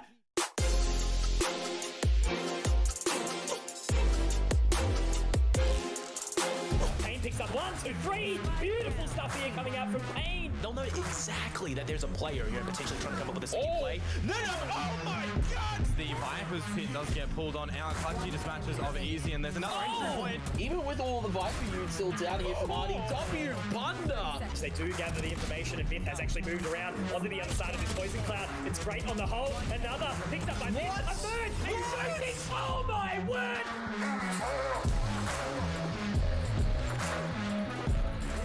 3 teams remain here for the playoffs. We've also still just got one more best of 3 today to see who is going to the grand final tomorrow to take on Order. I was going to say, Kev, it's been a bit of a long day, but we've had a 3-hour break. For those who've missed us, earlier in the afternoon, we had Fun Crew, we had Bonkers, and in the end, relatively quick 2-0. The scorelines probably wouldn't suggest it, Kev, but in the end, did not go the distance. Only the 2 maps was necessary for Bonkers to dispatch of Fun Crew. A lot of rounds been played, mate. We still had that triple overtime on Breeze as well, so entertaining game nonetheless. I think we got, you got your money's worth in terms of just maximizing the amount of rounds. We didn't quite get to that map 3. I think there was some hope for Fun Crew, but they Bonkers came in way too strong towards the end of Icebox and closed things out. And they continue their lower bracket run of 2-0s, 3 now in a row. And obviously now they set themselves up in this lower bracket final with a rematch against the team that actually set them down to the lower bracket in Iconic. So this is a big opportunity for Bonkers to get revenge. For Iconic, though, they've been waiting in the wings all day. They've been able to sit back and watch. Let's go and have a look at the roster for Iconic, the team that went up against Order yesterday, fell short 13-8, 13-8 in that upper bracket final. As I said, they've been waiting, they've been watching. They need to be prepared. I hope they are. I mean, they've had a bit of time now to watch over the game, talk about it, think about what they need to do here, how they're going to take down or attempt to take down a team like Bonkers. We've had, you know, this kind of, in this top 4, the other 3 teams in the top 4 outside Order, all very close. And I would, yeah, absolutely put Fun Crew in that conversation as well, despite them losing to Bonkers 2-0. The fact that you bring up the 2-0s as well, I mean, you know, Iconic don't want to be the next team that get 0-2'd by Bonkers on their way to the grand final here, so something's got to give. Iconic themselves have already defeated Bonkers a little bit earlier on in that first, you know, round 1 of the upper quarterfinals. So, I mean, they have the experience, they have the capability of beating Bonkers. They know the history was there. It wasn't that long ago. It's about, you know, less than a week ago. So they have to tap back into that. They have to get themselves into a grand finals and get the rematch versus Order if they can. Yeah, it was exactly a full week ago, really. So 13-7, 13-9 were those results between Iconic and Bonkers. And we'll go and have a look at Bonkers now, of course, the champions of the lower bracket, basically. At least so far. Round 1, round 2, round 3, all 2-0s. And now they get that rematch against Iconic. If they can win this lower bracket final, they will complete the sweep of the lower bracket. They've been so impressive. And obviously in the match that we had earlier this afternoon, I think 2 names definitely come to mind in Nice Hacks and RDW, but then you had Scroll standing up, Tix made some good plays, and as well as so did Minimize. So it's a full team effort from Bonkers. Yeah, and even when you go across the board and you look at Minimize as well, who surely, okay, the numbers aren't there, but he's had impact rounds. He wins a 1 versus 2 on Icebox. He's able to get really good flanks as well. He's able to open up situations for his teammates to be able to get rounds that otherwise would have been very difficult or maybe impossible for Bonkers. So across the board, really impressive. Every single player's put in the work, and you could really look at the rounds and say that, you know, every single individual player's done something to impact a round to give them a win. Definitely an impressive performance from Bonkers against Fun Crew, especially when we did go to Icebox and it got out to a 5-0 start for Fun Crew. I thought, okay, this is probably going to be Fun Crew's map. Was their map pick? We did kind of say that it was going to probably go their way, and yet, lo and behold, Bonkers, as they did on Breeze, came back, showed their mettle. And I guess that in itself is the other thing to take into this matchup. It's the way that Bonkers kind of won that match against Fun Crew. They didn't get out to a hot start and then almost choke it. No, they actually came out of the gates really slow. 5-1 and 5-0 were the respective starts of both maps, and they came back both times. That says a lot about the mental fortitude for this particular team. Yeah, it shows that you can't count Bonkers out either, which means if Iconic get off to a hot start, Bonkers always have the capability to bounce back in. So versus a team like Fun Crew, where, like you said, back-to-back, they had the initial good start and Bonkers had to make the comeback. And, you know, even going as far as pushing us to something like an OT, going 3 ways in the OT as well, and eventually winning that. You can't really count Bonkers out. I think that's the important thing. Definitely cannot count them out whatsoever, depending on whatever happens in this lower bracket final. Let's go and see where we will be playing, though, on which maps as we go through the veto stage. This should be quite intriguing. It turned out to be a difference maker in the last one. We go to Bind, courtesy of Iconic. That was one of the maps that were played between these 2 teams last time. Then Fracture, which may be a surprise to you, Kevin, because I know yesterday you were telling me after we finished that you probably were not expecting Fracture for the remainder of this tournament. Yet, lo and behold, we have this here, and then Icebox as a decider should be an intriguing one if we get there. I also sort of mentioned that, you know, you have to see teams start target banning the other teams instead of just thinking about what they are maybe weak on or what they are not experienced on. You have to kind of get these experiences through scrims. And if you're auto banning Fracture every single time, something's going to slip on through where you don't get to target ban the other team. So we're not going to see the Fracture gone in that first initial phase of bans. Breeze from Iconic is really interesting because they didn't actually ban Breeze. Well, they do ban Breeze, but usually they probably wait until the second phase. They do it straight away, and then they just go into the Fracture pick. Now, the interesting about Fracture is we are seeing it for the second time, I believe, in the playoffs. The first one was when they played against Crimus Disciples, but Crimus Disciples were the ones that actually picked the Fracture against Bonkers, and they lost against Bonkers. And since then, I think Bonkers probably got a little bit of experience on that and thought, you know, we could probably do this. We can go back towards that. Ascent has been a normal ban for Bonkers the entire time. Iconic, who did beat Bonkers in the initial quarterfinal matchup, they beat them on both Bind and Haven. We talked about this off screen as well, but you know they had only the opportunity to pick one of those two maps to bring back for this. Yeah, they were never going to get both of them. There was absolutely no way Bonkers was going to allow Haven to be the deciding map, especially off the back of their pretty decent Icebox 13-10 result against Fun Crew. In saying that, of course, yesterday, Iconic and Order also played on Icebox, 13-8 victory for Order, which that's not a normal 13-8 when it is against Order. That particular Icebox was also a 7-5 first half, so it was relatively close. Like, it was a pretty decent effort from Iconic going up against Order. So I don't think either team would look at that Icebox and think, oh, we can't let this get to a third map. We need to like win both of the first two. I think this actually may end up being the kind of lower bracket final where we see both teams maybe take their map pick and then we go to that third map, and that's where it's really decided. Yeah, everyone gets their preferred map ban. It happens to not be Fracture. Somebody steps up to the play and be like, we'll play it.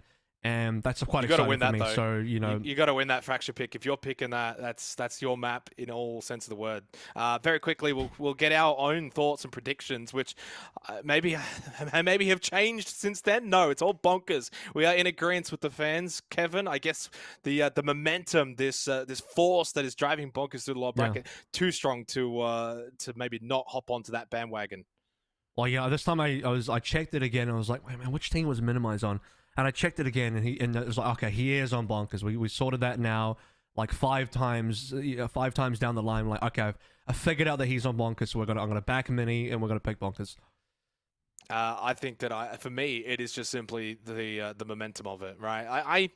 I almost feel like in some ways the predictions that we've got down below, maybe not quite fair to Iconic, considering they only just lost to Order 13-8, pretty decent little 2 maps against the best team in the region. They'll be, of course, itching to get back to that sort of rematch in the grand final. So it's not like Iconic is down and out. This is just the nature of a lower bracket run, which has been seen in so many tournaments gone by, where the team that gets that steam momentum going, it's so hard to stop them as we head into Bind for our first map of this best of 3 lower bracket final. This is going to decide which team heads to the grand final to take on Order tomorrow.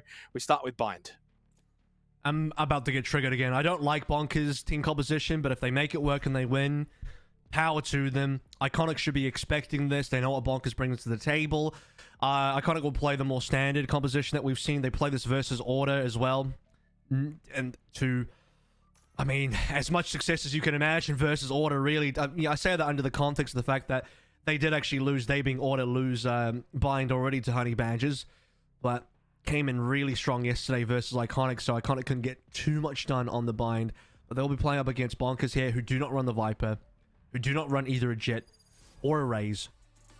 This is going to be the RDW Chamber coming back in, which I'm a big fan of. I just don't know if it's right for this specific map, but if he makes it work again, then there's zero doubt. I mean, I think RDW playing a agent like this, and there's no two ways about it. He was so good in our earlier series on this chamber. The other thing to touch on it, and I don't think we did during our map veto discussion, but Bind was played yesterday by Iconic against Order. They didn't have the best of times until the second half, where they brought it back to a 9-8 scoreline, Kevin. And at that point, we were maybe thinking the third map could be on the horizon. It didn't end up happening. Order got forced into a timeout and won the final 4 rounds of that second half to win the game. So I guess for Iconic, they can take a lot out of their performance on Bind yesterday, that 9-8 scoreline, and hope that they can replicate it here, but in its entirety this time against Bonkers. Bonkers did also play a Bind not too long ago. I believe that was versus Honey Badgers on this Bind, 13-7. Absolutely dominated the attacking side half as well. That's where they just completely demolished and won. So we'll have to wait to see if that happens again when we swap over. Iconic working their way up B long. Massive 4-man. Looking for the first frag on Minimize. We'll get it. Yeah, Minimize had that initial shoulder peek down B long, elected to just fall back through Garden, and then just actually went for the flash peek himself. Panic gets RDW, Scroll falls, and this most likely is going to be the round to Iconic. Nice hacks. Could find himself a quick double, but not to be. Too much pressure, too easy. Flawless start for Iconic. I mean, Dirty Boy even puts up the wall just to trap Nice Hacks in, as if he had anywhere to run anyway, but they'll get the flawless off that. Call it an expensive bit of util to drop by towards the end. And what a way to go about your pistol. I mean, it's not the Dragon Ace on pistol, but sharing the level round, everyone gets a bit more extra money. Duddy for 2. Everybody else basically gets the 1 each, except for Mike. Poor Mike.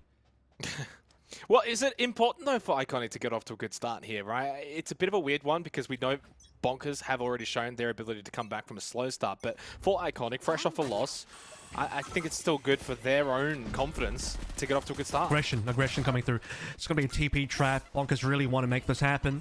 Caught one play off the back of that, and they saw the flash coming in. That's basically the first sign that you are going to receive aggression. Now over towards B ramp as well. Tex, only with the pistol again. This is full classics. No armor, no buys whatsoever coming through from Bonkers. And do have 1 kill off that, so it's going to be an SMG retrieve, you'd imagine. I didn't go for it. Scroll's completely by himself here, and that's a nice little angle found by Punda. Takes a little bit of damage, falls back. No one would have been able to trade on him initially. Panda can rethink it. Now from box.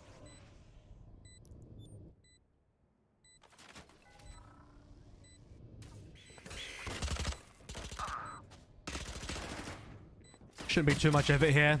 Way too many guns online. Another token frag coming through for Minimize. Maybe Nice Hacks can do a tiny bit more, but... Oh. Not necessarily that big of a deal, but hey, why not? 3K. Nice Hacks won't get the 4. Those Panic is still watching and waiting in the wings. 2 rounds for Iconic to start. A lot more damage than you'd expect, though. 4 players dead. 1 right off the rip through the TP pinch. Which means a lot of rebuys here. I mean, you'd have to imagine a situation where Iconic with more players alive, have more SMGs that can make more plays with that. Now they have to play the round a little bit slower, look for those long-range angles where they can challenge with the Sheriffs instead. They're even going for the full armor, so you can see they really want to go for these long-range deals, especially against a team that is going to be mostly on Phantoms. Oh, it's a big scan as well. Just not able to land the mark, though, unfortunately. Bit of action over towards B long. Actually, Iconic have been able to push up. Spike still over towards Market. Hasn't been picked up just yet, but Iconic slow it down until Punda somehow finds the head of RDW. Tick's trying to get one back, and he is able to find it immediately. 4 versus 4. Well, he knows the default positioning of, you know, where a chamber would be. A chamber would like to play in that cubby because you're setting up the rendezvous to send you between both A and B sites. So Chamber gets his own teleport, personalized. Scroll now in trouble. Barely gets out alive in terms of jumping away from the snake bite or eat a little bit more damage. And that's actually going to be a rifle dropped on the floor. This is not bad. This is 4 versus 3 now with 1 gun. Very successful swing from Panic out of the teleporter, and as you said, can get that rifle down his hands. Iconic are the team that came into this with way less of a buy. Scroll needs to be winning this, especially with the Phantom up close. Ticks elsewhere gets it, and yeah, easy one surely. It was a low health Panic as well, despite the rifle.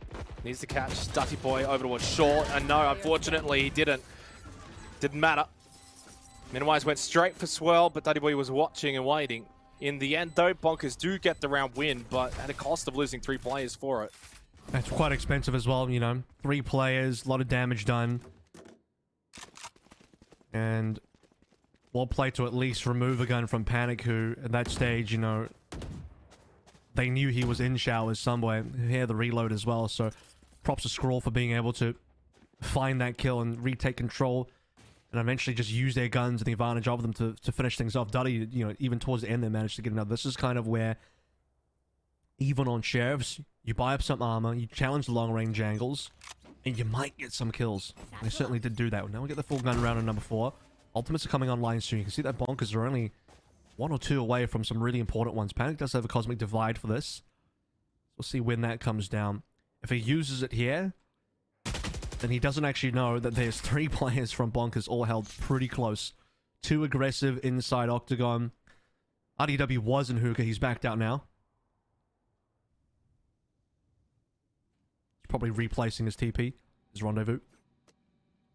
And Minimize does have the Spectre up close and guard, and if anyone does like to push up B long, could try and catch them out. A minute left on the clock. It has been a bit of a slow one this round, especially compared to some of the earlier rounds that we've had so far. Spike still over towards Markets, well trying to see if he can get anything through a shot, but really no movement at all from Bonkers this particular round. I mean, look at Iconic's positioning. You 5 on the map, all equal distance from each other. This is about as spread of a default as you could ever see. And finally, you're going to get some commitment.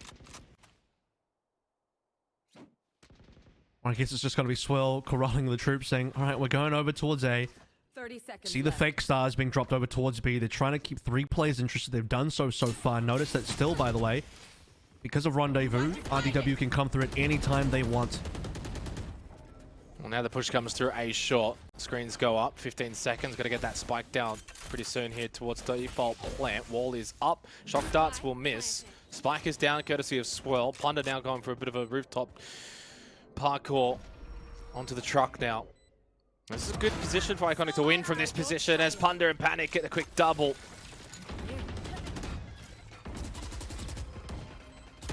Control being held. I mean, look at that. It's paint shells with the slow orb at the same time. Tex for the additional swing. Punders wasn't ready for that. Neither was Mike. Time is running out here, and there is going to be a double stack of Iconic players, and they can't. They being Bonkers here. Can't get across the line for that retake. And the really upsetting thing here for Bonkers is, again, really close to some ultimates that would have helped, especially Overdrive for that retake. It's not good in a lot of cases where, you know, you can't just rip it out like knives and tour de force at the start of a round.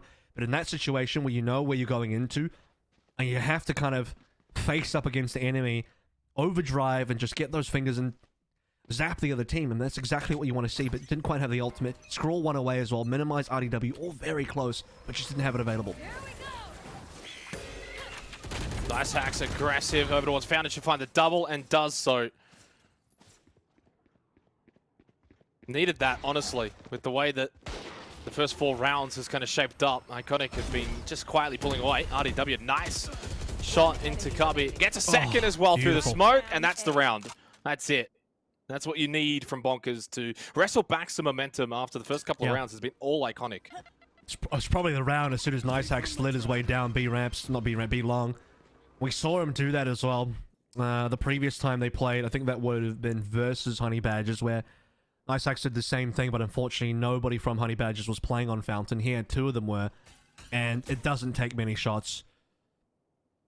Lightning Cannon certainly just blows apart the enemies, and Punda being the last one alive right now, just... I mean, what do you do? A part of me thinks the best thing to do is throw your gun off the map and just run in with a pistol, so at least you don't give another free gun away, but the way things are going, it's looking like a flawless. It's looking like another free rifle. It's a thrifty, and it's a flawless thrifty as well at that. Big round win for Bonkers. And it just felt like you don't get that thrifty, you don't get that round win, 4-1 scoreline. They would find themselves in a position as they did in our last matchup earlier this afternoon, where, again, starting slow, but they get it back. 2-3 scoreline's not too bad, and they stay with it. They stay level with Iconic, and now puts Iconic in a position as to how they want to approach this round, and it's Sheriffs all around and half armor. Tech's getting quite animated on the cams there as well. Don't expect them to be able to win that last round, but they did so beautifully. And relay ball plus grab while Punda can't walk forward at all. What a nice set play in terms of defensive utility, stopping the showstopper. Extra relays. Well, he's got to swing off that. Could be 2 frags. Got him. Including the spike as well. Spike down. Nice hacks has just turned it on in the last couple of rounds. Of course, the overdrive helped in the one prior, but in this time, he's just fragging out, as we know he can do. 3 for the round. Panic over towards short eye. Gets at least RDW, but the damage has already been done. That should be 2 rounds in a row now for Bonkers. Scroll to finish it off. It's 3-3 here on Bind. And nearly another flawless as well. So, economy, very powerful. Scroll's got 8k. Barely have to spend for this round. I said this with Pilsky when we were covering, you know, the last Bonkers Bind game, which I referred to plenty here in terms of what Bonkers have done and what they maybe will do, is One good part about Neon's kit is that relay bolt. I think the rest of her abilities aren't that great, but then, man, that relay bolt is powerful. So, throw that into showers. Bunch of iconic members there with pistols. Easy spray down. There's a tour from RDW. Nearly got pulled directly into the slow.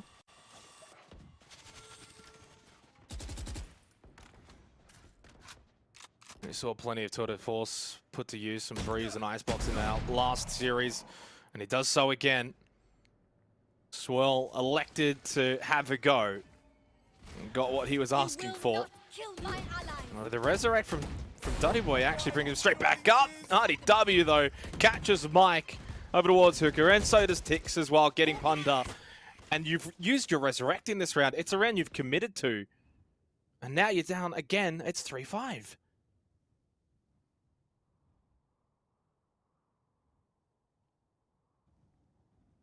Trying to play up against this op in the hands of RDW, and we saw what he did with that in a previous matchup. He even rendezvous over towards A because he's expecting the rotation over. With not much time remaining, Iconic have gone fully quiet. Checking if they're being flanked themselves. While also 30 seconds left. While also thinking about, you know, is it going to be finishing on B? And like you said, do they save? Well, as they move back over towards Caves, it's looking that way. A 3-player save. Lost a lot of confidence here. I mean, numbers aren't the worst. With the time they had, which was 40 seconds remaining. 10 seconds left. With an Astra Sage and a Sky, I think it's you can definitely push off that. You can definitely make a play off that, but confidence a factor here. Oh my god, look at this Bonkers. They want to make sure the guns are out of their hands. Oh, goes back the other way. Remembering though, of course, Bonkers have the catch to go for that kind of play. I think that's a worthwhile attempt from Minimize, considering they are pretty loaded right now for money, and knowing full well what it can do to get those guns out of their hands, as you said.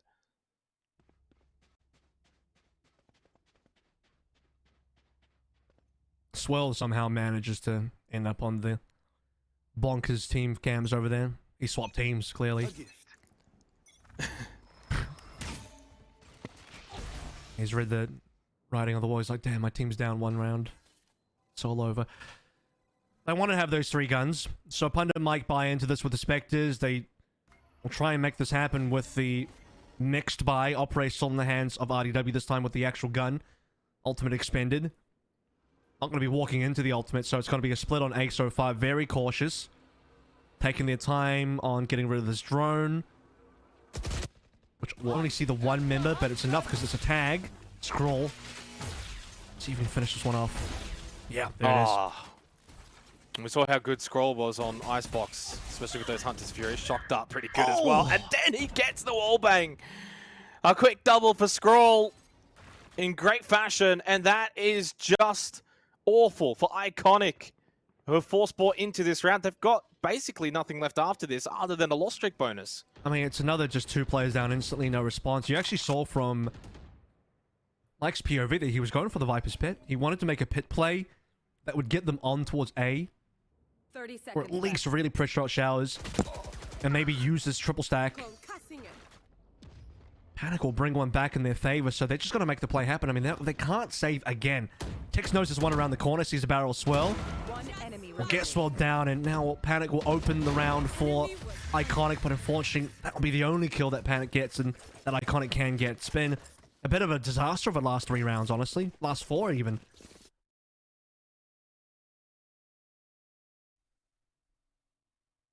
I'm a little bit stunned at the moment. Bonkers have just flipped the switch. Iconic started out perfectly for the most part. I think it was a 3-1 scoreline. And since then, it has just been all Bonkers. 4 in a row. And while we are definitely used to seeing this from them, usually they're down when they do this, right? They're coming back and they're winning 4-5 rounds out of 5-6 rounds. Help but me, now I'm they're not doing used it to, while they're above. I'm not used to seeing Bonkers in the lead. I don't know what this means. Shake, explain it to me. Well, this is going to be a rush to Hooker, I think. RDW watching, waiting.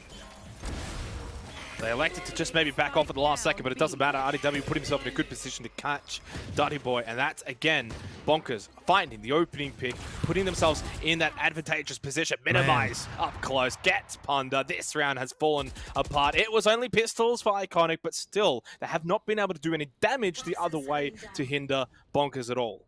I mean, that's important. I mean, you need these rounds where you get good, clean anti-ecos. You're not just dying to pistols, you know. We had a round already, I think. Which round was it? The pistols came in really big.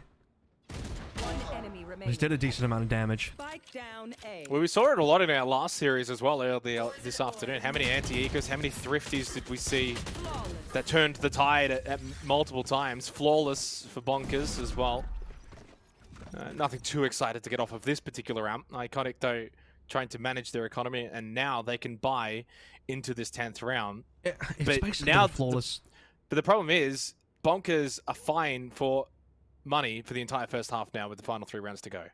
Oh, and then it's basically been flawless as for, you know, the last X amount of rounds in a row, you know, or close to flawless, where they haven't really dropped anything. No deaths have been impactful. Your entire team's above 7k and nearly onto, you know, the 8-9k. The only reason they're not all just on 9k is because they're rebuying util and armor, which is going to cost you 1,000 plus a little bit more. So essentially, the whole team is maxed out. It's quite rare to see. It requires you to really survive. Punda will get an opening first blood on text, but instantly responded to. So even when you do get a kill as Iconic, it gets traded. RDW is the operator in hand.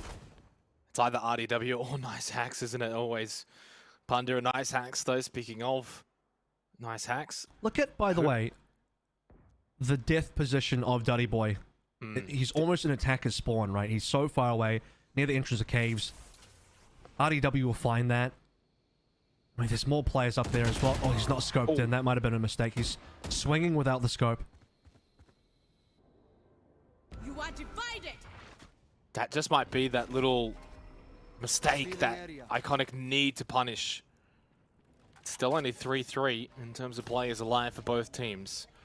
40 seconds remaining in the round, very much setting up for this default plant. Shock Dart misses the mark completely, and they will commit the Viper's Pit for this as well. They feel like this is a must-win round. I believe Panic might have flubbed a star there that should have been a Nebula, or maybe he just decided that was going to be the Nova Pulse on top of the stack. In any case, the pit is what's going to really win you this round. It might be a 2 versus 3, but the pit is so powerful. They might have some idea where Mike is going to push him right now. Scroll the instant kill. That's exactly what you want. Now the Viper's Pit comes down. Panic has to do it all. And the recon darts there as well. It's just going to be a clean 2 versus 1. They see the... What is it? Snakebite coming through. And instantly Scroll knows where he has to swing to get that kill onto Mike. And as soon as Mike's out, that's the round done. Well, it's also just the game sense. As soon as that Snakebite does come through, you can't go for the defuse. You have to push out, and you have to then try and get that elimination onto the player over towards short A, or just anyone that's in that vicinity towards the teleporter region. And that's basically just understanding you can't just sit around and be like, oh no, what do I do now? You just immediately push through. Well, they're looking for Mike the entire time, because that's the only way they win a round is the only way they can actually have a good shot at winning the round is you got to get rid of the Viper, got to down the pit, and then things are good. So looking for any information to get Mike down. We're into another... This is going to be like a slightly... Yeah, it's a light buy. You got a Stinger on hand as well. We'll see what Punda does with that. You'd have to really double pack in.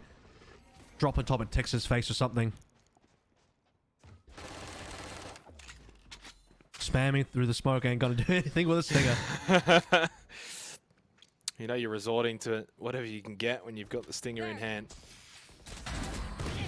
Okay, dude. It's been that kind of first half. That feels hasn't bad. it? Nice Axe feeling the pressure now, though it doesn't matter. Panic hasn't quite got the weaponry. He needs to find the elimination. Nice little peek there. Swing from Swirl is successful. You take those. Maybe they can still take the round from here. It would be difficult for them to do so, but not impossible now. Hunter's Fury enforced out by Scroll. He hits one. He hits another one. Dirty Boy goes down. He gets another. He gets a bit of Ponder as well. They push over towards B. They got the spike in hand, but it's RDW over towards B. Long And Scroll is the one that gets the elimination onto Punda. Does not matter who's getting them. They're all getting them right now for Bonkers. It is a team display in the first half. Scroll has such incredible accuracy on all his utility. It's unreal. I mean, we joke that he's like a Sova one-trick, but when you're doing this, I don't care, man. You, first of all, Sova's like one of the most picked and one of the best agents in the game. So if you're gonna one-trick something, this is the one you want. It's unbelievable how accurate he's gonna land every single shot and everything. Hunter's Fury as well. And the safety, look, I don't even mind that you're doing it on a round that's just an anti-eco, because you don't want to give anything over to Iconic. You want to completely crush them as much as you can. Nice Hacks is going to go for this TP crunch again. But the rest of his teammates, they won't find anybody on the exit. So, A lobby looking clean. Guess who? Man, with the operator again, it's RDW. Guess who? Ardu. It's just felt like that. It's been that way now for 2 series.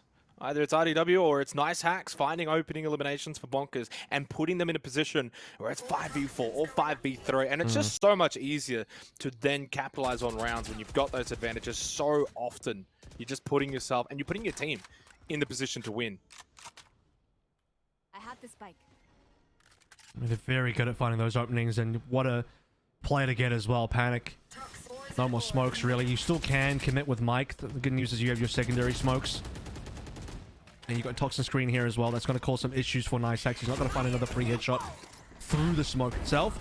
Great shot on top of Scroll. That's someone they needed down for sure. Don't just needed anyone down, honestly, at this point. They haven't quite thought about minimize just yet. The spray, a little bit off, ineffectual. Although the spike hasn't gone down from Dirty Boy flashed. That's a little 180. Turns back around. Still going to get that spike down, though.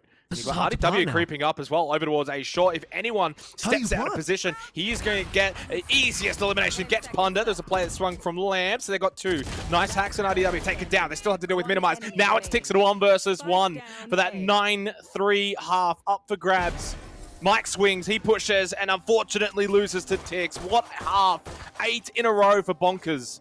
Yeah, and pretty much flawless as well. Not in the literal sense of them not losing any members, but the ability to collect those rounds, how they approach them, how they get first bloods, map control, retakes, everything. Even that last situation there where just some decent shots being fired from showers. The fact that Bonkers had very little control of the map, they had to just kind of run up short. You see the lack of confidence there. Duddy Boy, he was going to go for the plant, starts being fired upon through the smoke, and at that stage, I mean, he was like maybe 1 second, less than 1 second away from completing the plant, but just loses confidence like, I'm going to die here. Mate, probably, but just go and die then. You know, plant and die. I don't know, like, you have to get the plant down, because there's no way they plant afterwards. The U-tool's been spent. There's no more safe position and safe opportunity to plant if it doesn't happen in that precise moment. And I suppose when you're already down 7 rounds in a row at that stage, you're probably not feeling pretty confident anymore. Well, now it's all about how does Iconic respond as well. Mind you, they haven't taken any timeouts yet, which is a little bit surprising to allow your opponent to go on an 8-round winning streak and at no point elect to think, hey, maybe we should call the timeout after 4, 5, maybe 6 rounds, and they haven't elected to do so. They've got to trust in their defense, though, now here on Bind to be able to replicate what Bonkers have been able to achieve. Easier said than done, though. Bonkers could definitely do it on both sides. I'm out of here.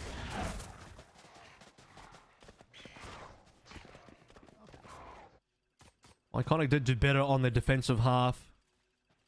As I kind of mentioned when we got into this map, this was the last time they played Bind against each other. Nice Hacks will receive a team flash, but he's on site. Courtesy of the fast lane. So they don't have a Viper, but they'll use that as a pseudo Viper Toxin Screen. The plant's already going to start coming through. Spike down, still reinforcements to arrive for Iconic through spawn. 2 more, in fact. Snakebite goes out, but doesn't really hit the mark. Minimize the discipline to not just swing. Unfortunately, takes a bit of damage from that pack. 4 versus 3 in favor of Bonkers still. Minimize gets rid of Mike. It's just trades everywhere. RDW gets 2, and then it's finished off by Minimize. Having those numbers alive really makes the difference in that pistol round when you're trading that much. So Bonkers have to force now. Oh, sorry, they won the round. Never mind. If they lost the round, they would be forcing here. But it was a decent.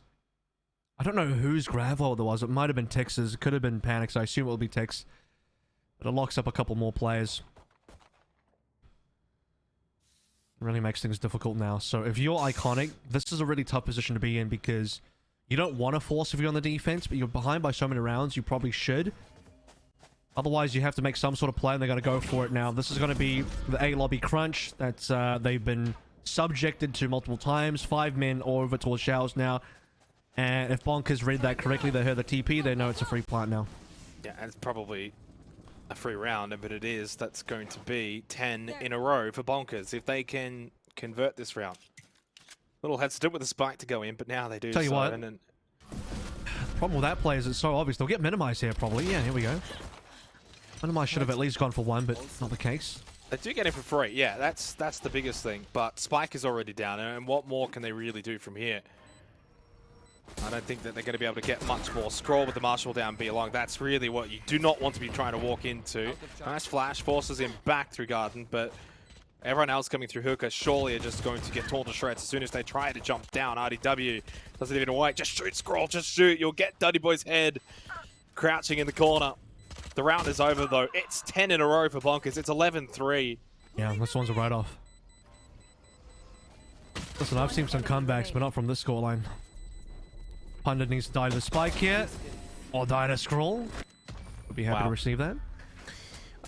I mean, there's always comebacks from this kind of deficit. It's been done before. It's not impossible either.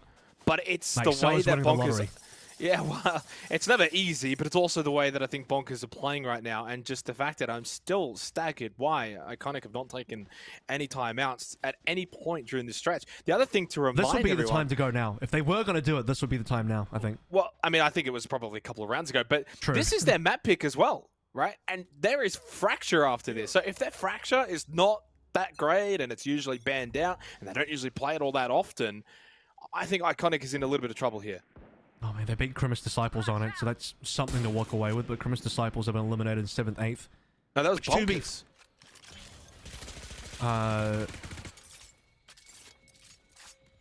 No, you're right. Iconic was on the other side, wasn't they?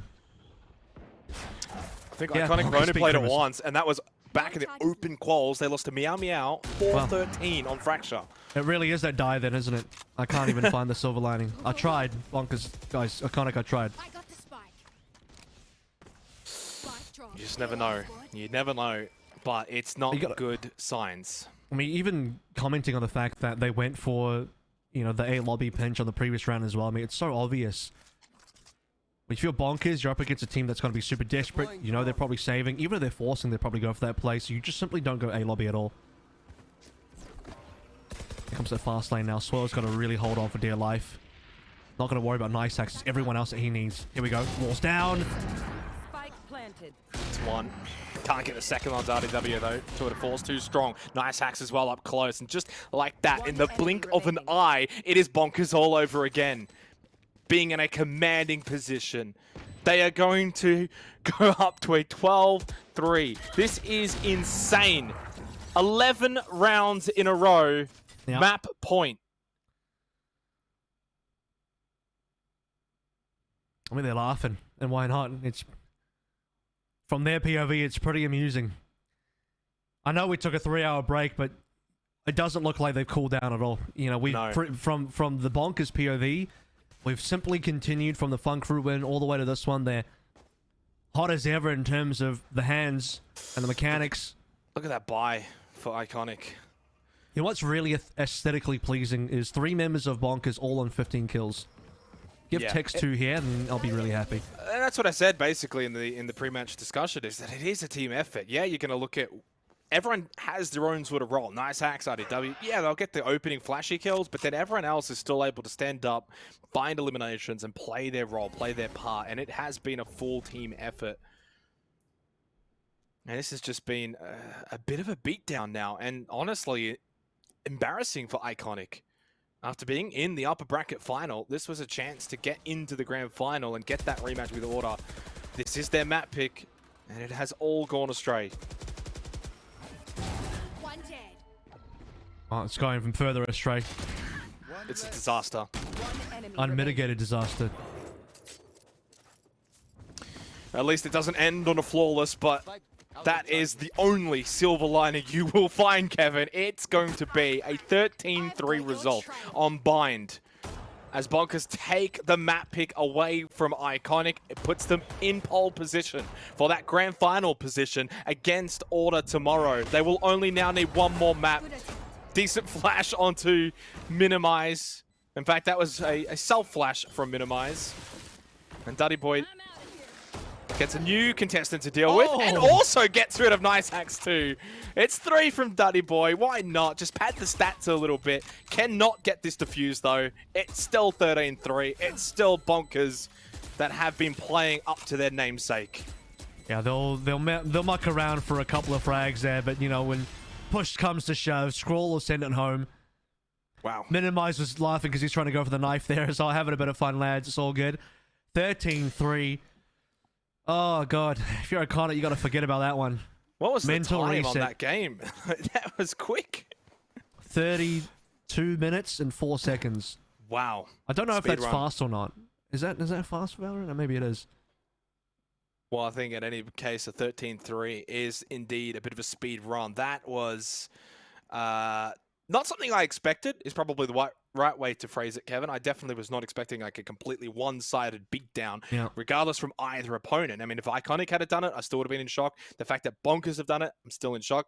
Not surprised that Bonkers have won the map. I definitely thought that they could have that chance to do so, but in that fashion. And that's the most concerning part now, is that it was Iconic's map, right? Now you got to go to Fracture. How do you turn your performance around after that on your own map pick? There you got a Fracture. Good luck. Good luck. Iconic maybe should have just picked the Haven. Who knows? But I think they backed themselves on the buy-in. They played it versus Order as well. Didn't go well versus Order.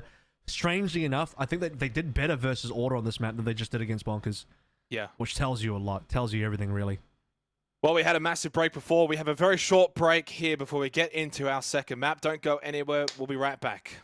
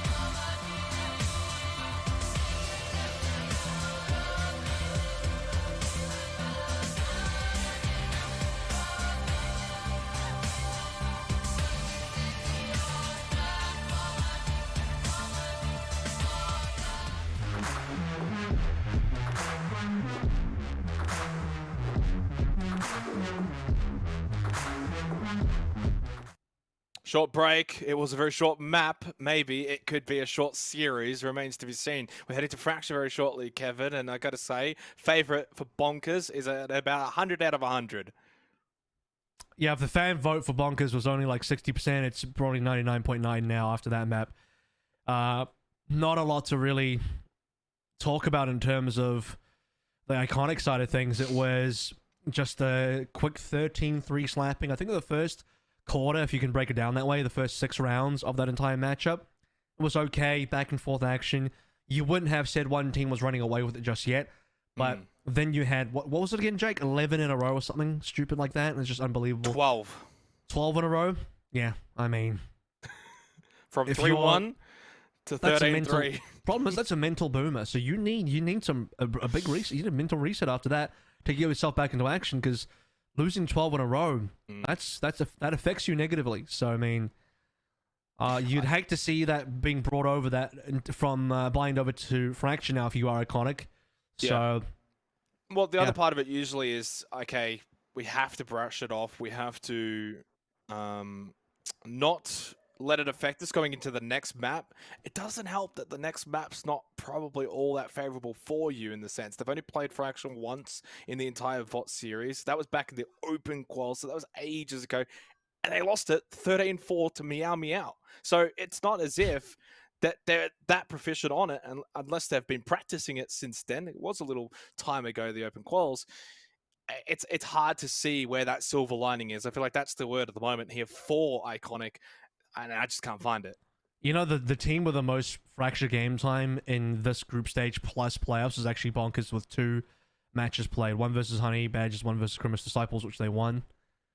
Funny, the Honey Badgers actually beat them on Fracture quite badly as well, 13-5. But it's long enough ago now that it's just like, whatever. It's too far in the past. Honey Badgers are gone anyway. And now Bonkers are better than ever, realistically speaking. I'll be curious to see what we get in terms of the agent select here as we start locking some stuff in.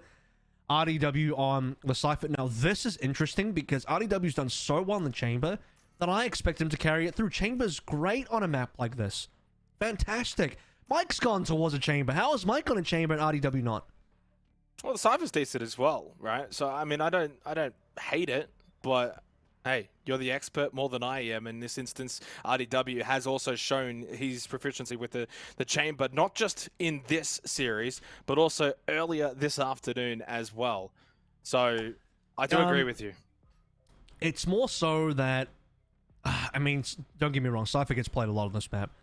You get some really good map-wide information due to the fact that your traps are still active across the map. Camera's good as well for that. You're going to see a role swap up for Scroll, as he's going to move from Sova to Viper, so he's playing secondary smokes here. So there's one thing that kind of works in favor for Iconic ever so slightly, and that is you do take Scroll off the Sova, which is kind of big, because his Sova is unreal currently. You have to do something about the Sova, and, well, he can't play it on this map.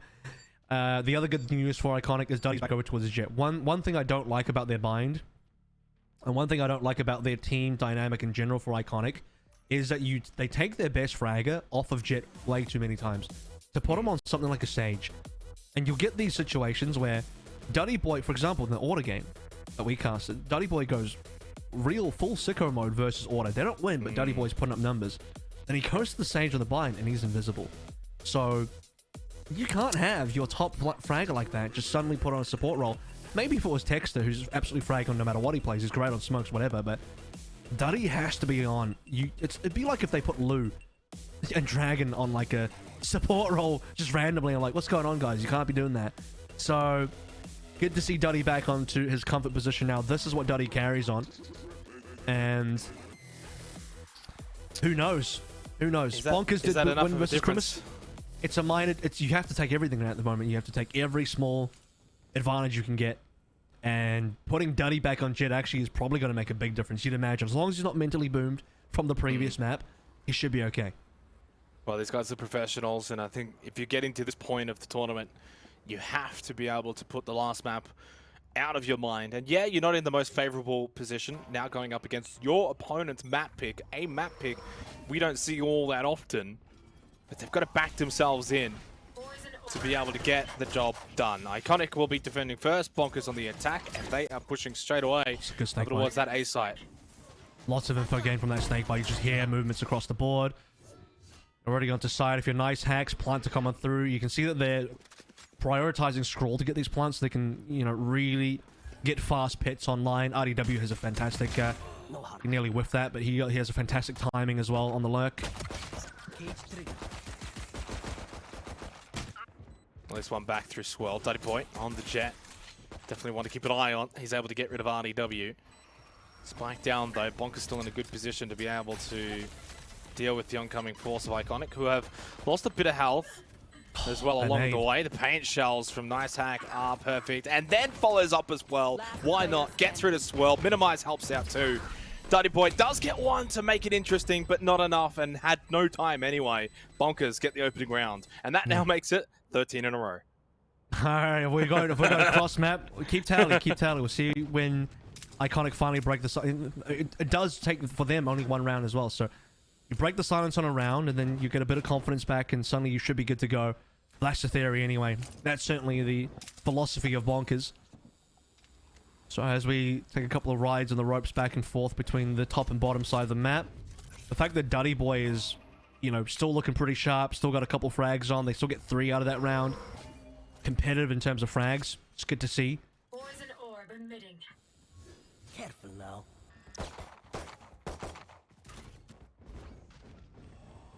Definitely agree that good signs with Dirty Boy finding a couple of frags helps Iconic feel confident that they can win these fights.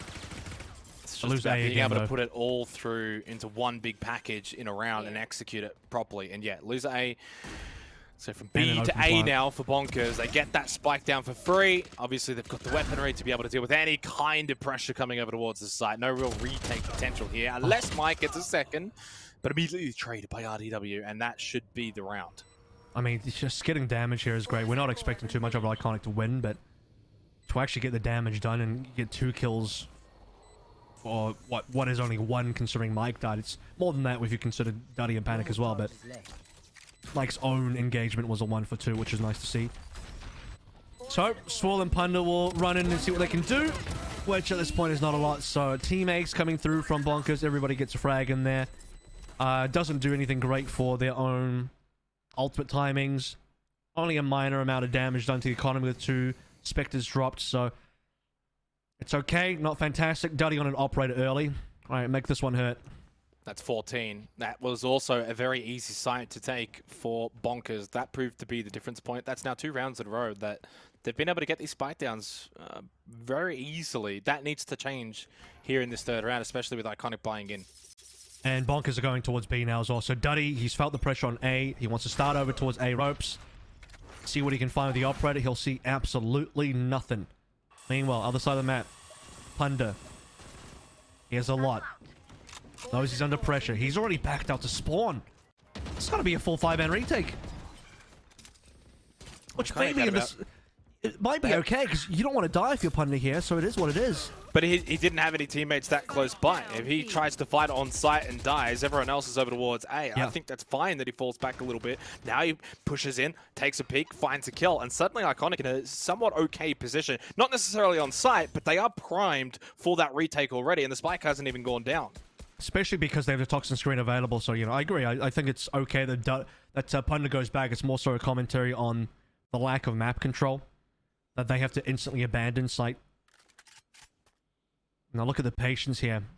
Bonkers are trying to maybe fool Iconic into thinking that they've actually left, but you still have members leaning towards A, so they know nothing is happening on that side. So with the full retake now, they can really lean into Swirl for these flashes, use that toxin screen as well to isolate angles.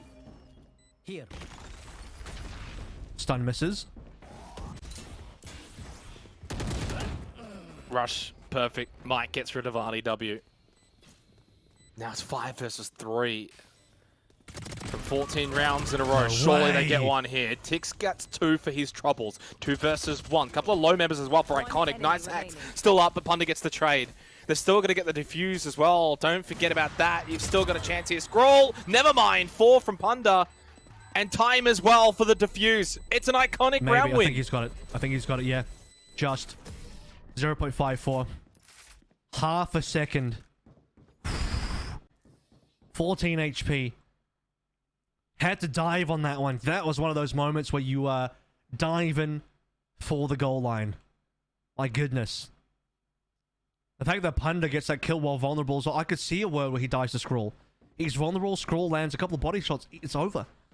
No one's on the spike, it's done. Round's gone. The fact that Tex gets 2 there is unbelievable. He just swings with the Spectre, no one sees him. You have Swell going tower as well. Gets 50-50 by Nice Hacks tucked away on the left side. All these freebies. Duddy Boy will at least be on the correct line now. Gets to work off a couple of flashes, waiting to see how Bonker's is going to walk into his LOS. With this operator as well. Doesn't find anything on the initial approach, but they are still lingering in and around his sight lines. Smite gets caught by Minimize. Dirty Boy's just to his left. He's taking a big amount of damage as well. Showstopper not quite all that successful, but they do get rid of Dirty Boy anyway. The pressure, it just ended up mounting too much for the side of Iconic. This is a full buy from Bonkers as well. And this time they get onto the B site by getting 2 eliminations onto Iconic. 2 for 1 plus sight, not too bad. Get the spike down just in time, but your life goes for it. And that life being Scroll now makes it a 3 versus 3. Brilliantly played there as well. They knew the positioning that the spike was going to be planted in, and then just connected a bunch of utility.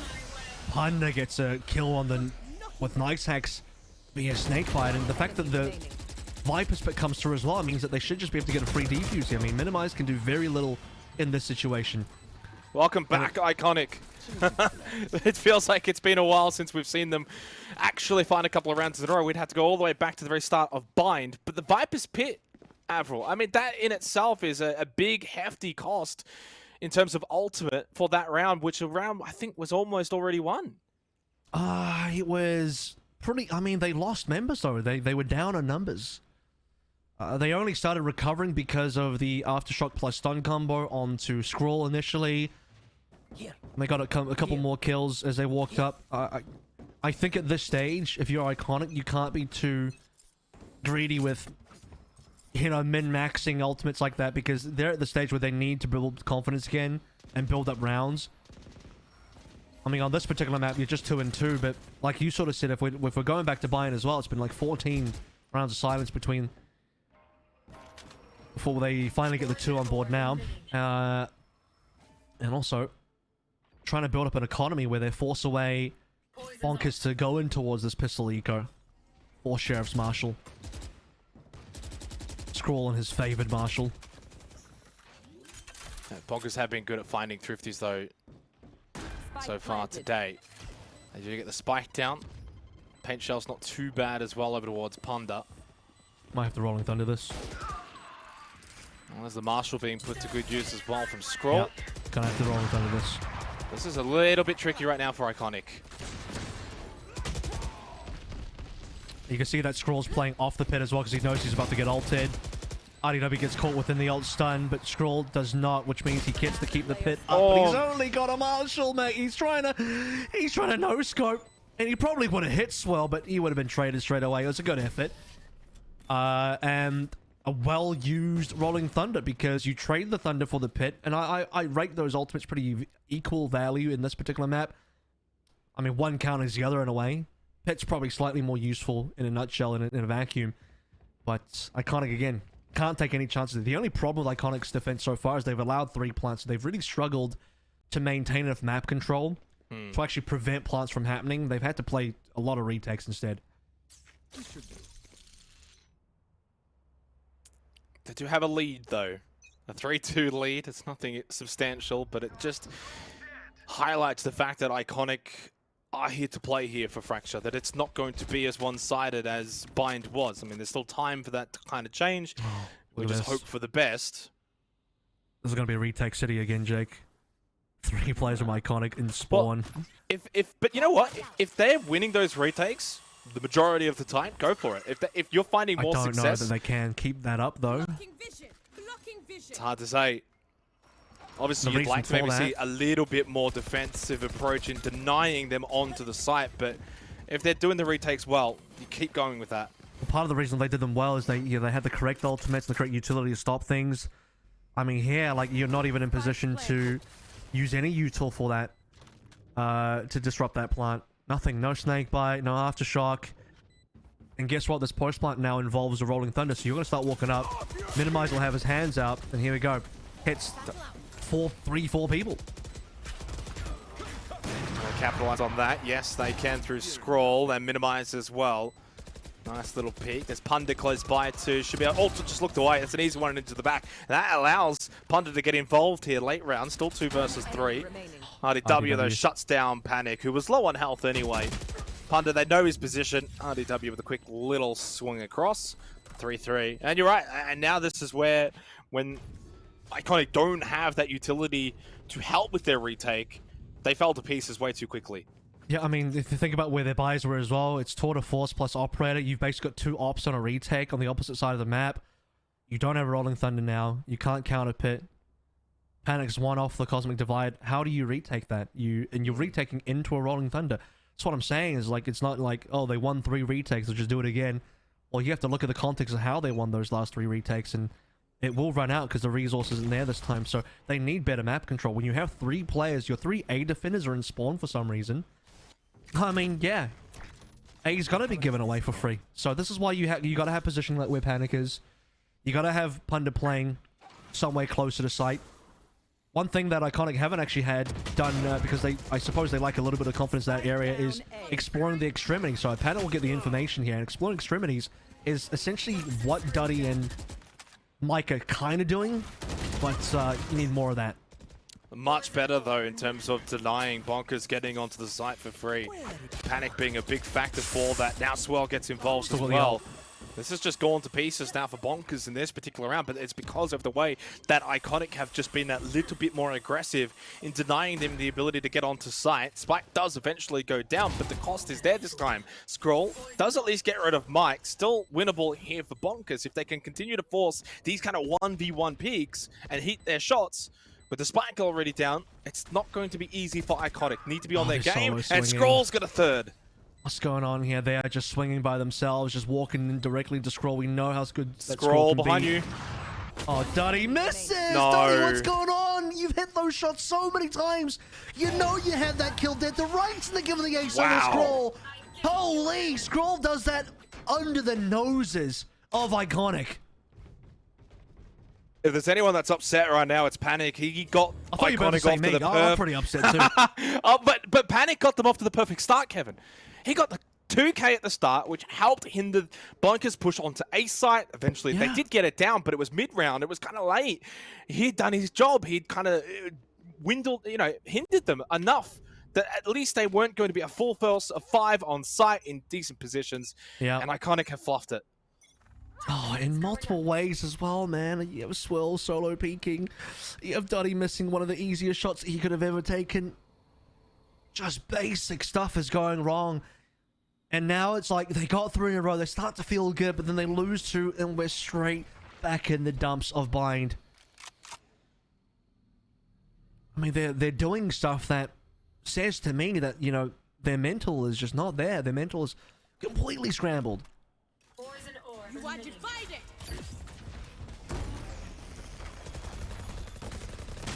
And unlike the last round, this time Bonkers getting a bit more for free go, as we saw earlier, and that's a Viper's Pit early.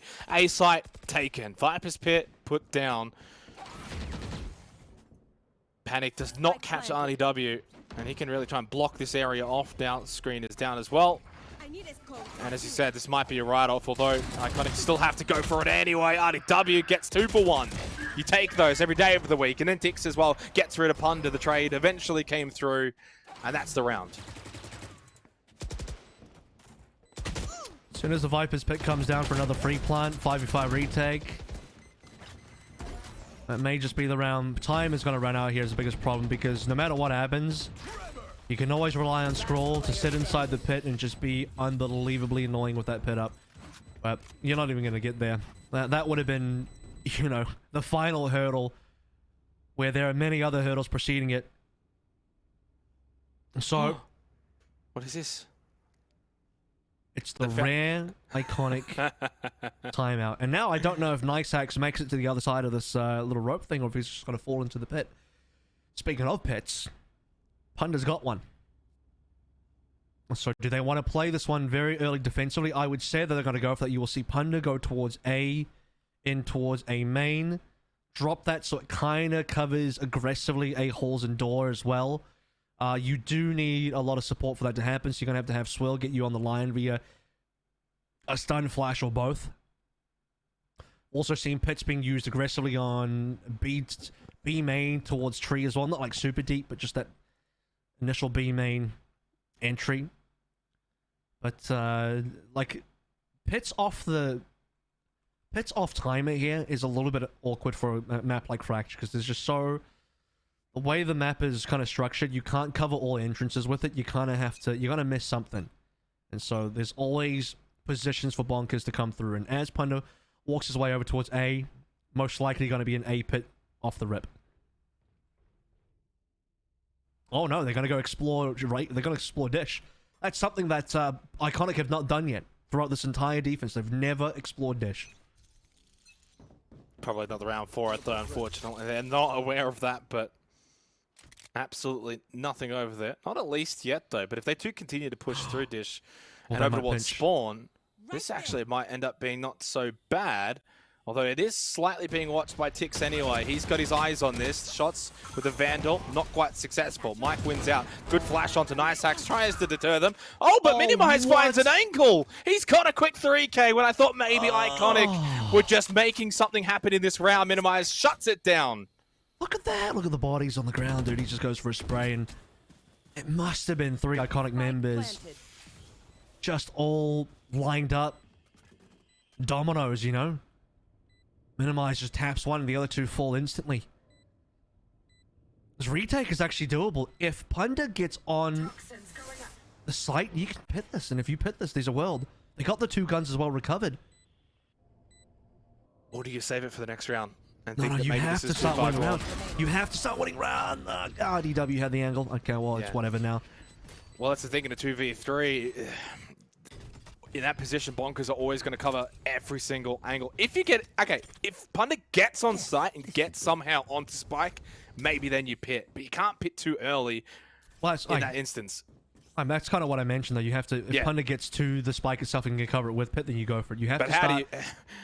How do you allow that to happen? Well, you have to start walking up and clearing angles and hoping for the best, really. But when RDW goes for a flank and gets a timing on you, that's just kind of how it goes. But ideally, you don't let it get to that stage. That was, of course, an iconic eco. God, he misses again, man. This is not looking good.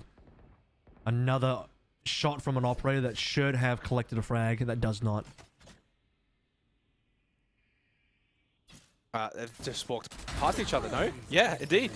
Oh, that is one you don't see too often, but both of them have walked straight past each other, and it's RDW that finds Punda. No pit this time either for Iconic, so it's going to go 2 rounds unused. Shoulder pick does not work, though, against Swirl. It's good from Swirl. That actually puts a little bit of doubt now. You can see the scroll slow down. He was going to go for a plant. He still will go there. But the fact that they lose RDW does mean they lose a bit of map control. RDW maybe just exploring a little too deep. They'll still be at the 4-4 retake. This time Swirl has Rolling Thunder on board, which is incredible for a retake. There we go. Scroll's in trouble here. He's probably dead. If he can get one, I think that's probably job done for Scroll, and can't. And it's Mike who is able to shut him down. Tix, though, with an easy one over towards Drop. Can he get a second? Not to beat. Minimize, though, got one, but it was immediately traded back down to just Niceax in a 1 versus 2. But Mike is getting that diffuser off, and Panic was there watching anyway as the Guardian to his diffuser. 4-6 in this instance now. At least not the complete runaway that we saw on Bind, and Iconic are still able to find rounds here or there. So, you know, a good retake, and, you know, when Swirl's had these Rolling Thunders, the retakes are usually going to be good. I'll collect that operator for Duddy Boy again. Where, dude, I'm not used to seeing Duddy Boy down the bottom like that, dude. He needs to... He would have at least been a couple more kills up if he hit those operator shots. Still time to redeem himself. Still 2 more rounds and a half. We still got the next half as well, but... Defensive jet operating This is where you're going to need to make the magic happen, and he's on the line. There we go. Welcome back. It just starts with one round and then a couple, and then it just starts to snowball. That's what Iconic need to develop here over the next couple of rounds. At least maybe just to finish off this first half, try and force that 6-6. And just call it a day at that point. Oh, dude, he doesn't respect the stun. How do you not respect the stun? He just sits there and dies. Yeah, freebie for RDW. That's going to be the pit, though, used by Iconic. It's been sitting in the back pocket for 2 rounds now, I believe. So that tries to deny A site. Still a minute. Still time for Bonkers if they want to go back over towards B, but no, they commit to A. Well, they have their own Rolling Thunder. I think Minimize... There we go. He's going to play it right now. And at a perfect time, right, as Tix gets the elimination onto Thunder as well. On site, can't get the Panic. plant down. What is Panic that? from above. He cannot land all of the shots. Did get one onto Tix, but goes down to RDW. So it's a 3 versus 2 in favor of Bonkers, with the spike down and the 2 grouped up together for Iconic. At the very least, Kevin, they can play off of each other. I'm so glad Panic eventually got that kill. Does cost him his own life, but for pride's sake, they'll do it. RDW onto a couple more. Yeah, Minimize, finish him off. It was looking okay. Pit's decent, but it's a pit round where the Minimize Rolling Thunder was going to be there. And the angle that he gets it in as well, he's able to sneak past, use the outside of the pit to get towards the site itself, and then throw it towards a defender spawn. So it works out pretty damn well. I'm still so confused about the opening death as well. How does Duddy just... He eats the stun, which is understandable. But maybe he thinks if he just stays scoped in, he can still get this kill. But if you look at it from RDW's POV, RDW just walks up, sees a stun gen, is like, that's a freebie, and it was. Not to put the mock on you, Kev, but 4-9 for Duddy Boy on the Jet probably has not quite worked out the way they would have liked. A chance here. Goes for the swing, doesn't find anything initially, and then loses out to Nice Hacks. Don't really want to put the spotlight on Dutty Boy, but it's just not quite working out the way they hoped it would here on Fracture. And once again, Bonkers find themselves in the more favorable position. And this is rough because they had... It's not like Duddy just dry swings or anything. They use Swirl's utility. They stun, they flash, they do the normal stuff. I'm not too sure if Panic dropped down stars, but if you really want to make sure you get something there, Panic should have grav welled as well.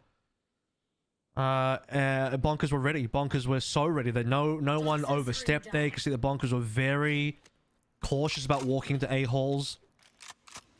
And if they were a little bit loose in that situation, I think they just die and get caught out. But Bonkers played that so smart, and you're going up against Bonkers in top form here. Iconic really... I'm not playing anywhere close to the level of Bonkers, whether that's individually or as a team. 30 seconds left. Now Panic has to get it all done. He's flashed. All right.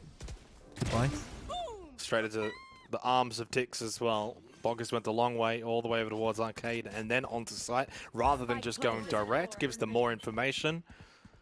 Gives them a player that they can place over towards Arcade, and it's looking like it's going to be an 8-4 scoreline in this first half, which is just basically perfect for Bonkers. It's their map pick on the attacking half. They look phenomenal.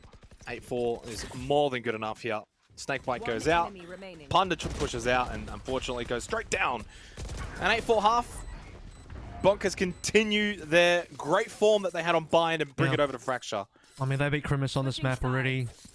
They look good doing it.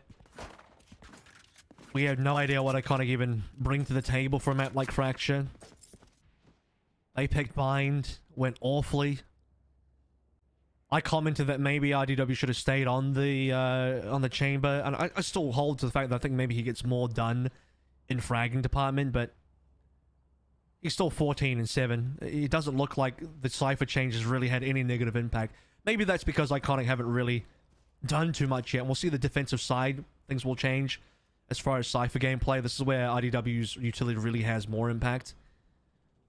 But if you're Iconic right now, you better hope that you're an attacking-sided team for Fracture.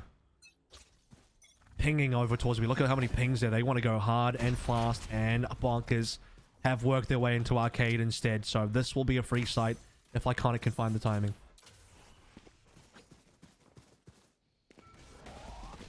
Well, they get straight onto the B site in some ways. Gives Deja vu as to what we saw from Bonkers early on in the opening half and their ability to just get on site, get clamped down nice and early. At the very least, 1-for-1 trade, and it's just trades everywhere. Scroll playing from the low ground, not a fight you probably want to be taking. Swirl loses out as well. Now all of a sudden, it's only Punda. In the blink of an eye, it was kind of fair trades, and it's just not fair anymore. Bonkers go up 9-4. That's just all losing these gunfights individually. I'm not too sure what's going on there. The initial take was good. You're iconic. You couldn't have hoped for a better plant. Like, everything up towards the plant was perfect. You have incredible luck in the sense that Bonkers make a 3-man play over towards Arcade, which gives you free sight control. You Toxin screen down. You plant inside your Poison Cloud. You take full control of the tower, like 3 men in tower, something like that. That's about as perfect of a plant into an initial post-plant as you'd hope for in terms of positioning and all that kind of early stuff. They had to barely use any util as well.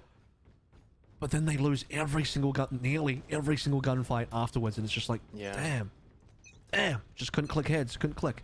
It's getting a bit demoralizing now for Iconic as well, when you consider what happened on Bind and what's kind of happening here on Fracture, knowing full well you lose this map, your playoff run is over. No grand final appearance for you, despite being in the upper bracket final.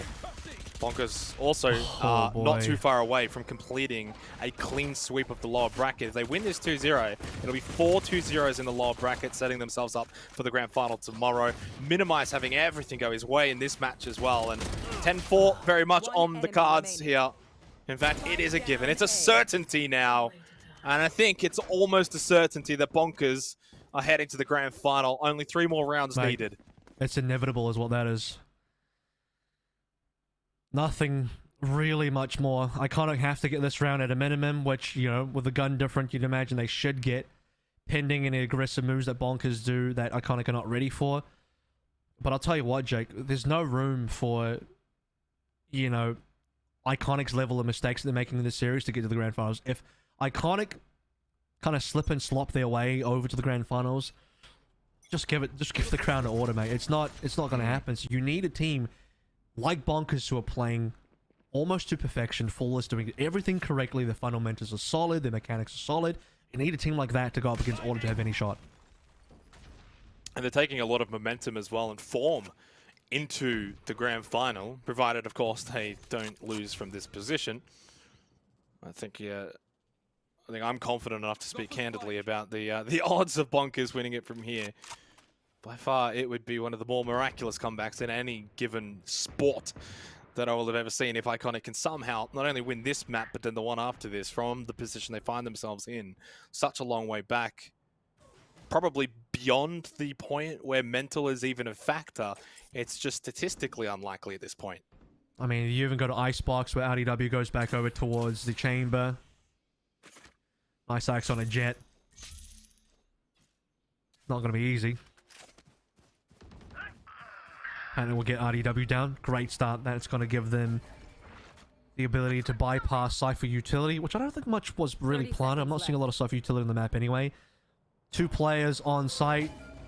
Pretty standard stuff. Minimize. Actually dodges both of the Astra utils.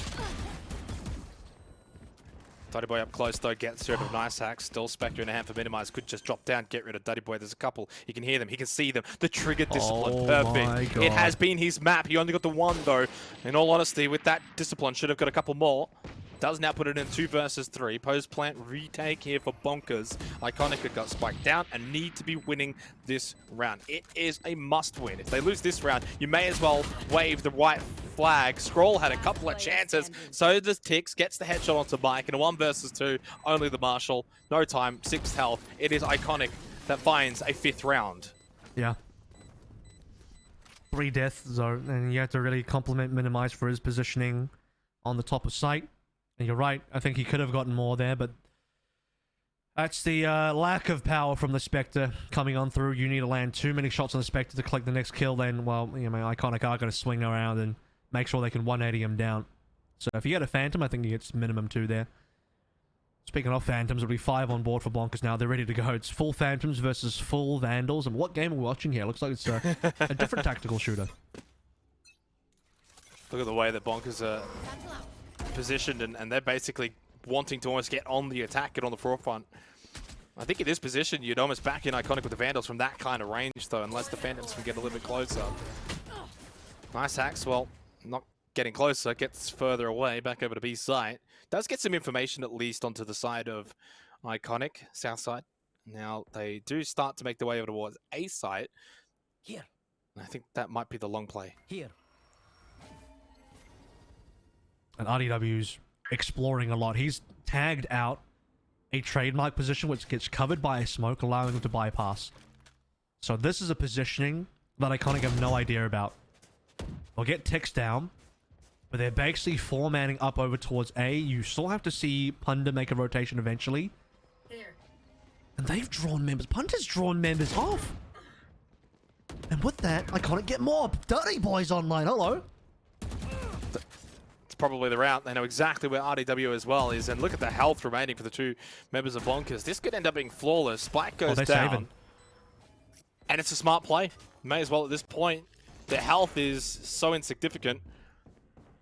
And economy is going to become a factor as well for Bonkers here. If a couple of rounds continue to go the way of Iconic, they can snowball this game back into a winnable position. Which is why the save makes a lot more sense here as well, because they want to make sure that they're not just going to get snowballed with the eco by the next round. They're going to be attempting to retain more weapons, or at least make a play of it. I mean, brilliant stuff coming through from Iconic to be able to get onto site. Duddy gets the only 3 kills. It looks like they want to go for some extra damage here to try and take away rifles. Fantastic camera placement. We'll see most of everything. Time is going to run out here. They'll hide into the cage and they'll be alright. 6-10 scoreline now as Iconic prove that they're not just going to bow out, that they're not just going to wave the white flag and call it a day. Timeout actually has been called, but it is by Iconic. They found the button now in both of their halves, which they apparently couldn't do in the last match. Is it just a spot to just reassess here, despite doing well in the last couple of rounds, 2 rounds in a row they've won now, to just make sure that they continue on the right track? They need to make sure there's no shenanigans from Bonkers making plays off these 2 hero rifles, the 2 save rifles. They want a clean finish here from the Iconic side of things, where they can flex their higher economy. Multiple players, close to ultimates as well. I think you'd burn something here. This looks like a pit round to me. You're on your way through A. You drive by past the orb. Punda picks it up. Instantly pit that. Or he just goes for the plant. Pits off the plant. No fuss about it. Just get a clean round in there. As many alive as possible. Get 3 in a row. Start whittling down the money of Bonkers, who will be buying up here. Because Bonkers save 2 rifles. They force into it. And now they have 0 money. Which means if they lose, they eco.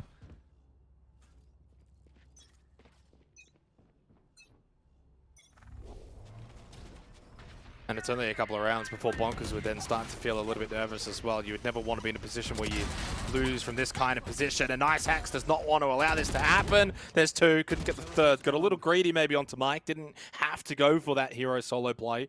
Elected to anyway. That's Oceania Valorant for you, dude. Hey, but you get the first 2, I think you then get the license to go for the 3rd. Well, you get the first 2, and then you get the Twitter clip. You know, you see in the future, it's like, oh man, I can post this clip onto Twitter. It's gonna bang, dude. I'm gonna get 100 likes. It's gonna bang, and then you die. So unlucky. Good structured play would say to me, you probably don't go for that swing unless even if he gets 1 more kill. I mean, you're right. It is just greedy. It really is just greedy. But that's kind of ruined Iconic's game plan now. Not entirely. 3 versus 4 is doable. The fact that Nice Hacks actually dies is what makes this round still doable for Iconic. Maybe less so now with Panic down as well. Look at the numbers. They can go for those 1-for-1 trades. That's fine. Mike does at least get it onto RDW, but damage, well and truly, done. Get this spike down. They still have to pit.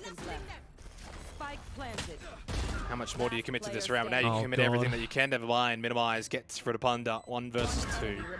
Make it a 1 versus 1. Mike actually as well on for the ace. This would be massive for Iconic. They have been absolutely up against the wall in the last couple of rounds. They've been able to find 2 and prove that their mental is strong, that they haven't given up. Here's the sound, misses the shots. That is a disaster for Mike. He did everything perfect. He had a 4K. They got the plant down. They were going to be able to win the round, bring it back to 7-10. You just can't help but feel bad for him, Abel.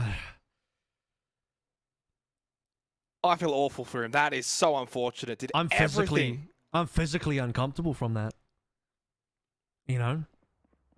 He hit the whiff, but didn't get the W in that whiff. Oh, you can't get a W in a whiff. The W went onto the other side. Look, Tix has been on the giving end of that. He's whiffed plenty himself, but he's happy that, you know, the whiff gods giveth and taketh away. He's like, no way, I'm alive here.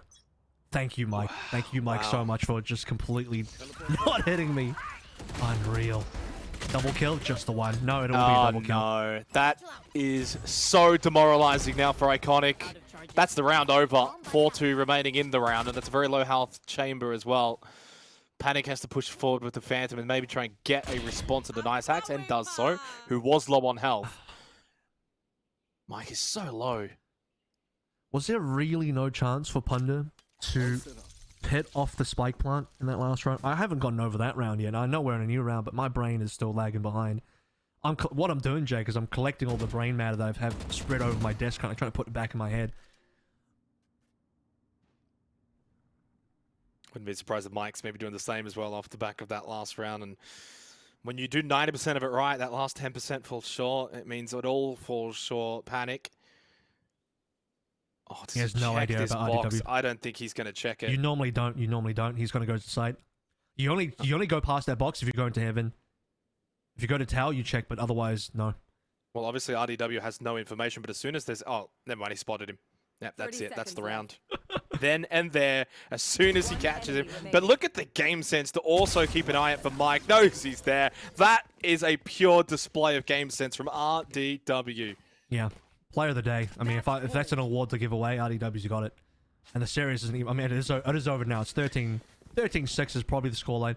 You are going to see a lot of ultimates. We've been waiting, like, this entire 6 rounds, by the way, has just been Iconic building up ultimates. And they're there. They've been there for a while now. So, if this is not the round where you just kind of blow your entire load of ultimates out onto the map, then, man, you're saving it for stage 2, is all I'm saying. And just to sort of reiterate, you know, for RDW in that last round, like the position he's in, I would have 100% tunnel focused. There's Nice Hacks there. It's way too greedy there, considering how aggressive Iconic need to be in this round. With their ultimates, they do just that to force Knives, both finding eliminations. The Paint Shells, I'm pretty sure, found a kill, did they not? Yeah. That's how Swirl went down. So Rolling Thunder's gone now, which is upsetting, but I think they'll live with it. It's still 4 versus 3.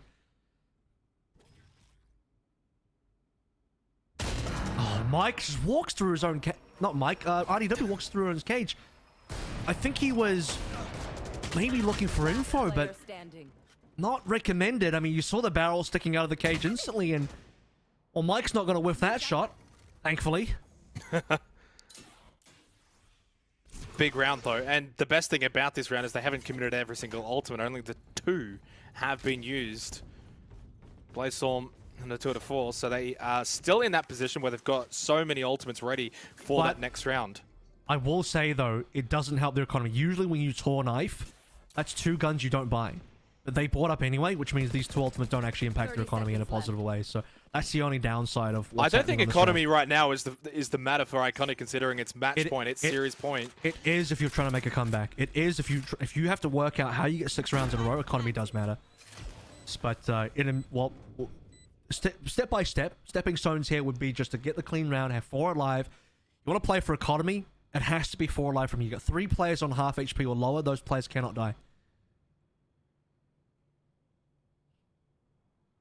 I think the fortunate thing for those 4, though, is that it's only ticks, right? If it's 2v4, maybe Bonkers go and try and damage that economy a little bit, get rid of some of those guns, but as the solo, probably not worth it. So I think both teams are pretty content to finish off this round in a stalemate in this sense.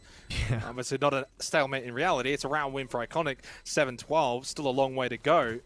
The best thing from they've still got 3 ultimates for this next round. This is both players on a poker table just checking their way to the river currently. They're just, all right, well, neither of us want to raise here, so that's fine. And Iconic take the pot. Yeah, they take the pot on like a 10 high. So Funk is like, I had nothing, that's fine. We're gonna get towards still a position where 3 good ultimates are on the table.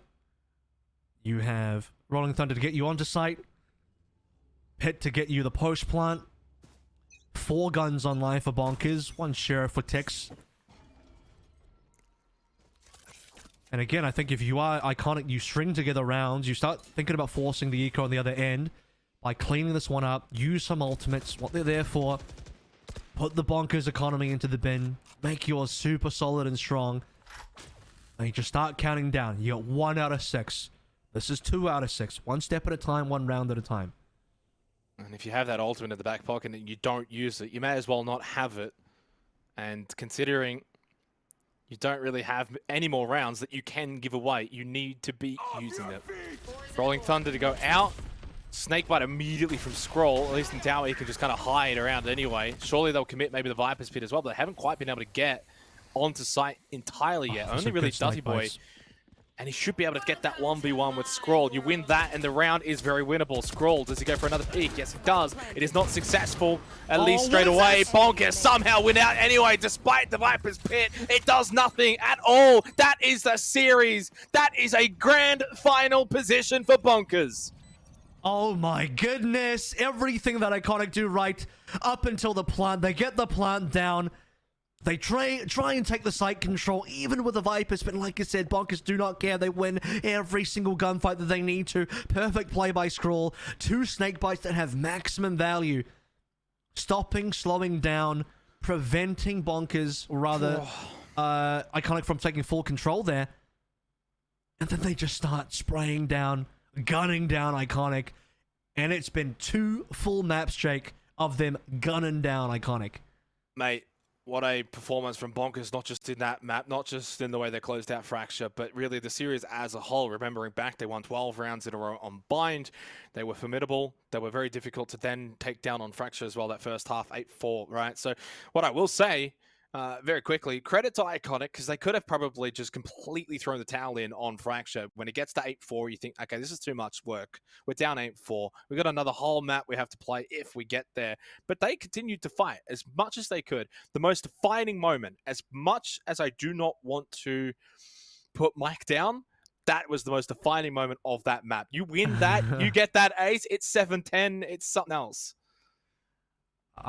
It would have helped. I mean, dude, there were so many more rounds as well. It definitely wasn't just that round. No. That's a but memorable I'm saying one. If there's a defining moment. It was definitely a memorable one, for sure. Yeah. I mean, there were even early rounds for me. Like, how many rounds on Iconic's defense did they just end up doing a 5v5 retake? Yeah. Some of them did work. A lot of them did not work. So... yeah, I mean, Iconic just didn't look like they were really awake today. I don't know what happened. They were definitely here watching Bonkers play earlier on. 3 hours later, you know, it's like half of them were still asleep. Not too sure. They were driving asleep at the wheel was what it was looking like. Blind especially, mate. Blind was a crapshoot. Like, what happened there? What a disgusting scoreline.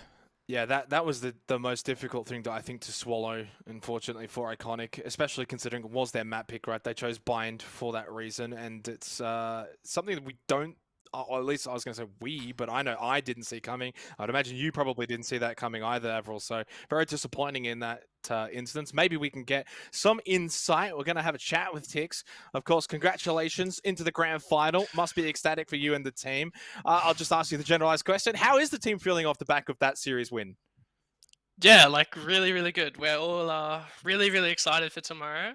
I think that was the most nervous game we've been going into it.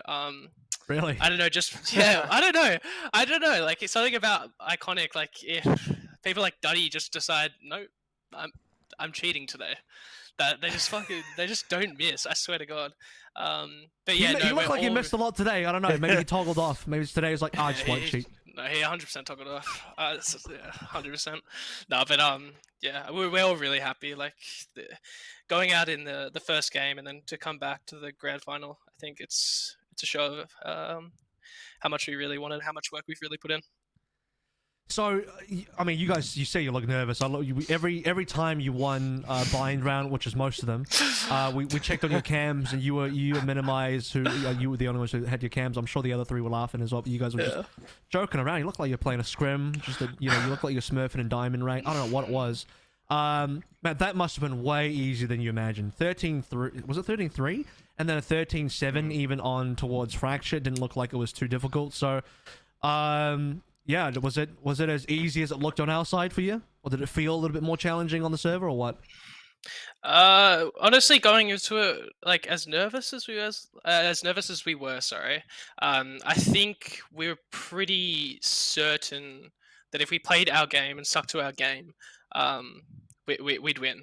So I wouldn't say it's easy because you just never know with those guys. Like you have people like Swirl, you have people Duddy, like all of them actually. Like they're all individually like so good. They're all played top level Valorant for probably 2 years now, so they all know how to make a comeback. They all know how to do it. It was if I'm going to use the word easy, it was easier than we expected. We thought it was going to be slightly closer, but then again, like it was a good showing from us, and it just shows what hard work can do.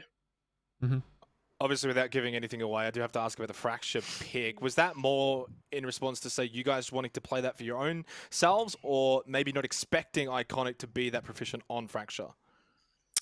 Yeah, so basically with the Vetoes, like as I don't know if you guys know, but they're actually a pug team, so like they don't really have strats, they don't really have these set plays per se, which I think Fracture's really you kind of need it on Fracture to succeed in a way. I think you need those set plays. You need to be very structured. You need to have a game plan. So going into the veto, obviously they picked bind, but the Fracture pick was kind of I'd say counter stratting them, but like they don't really have strats. So it was kind of like get one of those off not generic maps that's been in the game for a while. I think that's where they struggled. But again, 13-7 still like fairly close. Last one from me before Jake asks you something about order, I'm sure. This is your rematch against Iconic after losing to them in the quarterfinal. So what's different from today, from back then when they 2-0'd you guys? Honestly, I said it in my other interview. I think we were a bit complacent after the order game. I think we were not in terms of how much effort we were putting in, but just in terms of how good we are and like how much effort we need to put into a game kind of thing. I don't know if that makes sense, but basically I think it kind of gave us the wake up call that we needed.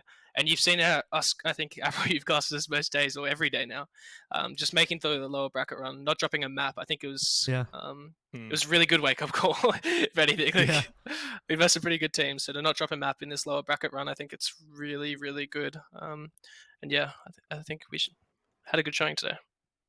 Well, that was kind of what I was going to mention going into tomorrow's game against Order. The fact that you guys didn't drop a single map in this low bracket run, it puts you in a position where you've got that form, you've got that confidence, you've got that momentum. Are you as well placed as you can be as a team going up against Order as you could ever probably be?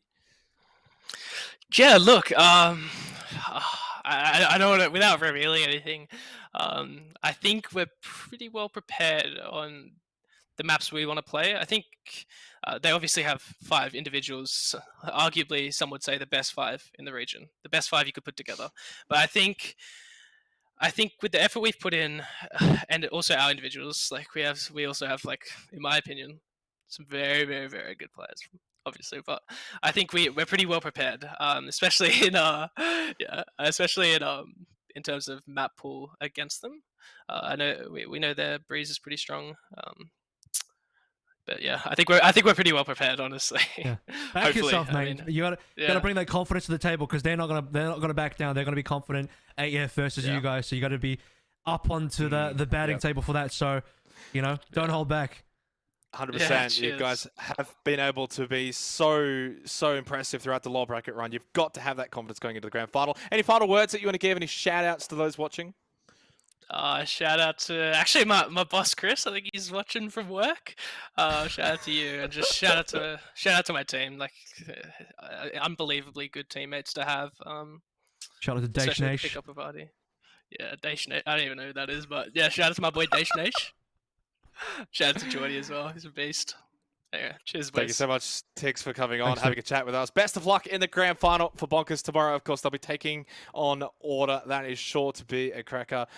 Kevin, it's as well placed as you could honestly think that they could be after a clean sweep through the lower bracket. 2-0, 2-0, 2-0, and now 2-0. I was not expecting this final 2-0 against Iconic, but they did it nevertheless. I'll tell you what, you can't 2-0 Order because it's got to be a BO5, so it's got to end somewhere, mate. It's got to end somewhere. It has to end tomorrow. You could leave the 2-0s for the lower bracket. Maybe a 2-1 against Order might just do for Bonkers. Just give us your general thoughts, though, for this grand final. Well, actually, it's a best of 5, so your general thoughts, though, Kevin. Are Bonkers a realistic chance? I think after that game, yeah. I think what I wanted to see is whoever makes it to the grand final versus Order has to be in top form. You cannot get some, dilly-dally team who's just sloppily made their way there, like kind of drunkenly stumbled back home. No, mate. This is Order like your angry missus waiting on the couch in the dark, turning on the lights. Where have you been? That's what I'm talking about. So you cannot be that sloppy team coming to grand finals. You need to be sharp on the day, best that you can be. And Bonkers 2-0 the entire lower bracket, that's the definition of sharp. Obviously, for Order, they did not play today at all. They had an entire day off. Does that become a factor, maybe, in terms of that sharpness that you're talking about? Sometimes when you take that day off, you might come out tomorrow a little rusty to start.